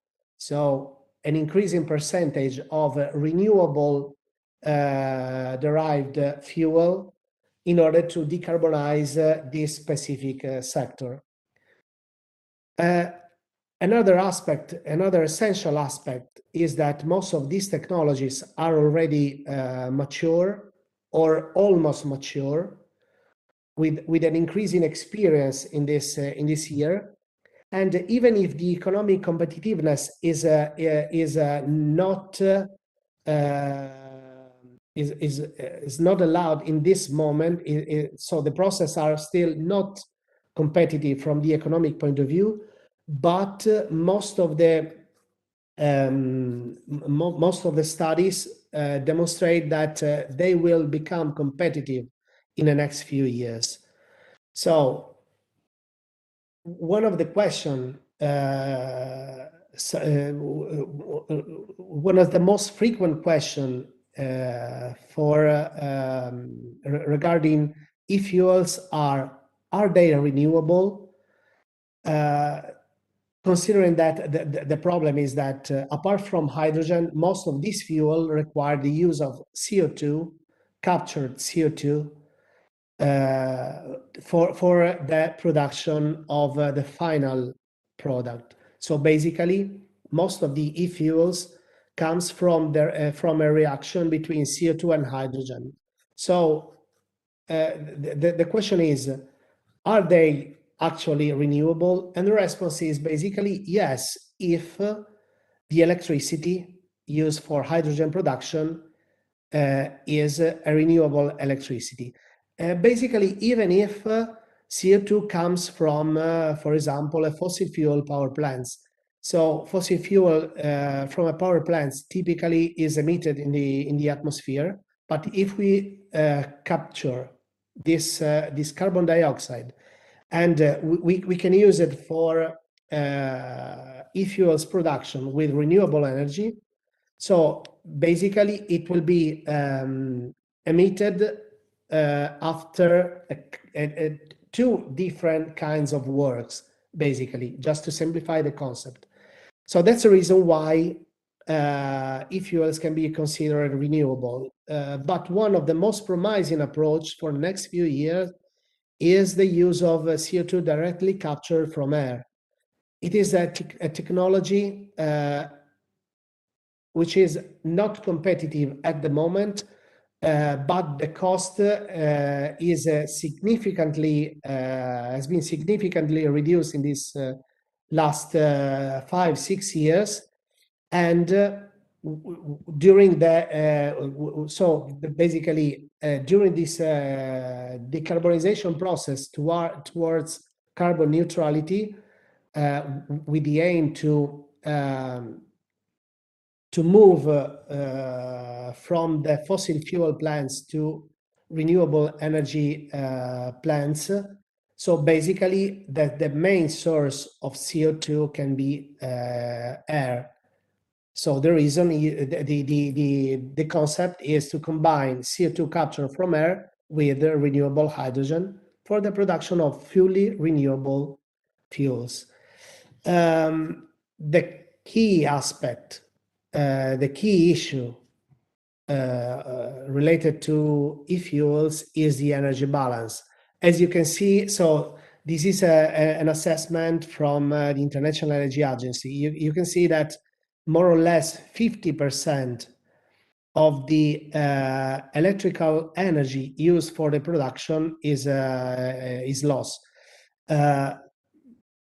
these diagrams are referred to methanol, methane, and other liquids, which means mainly diesel fuel. So more or less 50% of the initial energy is lost, and that's the reason why one of the key aspects for the development of this project to make this technology competitive is the reduction of the cost, basically the increasing of the efficiency in order to reduce the cost. And this is an assessment, again, from the International Energy Agency, which shows that this technology can become competitive in the mid, long, or long terms with respect to the current fossil fuel price. But of course, we expect an increasing of this cost of the fossil derived fuels due to the using for catalyst characterization. So here we test the hydrogenation process, so basically the reaction between CO2 and renewable hydrogen. And we are developing specific catalyst for this kind of process. This is basically the concept, the approach. So we start from commercial reactants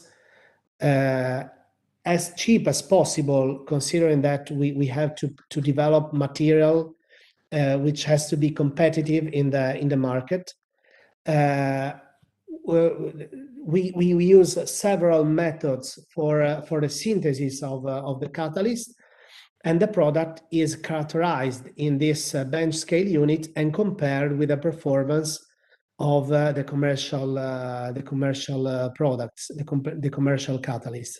So this is the approach we are using in our labs, and this is one of the most interesting results we have obtained. In particular, with a very simple but it's an advanced approach for a catalyst synthesis, but it is quite simple, and so we have impregnated the material into a support, the so-called SBA15, which is characterized by a very high specific surface. It allows a very high performance of the catalyst. We have combined the conventional impregnation sol gel method with an autocombustion method, and the product is a very efficient catalyst that has been patented a couple of years ago. And in the diagrams on the right of this slide, you can see a performance comparison with the conventional material for the same process. So this material presents a specific property that it doesn't need any activation, any pretreatment before the process. The conventional catalyst needs to be activated, so they require to be fluxed with hydrogen for a lot of time before the process. This material is already active. So these are the pros and cons of this material. Basically, a high conversion efficiency, good stability, it is tolerant to oxygen, and as mentioned, it is already active. The key issue is that we are able to produce this catalyst for lab scale, so just few grams. The production is still to be scaled up for commercial production. And this is the next step. This is a new unit just developed for the study of the full process. It's a flexible pilot unit which has been installed just a few weeks ago So this week we are completing the commissioning of the unit, which is ready for operation. So more or less, I think late next week we can start with the first experimental test. It is a very, very flexible unit that can operate at different pressures and temperature, and characterized by two kinds of reactors, a single tube reactor and a multitubular reactor. So very flexible, specifically designed to perform different kinds of experimental tests for the process characterization. So concluding, the first aspect I would like to underline is that more of this work is performed in a close collaboration with other companies. This is just a general indication on the decarbonization prospect with so this is just to underline, this is an estimation from the International Energy Agency. So the key role that international collaboration can have in this decarbonization process. International collaborations in terms of international agreements, general effort from a political point of view, but it is essential a very, very strong collaboration also from scientific point of view. So biofuels and e-fuels, as mentioned, are very important for the decarbonization process, in particular for the so-called hard-to-abate sectors, where the conventional approaches are not feasible and sustainable from the economic point of view. So this is the reason why we are working a lot of experimental tests. And let me underline again this aspect. Our activity is based on a very, very close collaboration with international networks. And so we have several partners, but let me underline here the partnership with the University of Engineering and Technology, Lahore. We have a close collaboration with Professor Muhammad Farouk and his team since several years. So thank you very much for your attention.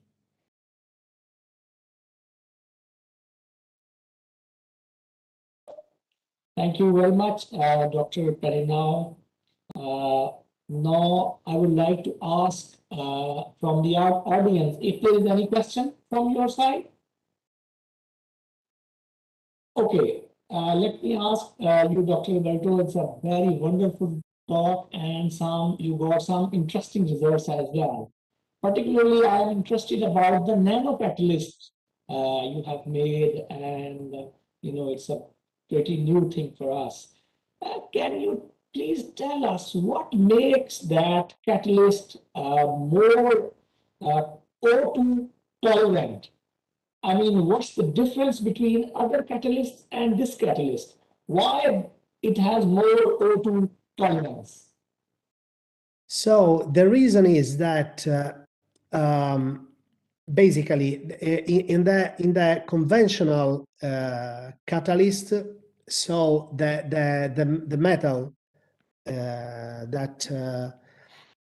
so the active part of the catalyst is in oxidized form before the process, so it needs to be reduced with a pre-treatment, typically with hydrogen. In this specific case, the material is already in a reduced form. So the synthesis method allows to keep the material in the reduced form. So if the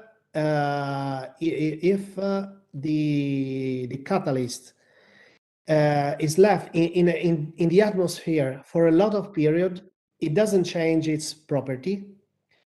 And if there is oxygen in the gas with in the feed gas, the material doesn't change its property. Basically, we tested this unit, this material, with and without a reduction pretreatment, and the result is that the performance without any pretreatment is, I can say, it's a little bit better than the result with the pretreatment. So we spend a lot of time to verify this result because we were very surprised about it. But it has been confirmed also with the several analyses we have performed,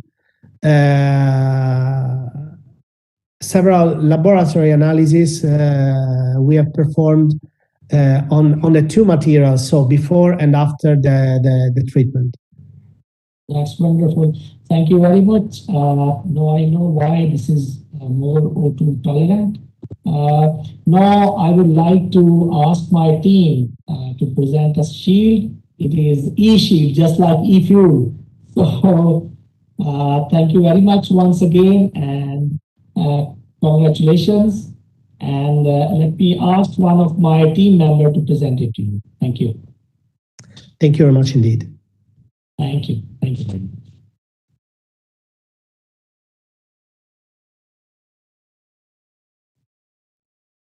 Okay, I think that's done. Thank you very much, participants. Now I would like to introduce today's second speaker. Let me introduce himself. Our second speaker is Dr. Muhammad Sageer. He is a chemical engineer by profession and ex-bioenergy plant manager with specialization in bioenergy technologies, and he got a PhD from Eastern University's Energy and Byproduct Research Institutes. Currently, he is employed as a Research Innovation and Leadership Development Program Manager at Keele University, and he was a project officer at Keele University on Smart Energy Network Demonstrator, where 5.5 megawatt of renewable energy is produced from solar as well as wind, and then it is integrated into 200 buildings of Keele University, while also producing green hydrogen from surplus renewable energy through electrolysis, and then injecting that hydrogen produced into the natural gas grid to decarbonize the natural gas grid. As an entrepreneur, he is CEO of ECO Research Limited, where he is conducting a feasibility study for a waste to energy system for Pakistan, and it is funded by Innovate UK. During his postdoc in 2018 and 19, he was a design engineer on pyrolysis reactor design and scale up for treating the organic residues for producing aviation fuels.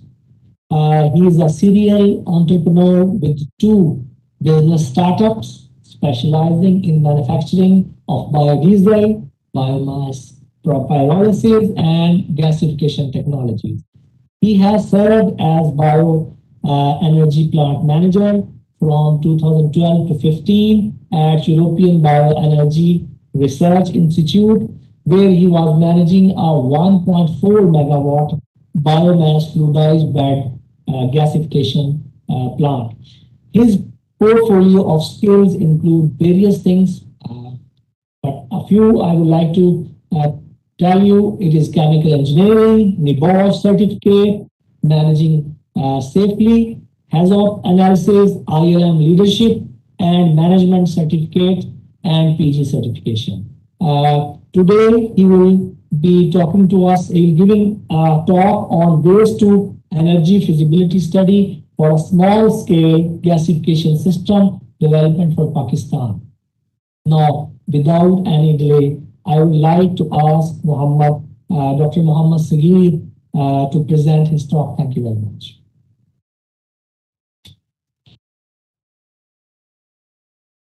Good afternoon. Thank you very much. Thank you for the kind introduction. Bring up my slides first.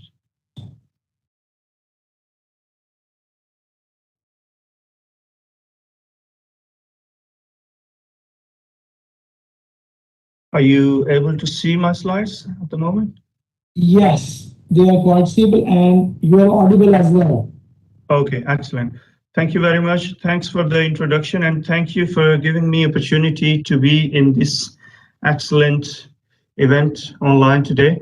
So I will be giving my talk on waste to energy feasibility study for a small scale gasification system development for Pakistan. This is a small project which is funded by Innovate UK, and I will be presenting some work which we are doing for this project. My talk will be very less academic and more sort of at the fringes of academic to the kind of business world transition. This is where I'm sitting in my professional career as well. So you may not see a lot of micro level detail. It's more sort of macro level kind of information. And I mean, since it's a project more from a commercial perspective, so you may struggle to see some detail because we don't want to show too much which is commercially sensitive. So my apologies in advance for that first. Okay. Right. So today I will be going through my personal introduction a little bit. I think you already heard quite a lot, so I will try to skip as much as I can on that. Some circular economy aspects, biomass types, which we are looking into for this feasibility study, value addition chain in the biomass sector, challenges with the biomass. Obviously, there are lots of challenges in terms of scale and availability and so on. And biomass energy potential mapping, advantages of our technology and bioenergy in general, state of the art and polygeneration concept through pyrogasification system. This is what I will discuss a little bit today. And the small scale waste to energy system, which we are developing for Pakistan, we will discuss that and some conclusion on it. So in terms of introduction, I don't think I need to say much anymore. You already heard quite a lot from Dr. Fahad Noor, so thank you for that. And just to add, I'm CEO of Eco Research Limited, which is based in Pakistan, and this is our platform for this feasibility study, which we are conducting for Pakistan, and this feasibility study is funded by Innovate UK. So going back to the need, why we had to do this and so on, we realized there are a lot of biomass agricultural waste as well as waste in general through municipal arisings and so on in Pakistan, which can be used for energy production, whether it is heat-based or cooling-based energy, but also electrical power. So looking at those resources and how we can actually use those biomass and waste resources to address some of the sustainable development goals from United Nations, and more specifically for Pakistan. So we see that we can address quite a few of these. No poverty, obviously it is linked to economic development to some extent, which we are hoping to bring into Pakistan through our technology. Good health and well-being, this is actually connected to clean cooking, which we can bring in through syngas application in Pakistan if we are able to do so. Gender equality definitely linked to the clean cooking to great extent, but obviously there are a lot of different streams to gender equality, which we can address in many different ways. Clean water and sanitation, again, it's linked to energy and energy to reverse osmosis or through other water purification technologies. And most importantly, affordable and clean energy, which is the main sustainable development goal, which we can address through our technology. We are looking at that. SDG 8, decent work and economic growth, again, rural dwellings, rural economy development, and circular rural economy development in Pakistan is very important. A lot of Pakistani population is sitting there, and they have very limited economic development potential. How we can enhance that potential. And then responsible consumption and production. No-brainer. There, obviously, we need to be sustainable. And climate action, Pakistan is quite actively working on this aspect, climate action, through this tree planting and the tree tsunami. And you might have seen quite a lot on this front already, and from various other presenters earlier. Life on land, obviously linked to the economic development as well as biodiversity, and also complementing the food production to the energy production. That is another aspect which we highlighted, and we've seen that we can address that through our project. So in terms of biomass resources, there are lots of different types of biomass resources which we can access, and I will go through our technology a little bit later on. But literally the major types which we have: municipal solid waste, which does have some biomass, but not necessarily it is biomass, but it's mostly between 40 to 60% biomass input in municipal solid waste. Dedicated energy crops, not literally very famous in Pakistan yet, but there is potential. Agro-industrial waste, there is quite a big potential for this. Agri-residues, again, these are the residues which are present mostly in the farms and fields, and these are not utilized properly. A lot of time they are burnt and leading to pollution.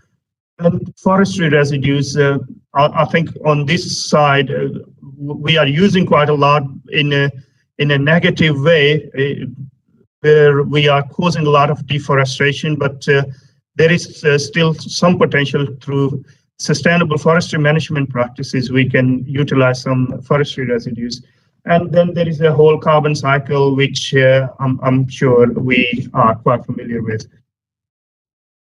So when we look at the types of biomass which we can utilize, and we go into a little bit more into focus on what is actually agricultural crop waste and residues.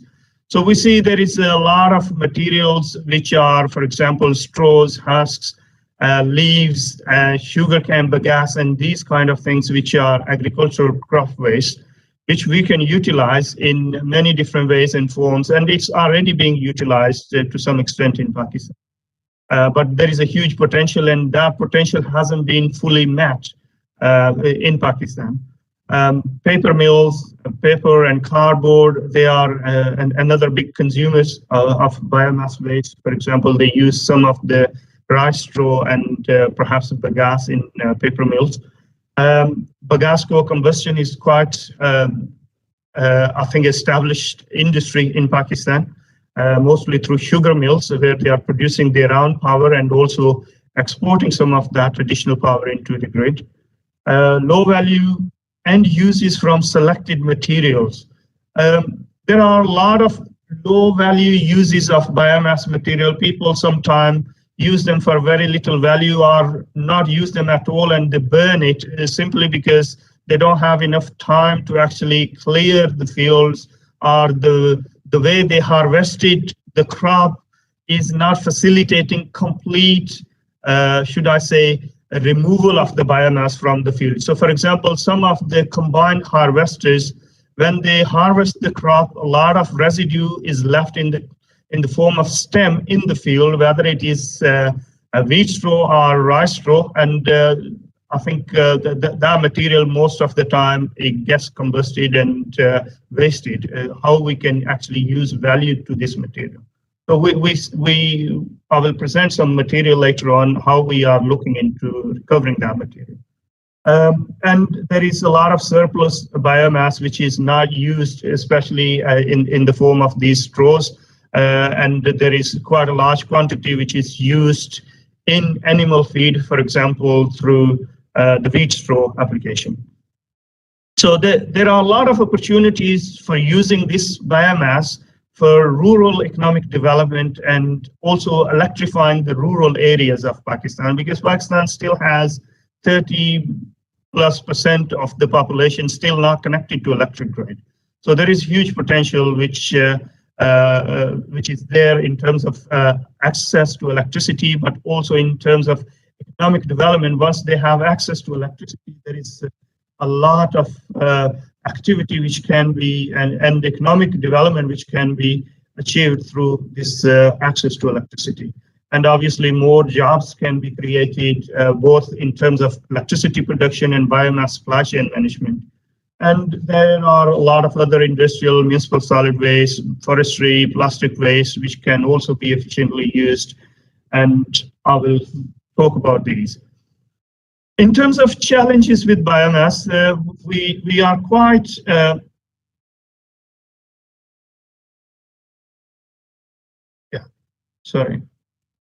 we are quite familiar with some of these challenges, but I have highlighted a few.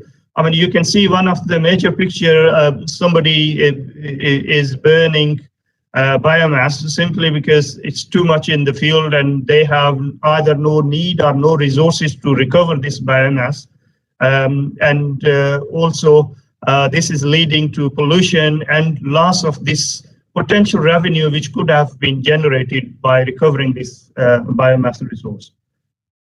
So when we look at the more nitty-gritty detail of challenges with the biomass, there are operational challenges in terms of there is low energy density in biomass, low dispersion. It's not very highly dispersed throughout the regions. There are pockets of biomass in different regions in Pakistan. There is a weak supply chain. I mean, there is some supply chain presence, but it's not very strong that you can access biomass cheaply all year round, continuously. There are regional and seasonal availability issues, inefficient conversion technologies. I mean, lately there is combustion, I think the most favorite technology for biomass utilization in terms of energy at the moment, but there could also be other technologies, for example, pyrolysis, gasification. Biomass to anaerobic digestion is also common in Pakistan, but it's on very small scale at the moment.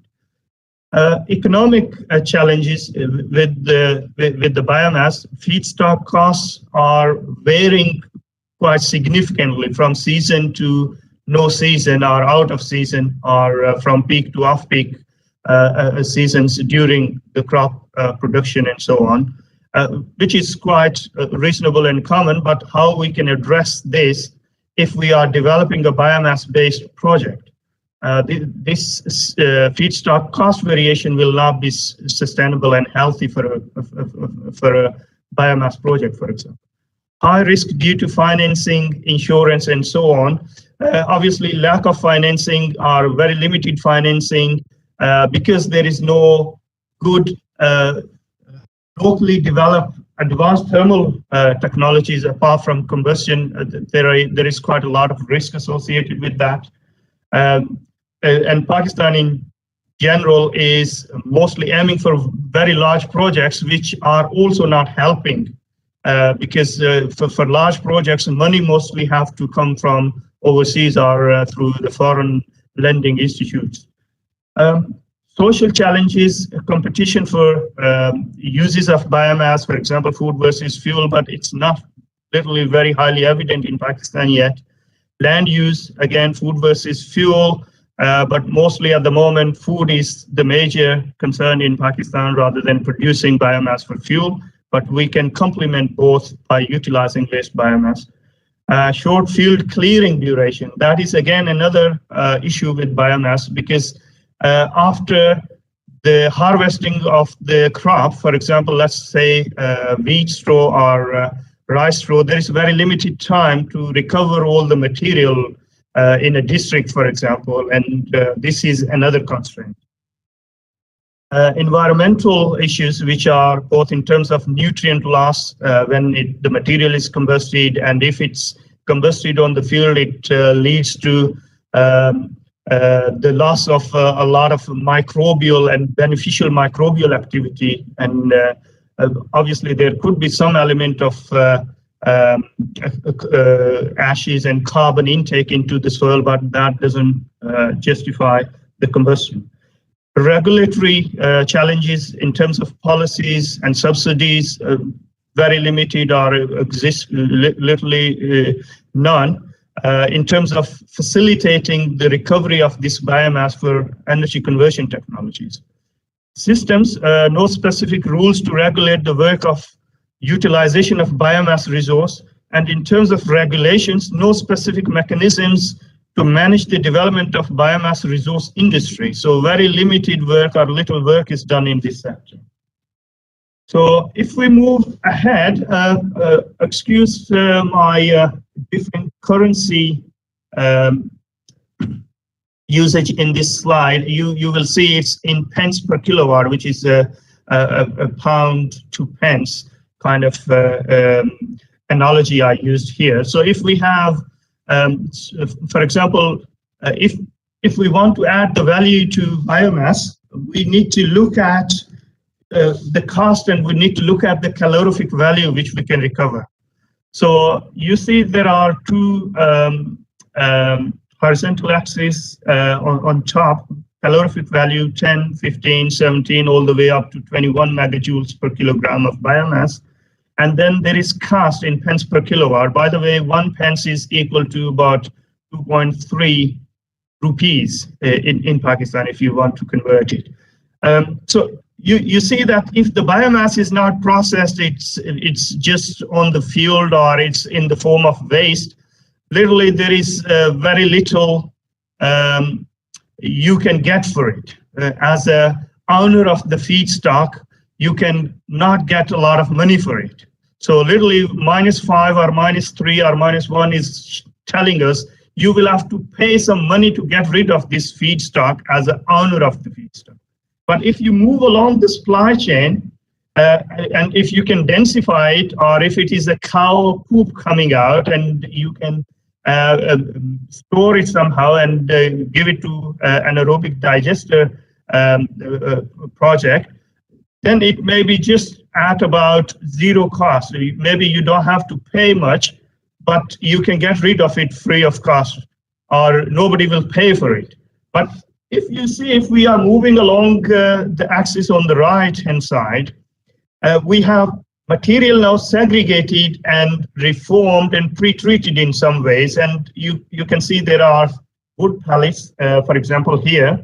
If we can convert this, or if we can make the material in chipped form, or if we can make it into RDF kind of pellets, we can get a value of 3 pence per kilowatt from that biomass. And its energy value is also increased. So now we can literally see the addition of, value addition to the biomass is directly relevant to the pre-treatment and the kind of segregation and other activities which we can do to the biomass to add value to it. Biomass to energy. So we've done some desktop studies, we've done lots of interviews, field work, in other words, and we see that there is a lot of quantities of biomass which are available. 25.3 million tons per year in terms of crop processing residues in just from 4 or 5 major crops there. So it's in thousands of gigawatt hour of thermal energy equivalent available in this biomass. Again, crop harvesting residues. So these are 114 million tons per year. Again, it's a huge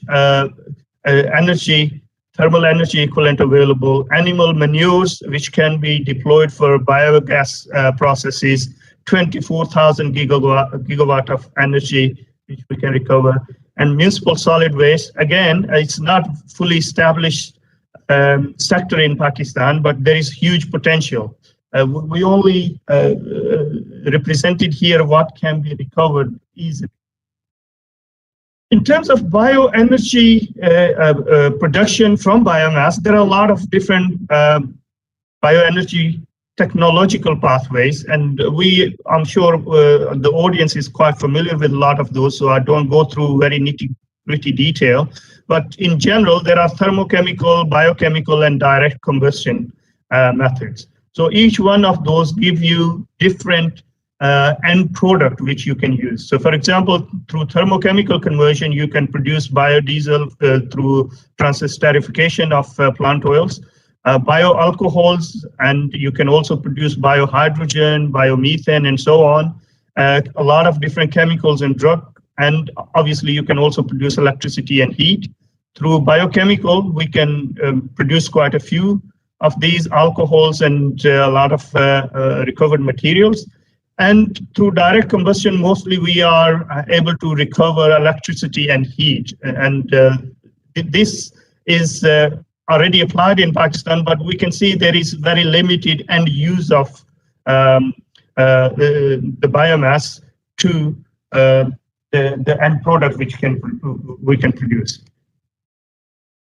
So in terms of technology selection, we have a lot of different technologies available globally, but they may not be necessarily available in Pakistan yet, but I'm sure there's a lot of appetite.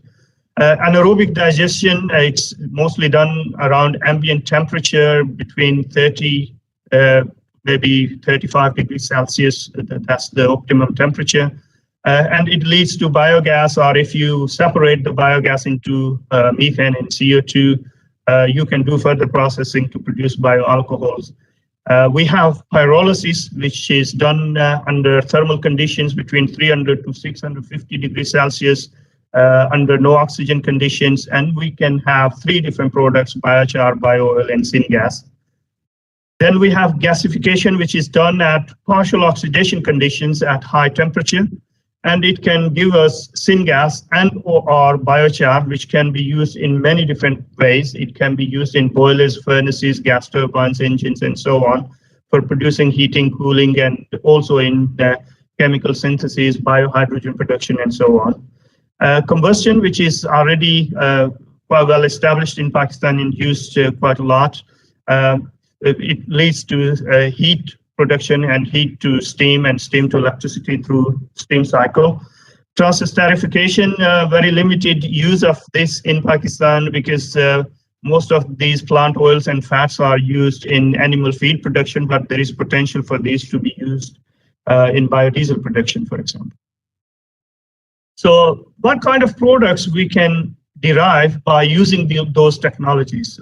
And even before using those technologies, we can still use the biomass in many different ways in existing technologies. So through densification of biomass, or through chipping and converting into chips, we can either make it into briquettes, chips, or pellets, which can increase the energy density or transport and storage of the biomass, or make it more uniform in terms of quality to enable its usage in end-use technology. For example, it could be a kiln, it could be a furnace, it could be an existing boiler which is running on, for example, coal. So there are other pathways, advanced thermochemical conversion pathways through pyrolysis, for example, where we can produce a lot of biocarbons, biocoal or charcoal, activated carbons, biooil, biochar, and syngas. And I mean, there is a lot of flexibility in terms of end product which you want to produce, and depending on local economic potential, you can produce, for example, more biooil and less syngas, or less biooil and more biocoal, and so on. Then if we are going through the syngas route through gasification, syngas can give us a lot of different applications. Obviously, we have combustion, engine, furnace, and boiler kind of setups, but equally fuel cells, which are very highly efficient, and through solid oxide fuel cell applications, we can utilize the syngas in more sustainable and more efficient way. Anaerobic digestion, quite well known already in Pakistan and globally, biogas, bio-CNG, and so on. And quite a few other biofuels, for example, biodiesel, biojet fuel, biogasoline, which can be produced from biomass, but again, capital cost and the technology complexity is another issue. And a lot of other materials and products which can be produced from biomass in the form of biopolymers, bioplastics, biocomposites, and 3D printing resins. So we can already see there is a huge range of end products which we can derive from biomass by using various different technologies. One example, polygeneration here, where we can, for example, use the anaerobic digestion to produce electricity, heat, and biogas for cooking. And the anaerobic digestion, one of the byproduct gives digestate, which can be used in agriculture, so the nutrient loss is minimized. But the energy conversion is very small. So the total energy recovery in terms of thermal energy equivalent into the biomass and to the end product available as an energy product, there is about 30% available. Whereas through thermal or advanced thermochemical conversion technologies, this can be very high, up to 30%. So one aspect which is quite getting popular globally, and we have very good interest in this, is bioenergy, carbon capture and storage, or what is now known as BECCS technology through biochar from pyrogasification. And I specialize in gasification, and we looked into this. So in this BECCS system, biomass is used in different forms. For example, manure, compost, organic waste, agri, and other residues. And it's gasified, but it's gasified in two different stages. We call it pyrogasification, where pyrolysis step is prolonged compared to the other, for example, oxidation and reduction reactions. And we can produce biofuel, bio-oil, hydrogen, and obviously syngas, which can lead to a lot of other energy production, heat or power, other co-products, and it can be used in industry for chemical synthesis, for example. And the waste heat from this process can be reused back into the process. And the solid byproduct, whether you call it ash or biochar or charcoal, it can be returned back into the soil, and some of the micronutrients can also be recycled back to the soil, and thus it will increase the organic matter in the soil, as well as it will help the recycling of those micronutrients, and it will prevent the loss of those micronutrients.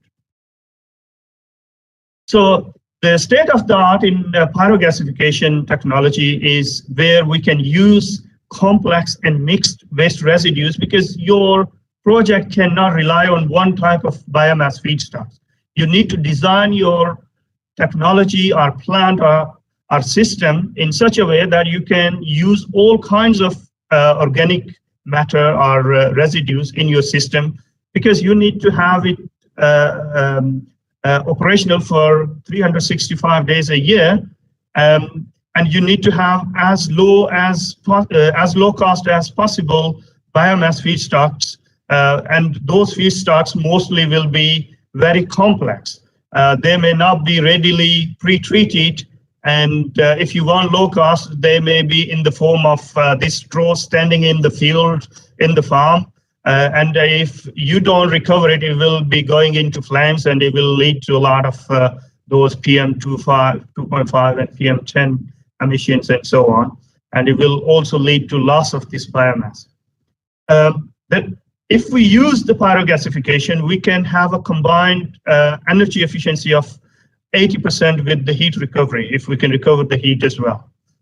Waste minimization is greater than 95% through this technology. We can literally convert all the biomass into energy, and only a small proportion will be in the form of ash or biochar or carbon. And compared to, for example, anaerobic digestion, where we have 35% or 30% energy recovery, Here we can achieve 80%. So this is more than nearly double the amount of energy which we can recover by using pyrogasification technology. And there is potential to produce biochar, which is another tool which is approved by United Nations for soil carbon sequestration at the moment. And there is carbon credits which can be claimed through this application. So this is one example which I was involved in the past, 1.4 megawatt pyrogasification system. This was a bubbling fluidized bed gasification system, which you see here in the blue. This system was also coupled to another technology which was based on pyrolysis, which is this system here.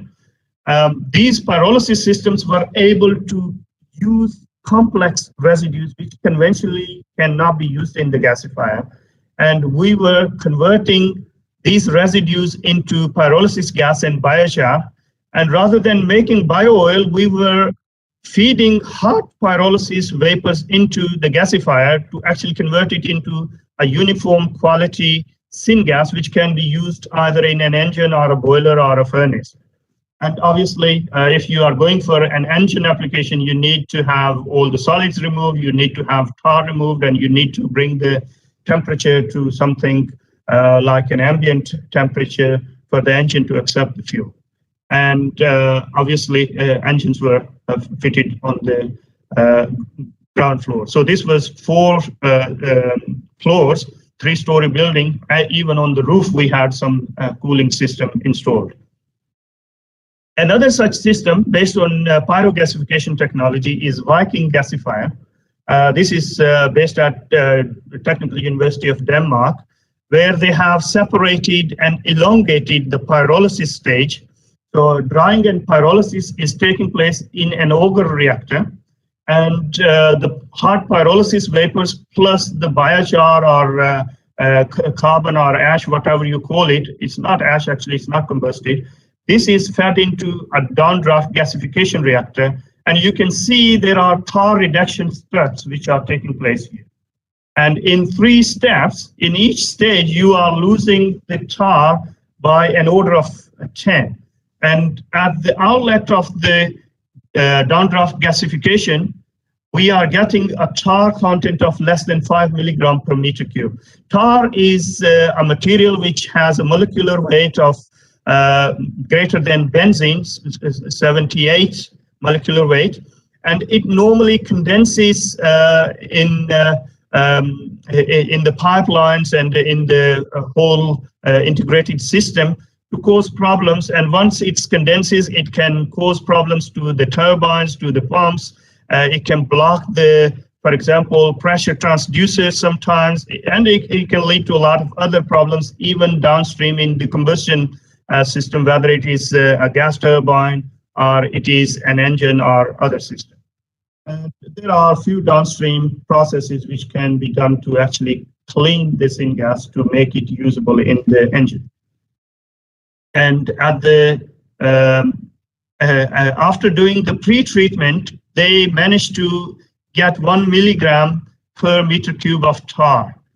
Most of the engine suppliers for utilizing syngas to energy, they recommend the tar content to be below 50 milligram per meter cube of syngas to warrant the sustained application of that engine in that atmosphere.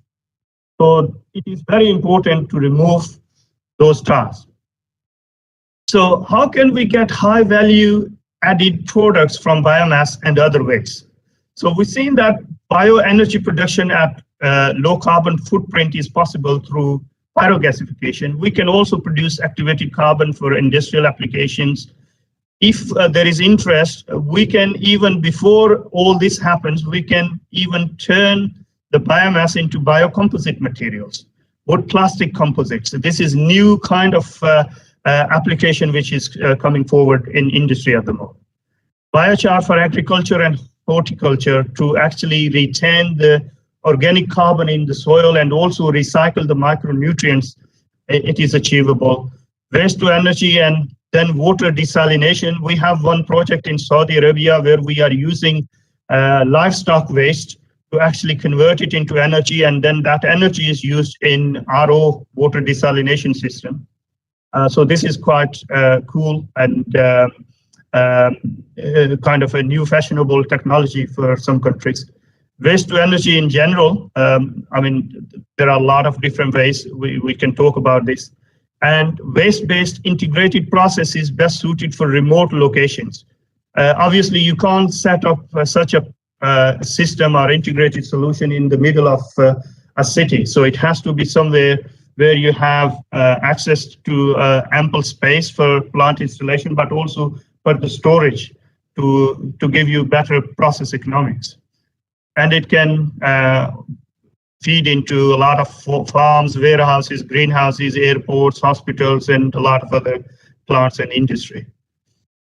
So our case study, we had a couple of few steps: initial project development activities, develop the project, negotiate the contracts, fund the project, and execute the project.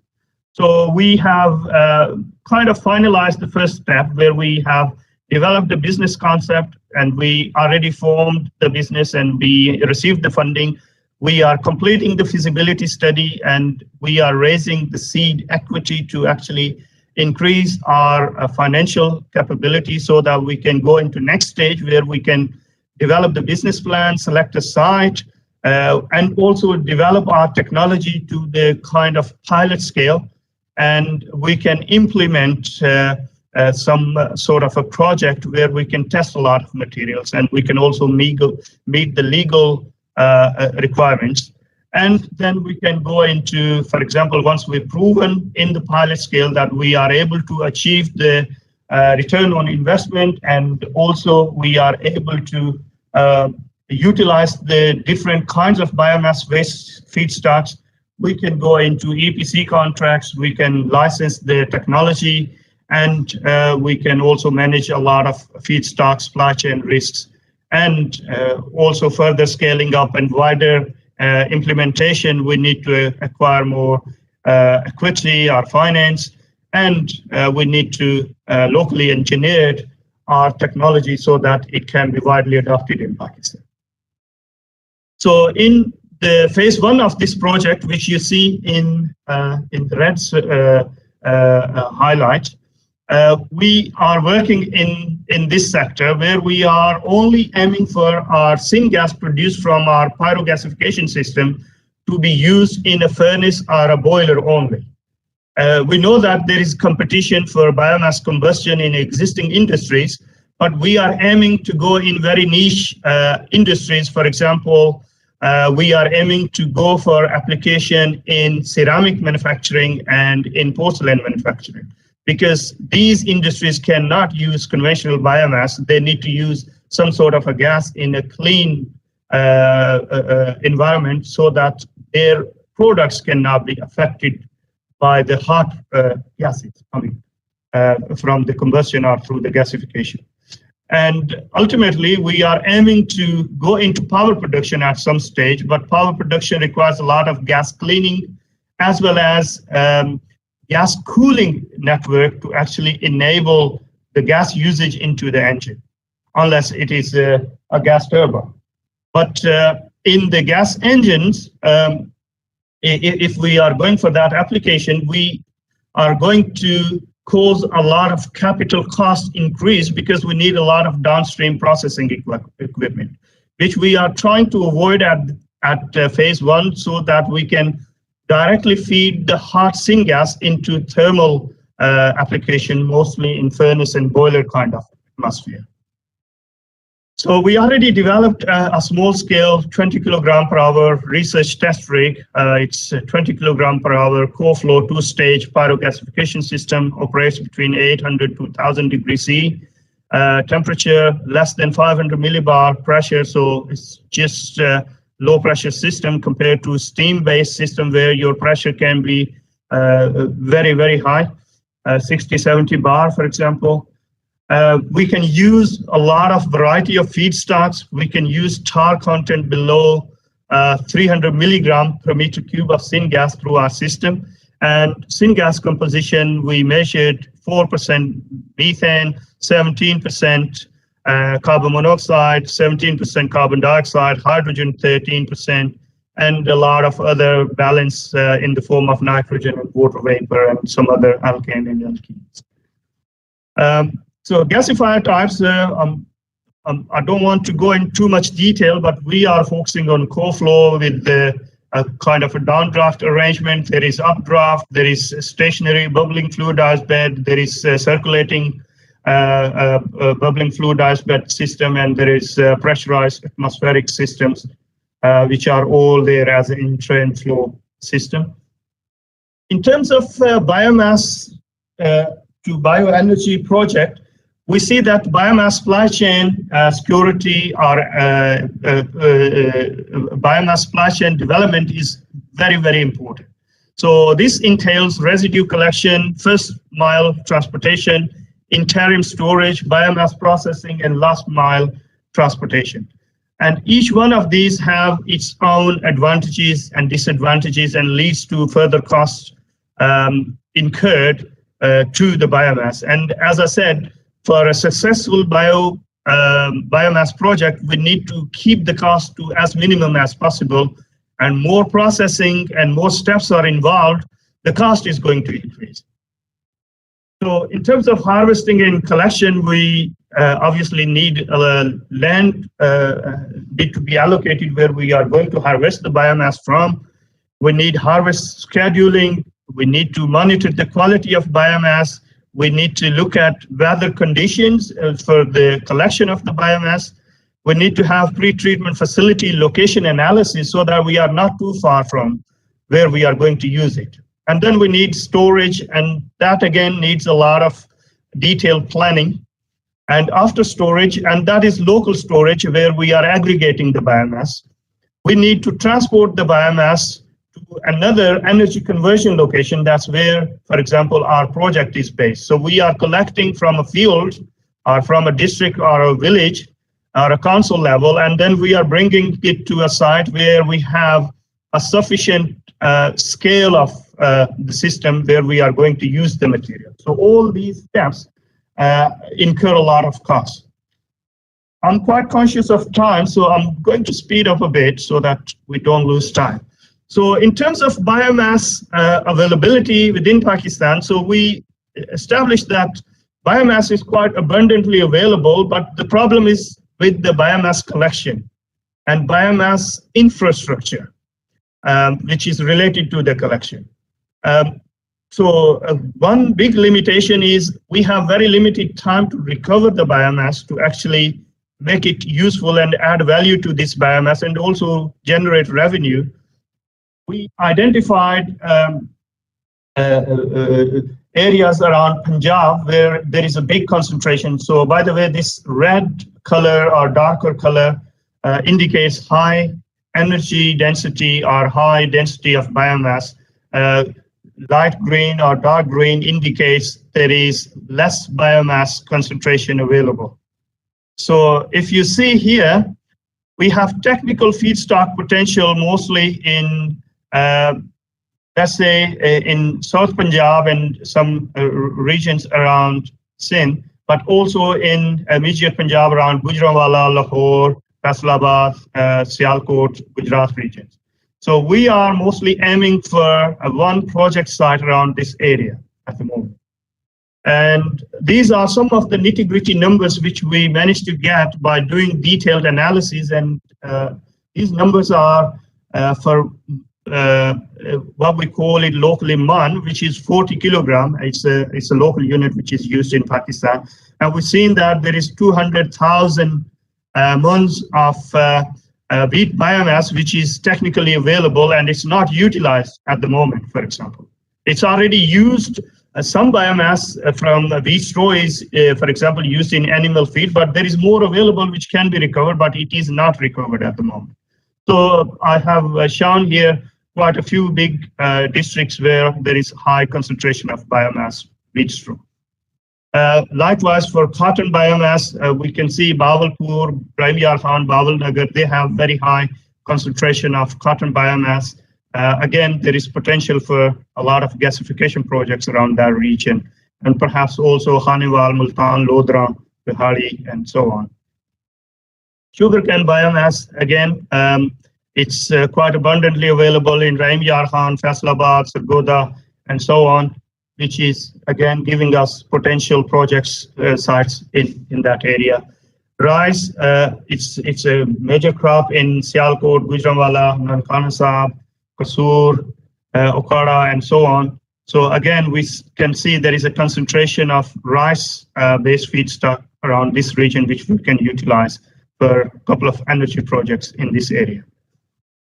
Year-round feedstock potential. This is very, very important. For a successful bioenergy projects, we need to have all kind of feedstock available around each season so that we can justify a deployment of a project in a region. So we can see that more residue collection months are there, we have greater potential of success in those regions. For example, Vihari and Okara, we identified, we have two kind of biomass feedstocks available. And we can literally sustain the year-round feedstock availability and security of feedstock supply in those areas in Pakistan.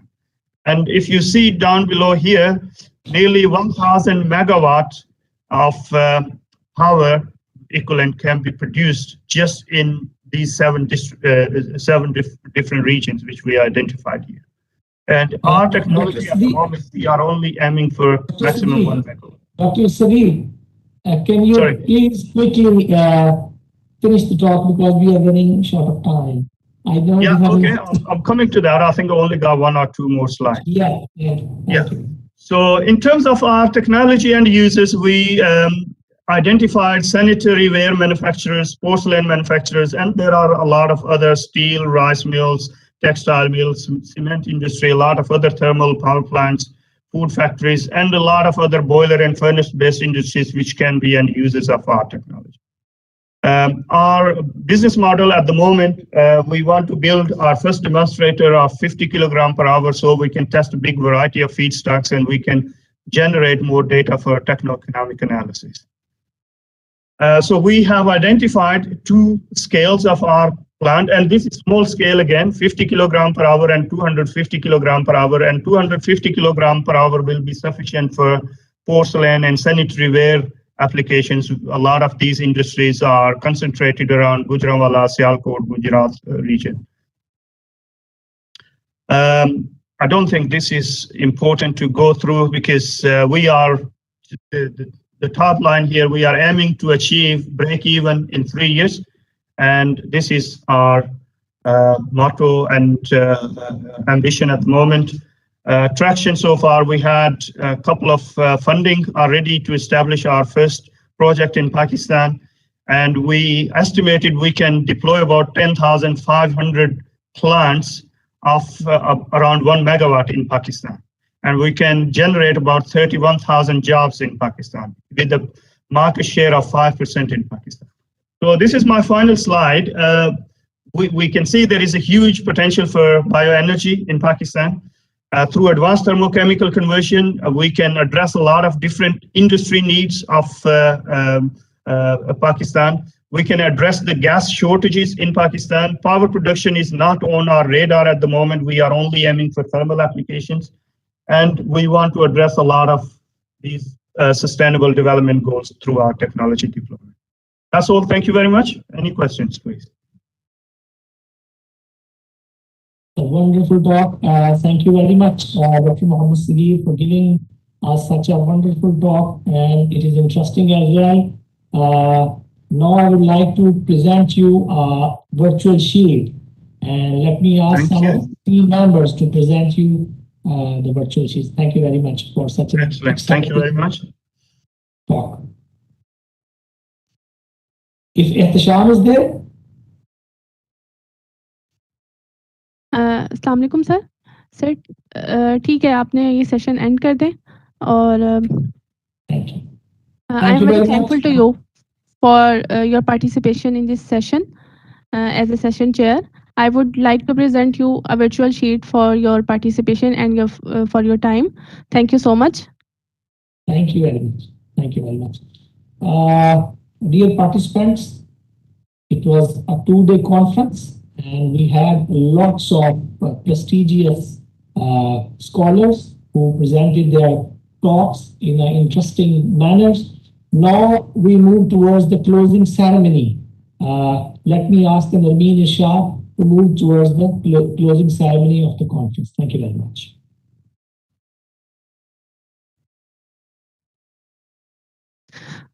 I would like to invite Rehan Tariq for closing ceremony of ICEC 2022. Thank you.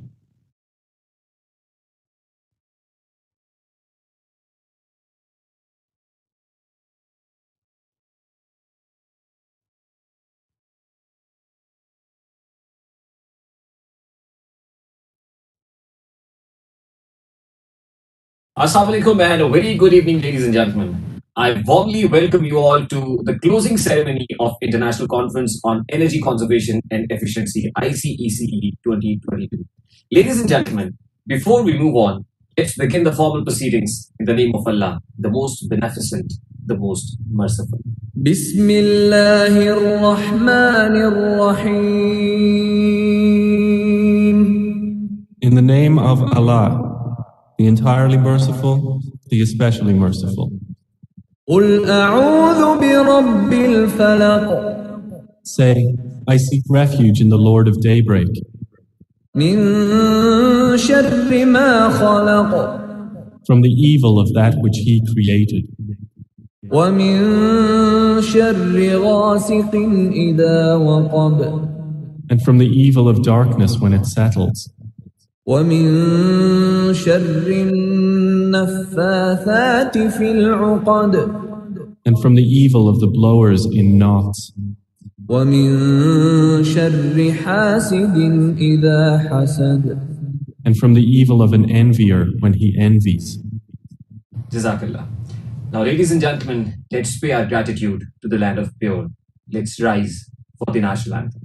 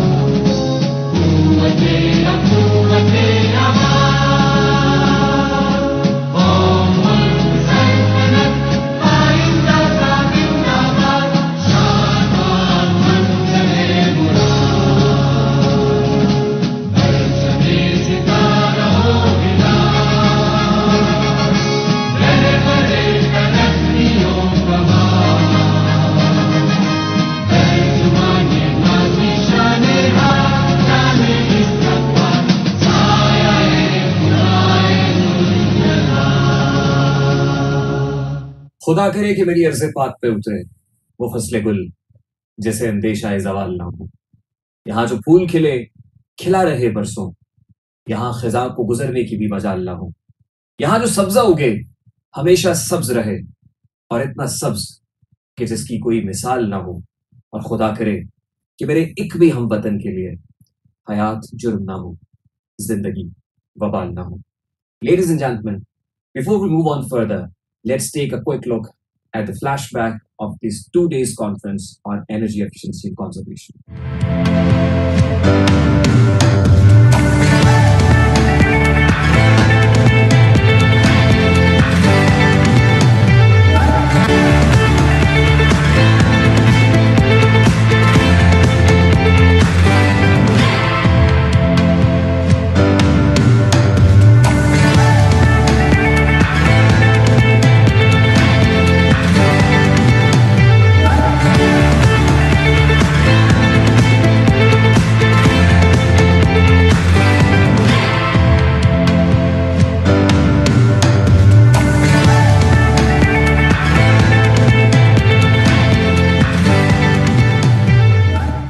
I hope you enjoyed the video. Now, I would humbly request Chair IEEE, Professor Dr. Amjad, to please come forward and say a few words.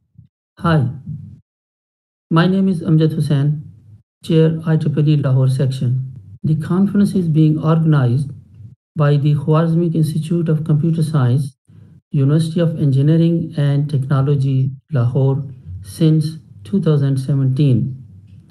IEEE Lahore section is co-sponsoring this conference. This year, 84 papers were submitted and a panel of reviewers from 13 different countries reviewed the papers and selected 24 for presentation. IEEE was established in 1884 in USA, and since then it has grown to a strong 400,000 members across the world, and it is divided into 10 geographical regions.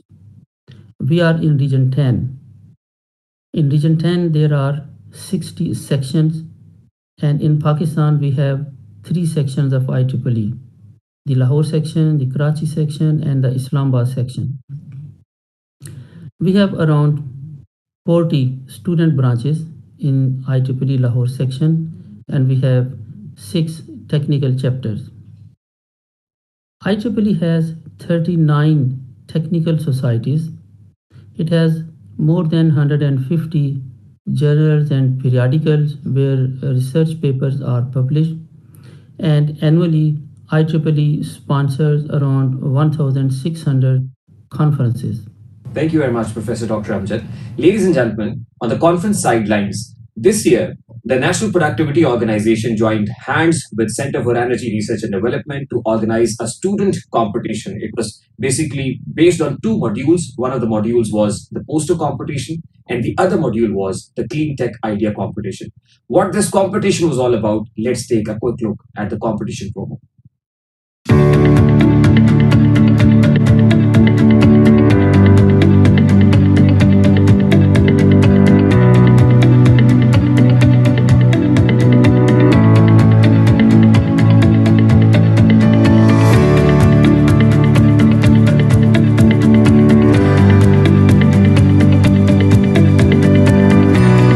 Competition जो है ना वो on going activities हैं जिनका students की classroom से outside जो technical activities हैं किस तरह उन्होंने अपने आप को बूस्ट अप करना है in term of practicality, and these events are helpful for networking as well.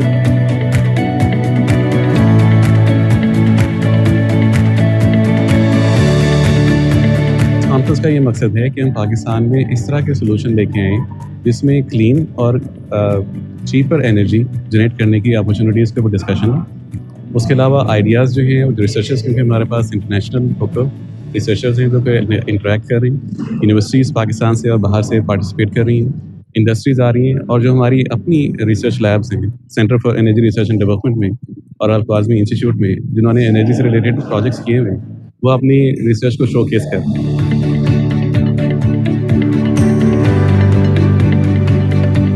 Thank you so much. First of all मैं UET लाहौर का शुक्रगुजार हूँ, one of the oldest engineering universities इन पाकिस्तान, जिससे नेशनल प्रोडक्टिविटी ऑर्गेनाइजेशन कोलैबोरेट कर रही है for हमारी activities related to productivity. अच्छा, हमारा जो फर्स्ट प्रोडक्टिविटी मूवमेंट है ये basically under the umbrella of sustainable national productivity projects जो कि NPO ने लॉन्च किया है, उसके तहत है। NPO ऑपरेट करता है ministry of industries and production के तहत। हमारा मेन मकसद ये है कि पाकिस्तान में प्रोडक्टिविटी को इंट्रोड्यूस करवाना, उसकी अवेयरनेस क्रिएट करना, ख़ास तौर पे स्टूडेंट्स को हम केटर कर रहे हैं। क्योंकि स्टूडेंट्स वो वर्क फोर्स है जो कि फौरी तौर पे आपकी इंडस्ट्री को ज्वाइन करेगी। NPO का मकसद है ट्रेनिंग्स और अपॉर्चुनिटीज़ प्रोवाइड करना स्टूडेंट्स के लिए, गवर्नमेंट ऑफिशियल्स के लिए, प्राइवेट्स के लिए। वो लोग अप्लाई करते हैं, उसमें ये ट्रेनिंग प्रोवाइड करती है। और इस तरह के इवेंट में इन्होंने ख़ास तौर पे कंट्रीब्यूट किया है कि जो स्टूडेंट इसमें पार्टिसिपेट करेंगे उनकी आगे उनके बेहतरी के लिए ये एक एवेन्यू प्रोवाइड करता है कि उनको जॉब्स और उन सारी चीज़ों को फैसिलिटेट करने के लिए। हमारा आइडिया मेनली ये है कि हम लोग पेट्रोल को रिप्लेस कर रहे हैं मिक्स्ड कार्बन फ्यूल से। हम लोग उसमें प्रोपेनॉल ऐड करेंगे नॉर्मल फ्यूल में, और उससे एक तो उसकी इंजन परफॉर्मेंस अच्छी हो जाएगी, लाइक उसकी एफिशिएंसी ज़्यादा हो जाएगी, और दूसरा जो इस पर इन्वायरमेंटल इम्पैक्ट आएगा वो ये होगा कि एमिशन हैं लाइक CO एमिशंस और NOx emissions, carbon dioxide emissions जो हमारे एग्जॉस्ट वाल्व से एग्जिट होती हैं, तो वो रिड्यूस होंगी। जब वो रिड्यूस होंगी एमिशन, तो ऑटोमेटिकली हमारी इन्वायरमेंटल पोल्यूशन है वो कम हो जाएगी। हमारा प्रोजेक्ट जो है वो बेसिकली हम लोग कोटिंग बना रहे हैं सोलर पैनल्स के लिए। सोलर पैनल्स में जो बेसिक प्रॉब्लम आती है वो होता है कि आफ्टर इंस्टॉलेशन उसके ऊपर डस्ट एक्यूमुलेशन हो जाती है, तो उसको हम लोगों ने नेगलेक्ट करने के लिए हम लोगों ने एक सुपर हाइड्रोफोबिक कोटिंग की आइडिया इंट्रोड्यूस करवाया, जिससे एफिशिएंसी उसकी इंक्रीज हो जाएगी। हमारा बेसिकली जो प्रोडक्ट है वो सोलर असिस्ट पायरोलिसिस रिएक्टर है। चूँकि प्लास्टिक वेस्ट जो है वो one of the most major issue है जो हमारे इन्वायरमेंट को पोल्यूट कर रहा है, यानी तो उसको हमने ओवरकम कर, ये प्रोसेस पहले से हो रहा है। इसमें प्लास्टिक को बर्न किया जाता है एक टेम्परेचर और प्रेशर पे, जिससे वो हम ऑयल और गैसेज लेते हैं। हमारे प्रोजेक्ट में ये है कि हमने उसको सोलर एनर्जी यूज़ करके वो गर्म हॉट करना, ताकि वो हमारे गैस कम से कम यूज़ और हमारी कॉस्ट वो जो है मिनिमम आए। बेसिकली मेरा जो प्रोजेक्ट था, हमारा मिला था टास्क एनर्जी कंजर्वेशन पे, जो है ना हमें पोस्टर डिज़ाइन करना, तो उसके अंदर मैंने थीम चूज़ किया था, वो ग्रीन इकोलॉजी था। बेसिकली इकोलॉजी होता है इकोसिस्टम जिसमें लिविंग ऑर्गेनिजम्स रहती हैं, तो मैंने ये पोस्टर इसलिए ऐसा डिज़ाइन किया है कि ग्रीन इकोलॉजी यानी कि हम कैसे अपने सिस्टम को ग्रीन बना सकते हैं। तो उसके ऊपर मैंने बेसिकली आपको कुछ बताया, जैसे प्लांटेड ट्री, आप प्लांट करके ट्री को तो अपने सिस्टम को ग्रीन बना सकते हैं। इलेक्ट्रिक कार यूज़ कर सकते हैं, बाइक ज़्यादा यूज़ कर सकते हैं।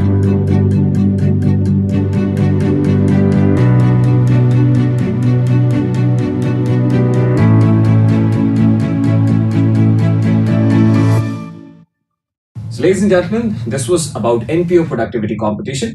Now, without any further delay, I would humbly request the man behind this international conference on energy conservation and efficiency. Like every year, this conference would have not been possible without his unprecedented support. I would humbly request Director, Center for Energy Research and Development, Professor Dr. Waqar Mahmood, to say a few words and thank the audience. Bismillahirrahmanirrahim. Dear researchers, faculty members, students, and industry representatives, Assalamu alaikum and very good afternoon. Welcome to the closing ceremony of International Conference on Energy Conservation and Efficiency, the 5th in a series, which is coming to an end today. The conference has been a great success in terms of the research that is being presented in the past 2 days time frame. The whole thing started off on day one with the help of students competition, poster and their idea, clean tech idea competition.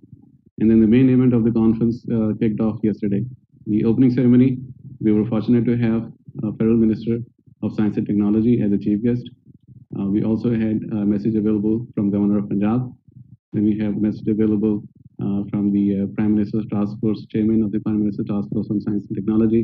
Then we had the messages available from the Provincial Minister of Energy and the Provincial Minister of Higher Education. We also had a message available from the Managing Director of the Punjab Energy Efficiency and Conservation Agency. So the opening ceremony kicked off the highly energetic conference with the help of 2 parallel events, which kicked off yesterday on day one of the main conference. The first session was consisting of 4 invited speeches. The session was headed by Dr. Numan Zafar from LAMS. The talks were, the first talk was from Dr. Mohammad Sultan from Bahauddin Zikriya University, Multan. The second talk was from Dr. Numan Zafar himself from LAMS. And the third talk was from Dr. Mohammad Majid Guldar from University of Central Punjab. And then the final talk was from Dr. Faisal Mahmood from University of Agriculture, Faisalabad. The parallel session took place on day one, which was headed by Dr. Asif Nadeem Tabish, who is from the Chemical Engineering Department, New Campus, UET Lahore. And then in that session, 9 research papers, technical research papers were presented, which were selected by the Technical Program Committee. Then in the afternoon of day one, we had the 1B session, main session, which was headed by Dr. Mohammad Farooq from the Mechanical Engineering Department, UET main campus. It consisted of 3 invited speeches. The first one came from Dr. Shamsul Azman, and this was from UTHM, Malaysia. The second talk was from Dr. Sanja Armakovic. She came from University of Novi Sad, Serbia. And the third talk was from Dr. Mohammad Wakil Shahzad. He's from Northumbria University, Newcastle, UK. And in parallel, the technical session of the selected papers took place. The session was headed by Dr. Mohammad Ali Shahbaz from Mechanical Engineering Department, New Campus, UET Lahore. There were 5 research papers presented in that session. This closes the activities on day 1 of the main events and day 2 today of the main events. We had to track the session 3A. Today started off with Dr. Ali Hussain Kazim, who is from the Department of Mechanical Engineering, UET Lahore. He chaired the session, which consisted of 4 invited speeches. The first one from Dr. Abdul Sattar Nizami from Government College University Lahore. The next was from Dr. Salman Razi Naqvi from National University of Science and Technology, Islamabad. The following talk was from Dr. Steve Amakovic from University of Novi Sad, Serbia. And then the last talk was from Dr. Tariq Umar from the University of West of England, Bristol, UK. In parallel, the track 4A, which was headed by Dr. Mohammad Majid Gulzar from University of Central Punjab. There were 10 research papers which were presented in that session. And then in the final session today in the afternoon, after the lunch break, Dr. Fahad Noor presided and chaired the session, consisted of 2 research talks. The first one came from Dr. Alberto from the Sustainable Energy Research Center in Italy. And then the final talk was from Dr. Mohammad Sagir from Kiel University, UK. So these sessions of the technical papers and invited talks, as they are completed today, they brought about the best of the research available in the area of conservation and efficiency, covering different domains in chemical, mechanical, electrical engineering domains. In this conference has been success from the perspective that we have a very healthy viewership. There have been almost 3,000 viewers. It's on the social media outreach of the conference yesterday, and the same number is expected today. So almost 6,000 individuals have reviewed this conference, not only from Pakistan, but also from around the world. That includes countries like US, UK, Saudi Arabia, India, China, and also Indonesia, Turkey, Malaysia. These are the participants which have reviewed our conference, and they have participated in the activities. Now I'd like to thank, of course, all the administration which has greatly worked over the past many months to complete this activity of the conference that took place today and yesterday. We started off with the organizing the conference activity with the help of Mr. Kashif Bashir, who organized several meetings for bringing the stakeholders together and completing the program. Then we started off with the technical program committee activity, which is done by Dr. Ghalib. A very strenuous activity. We received large number of papers, and then they were reviewed by the technical program committee, and top papers were selected. And then we have the program committee, which worked on the events that took place yesterday and today, which was headed by Dr. Amir and his fellow Mr. Bilal. Then we have great help that was made available from administrative perspective. Mr. Akil, who was making sure that all the accessories and things are available. Mr. Rashid, who is taking care of all the network efforts. And then, of course, a very strenuous effort by the team of Mr. Rehan Tariq in terms of recording all the online activities which we have witnessed and reviewed in the events yesterday and today. Then we have Mr. Farhan, who has helped in making the social media outreach, which has resulted into a very healthy participation of researchers from all around the world in this conference. And then we would like to thank, of course, Mr. Hamza Ehtisham, who has provided the WebEx access from IEEE perspective, from the IEEE platform. He has provided that access to us, and then that is making the conference a truly international event. And then I would like to thank, of course, the mechanical department in New Campus, UET Lahore, and specifically Dr. Farooq and his team, who have helped us in many ways, brought the energy to the conference, several sources.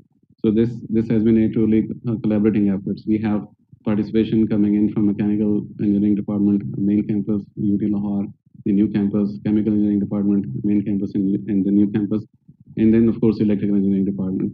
So all these departments under the umbrella of Center for Energy Research and Development has really put together a wonderful event.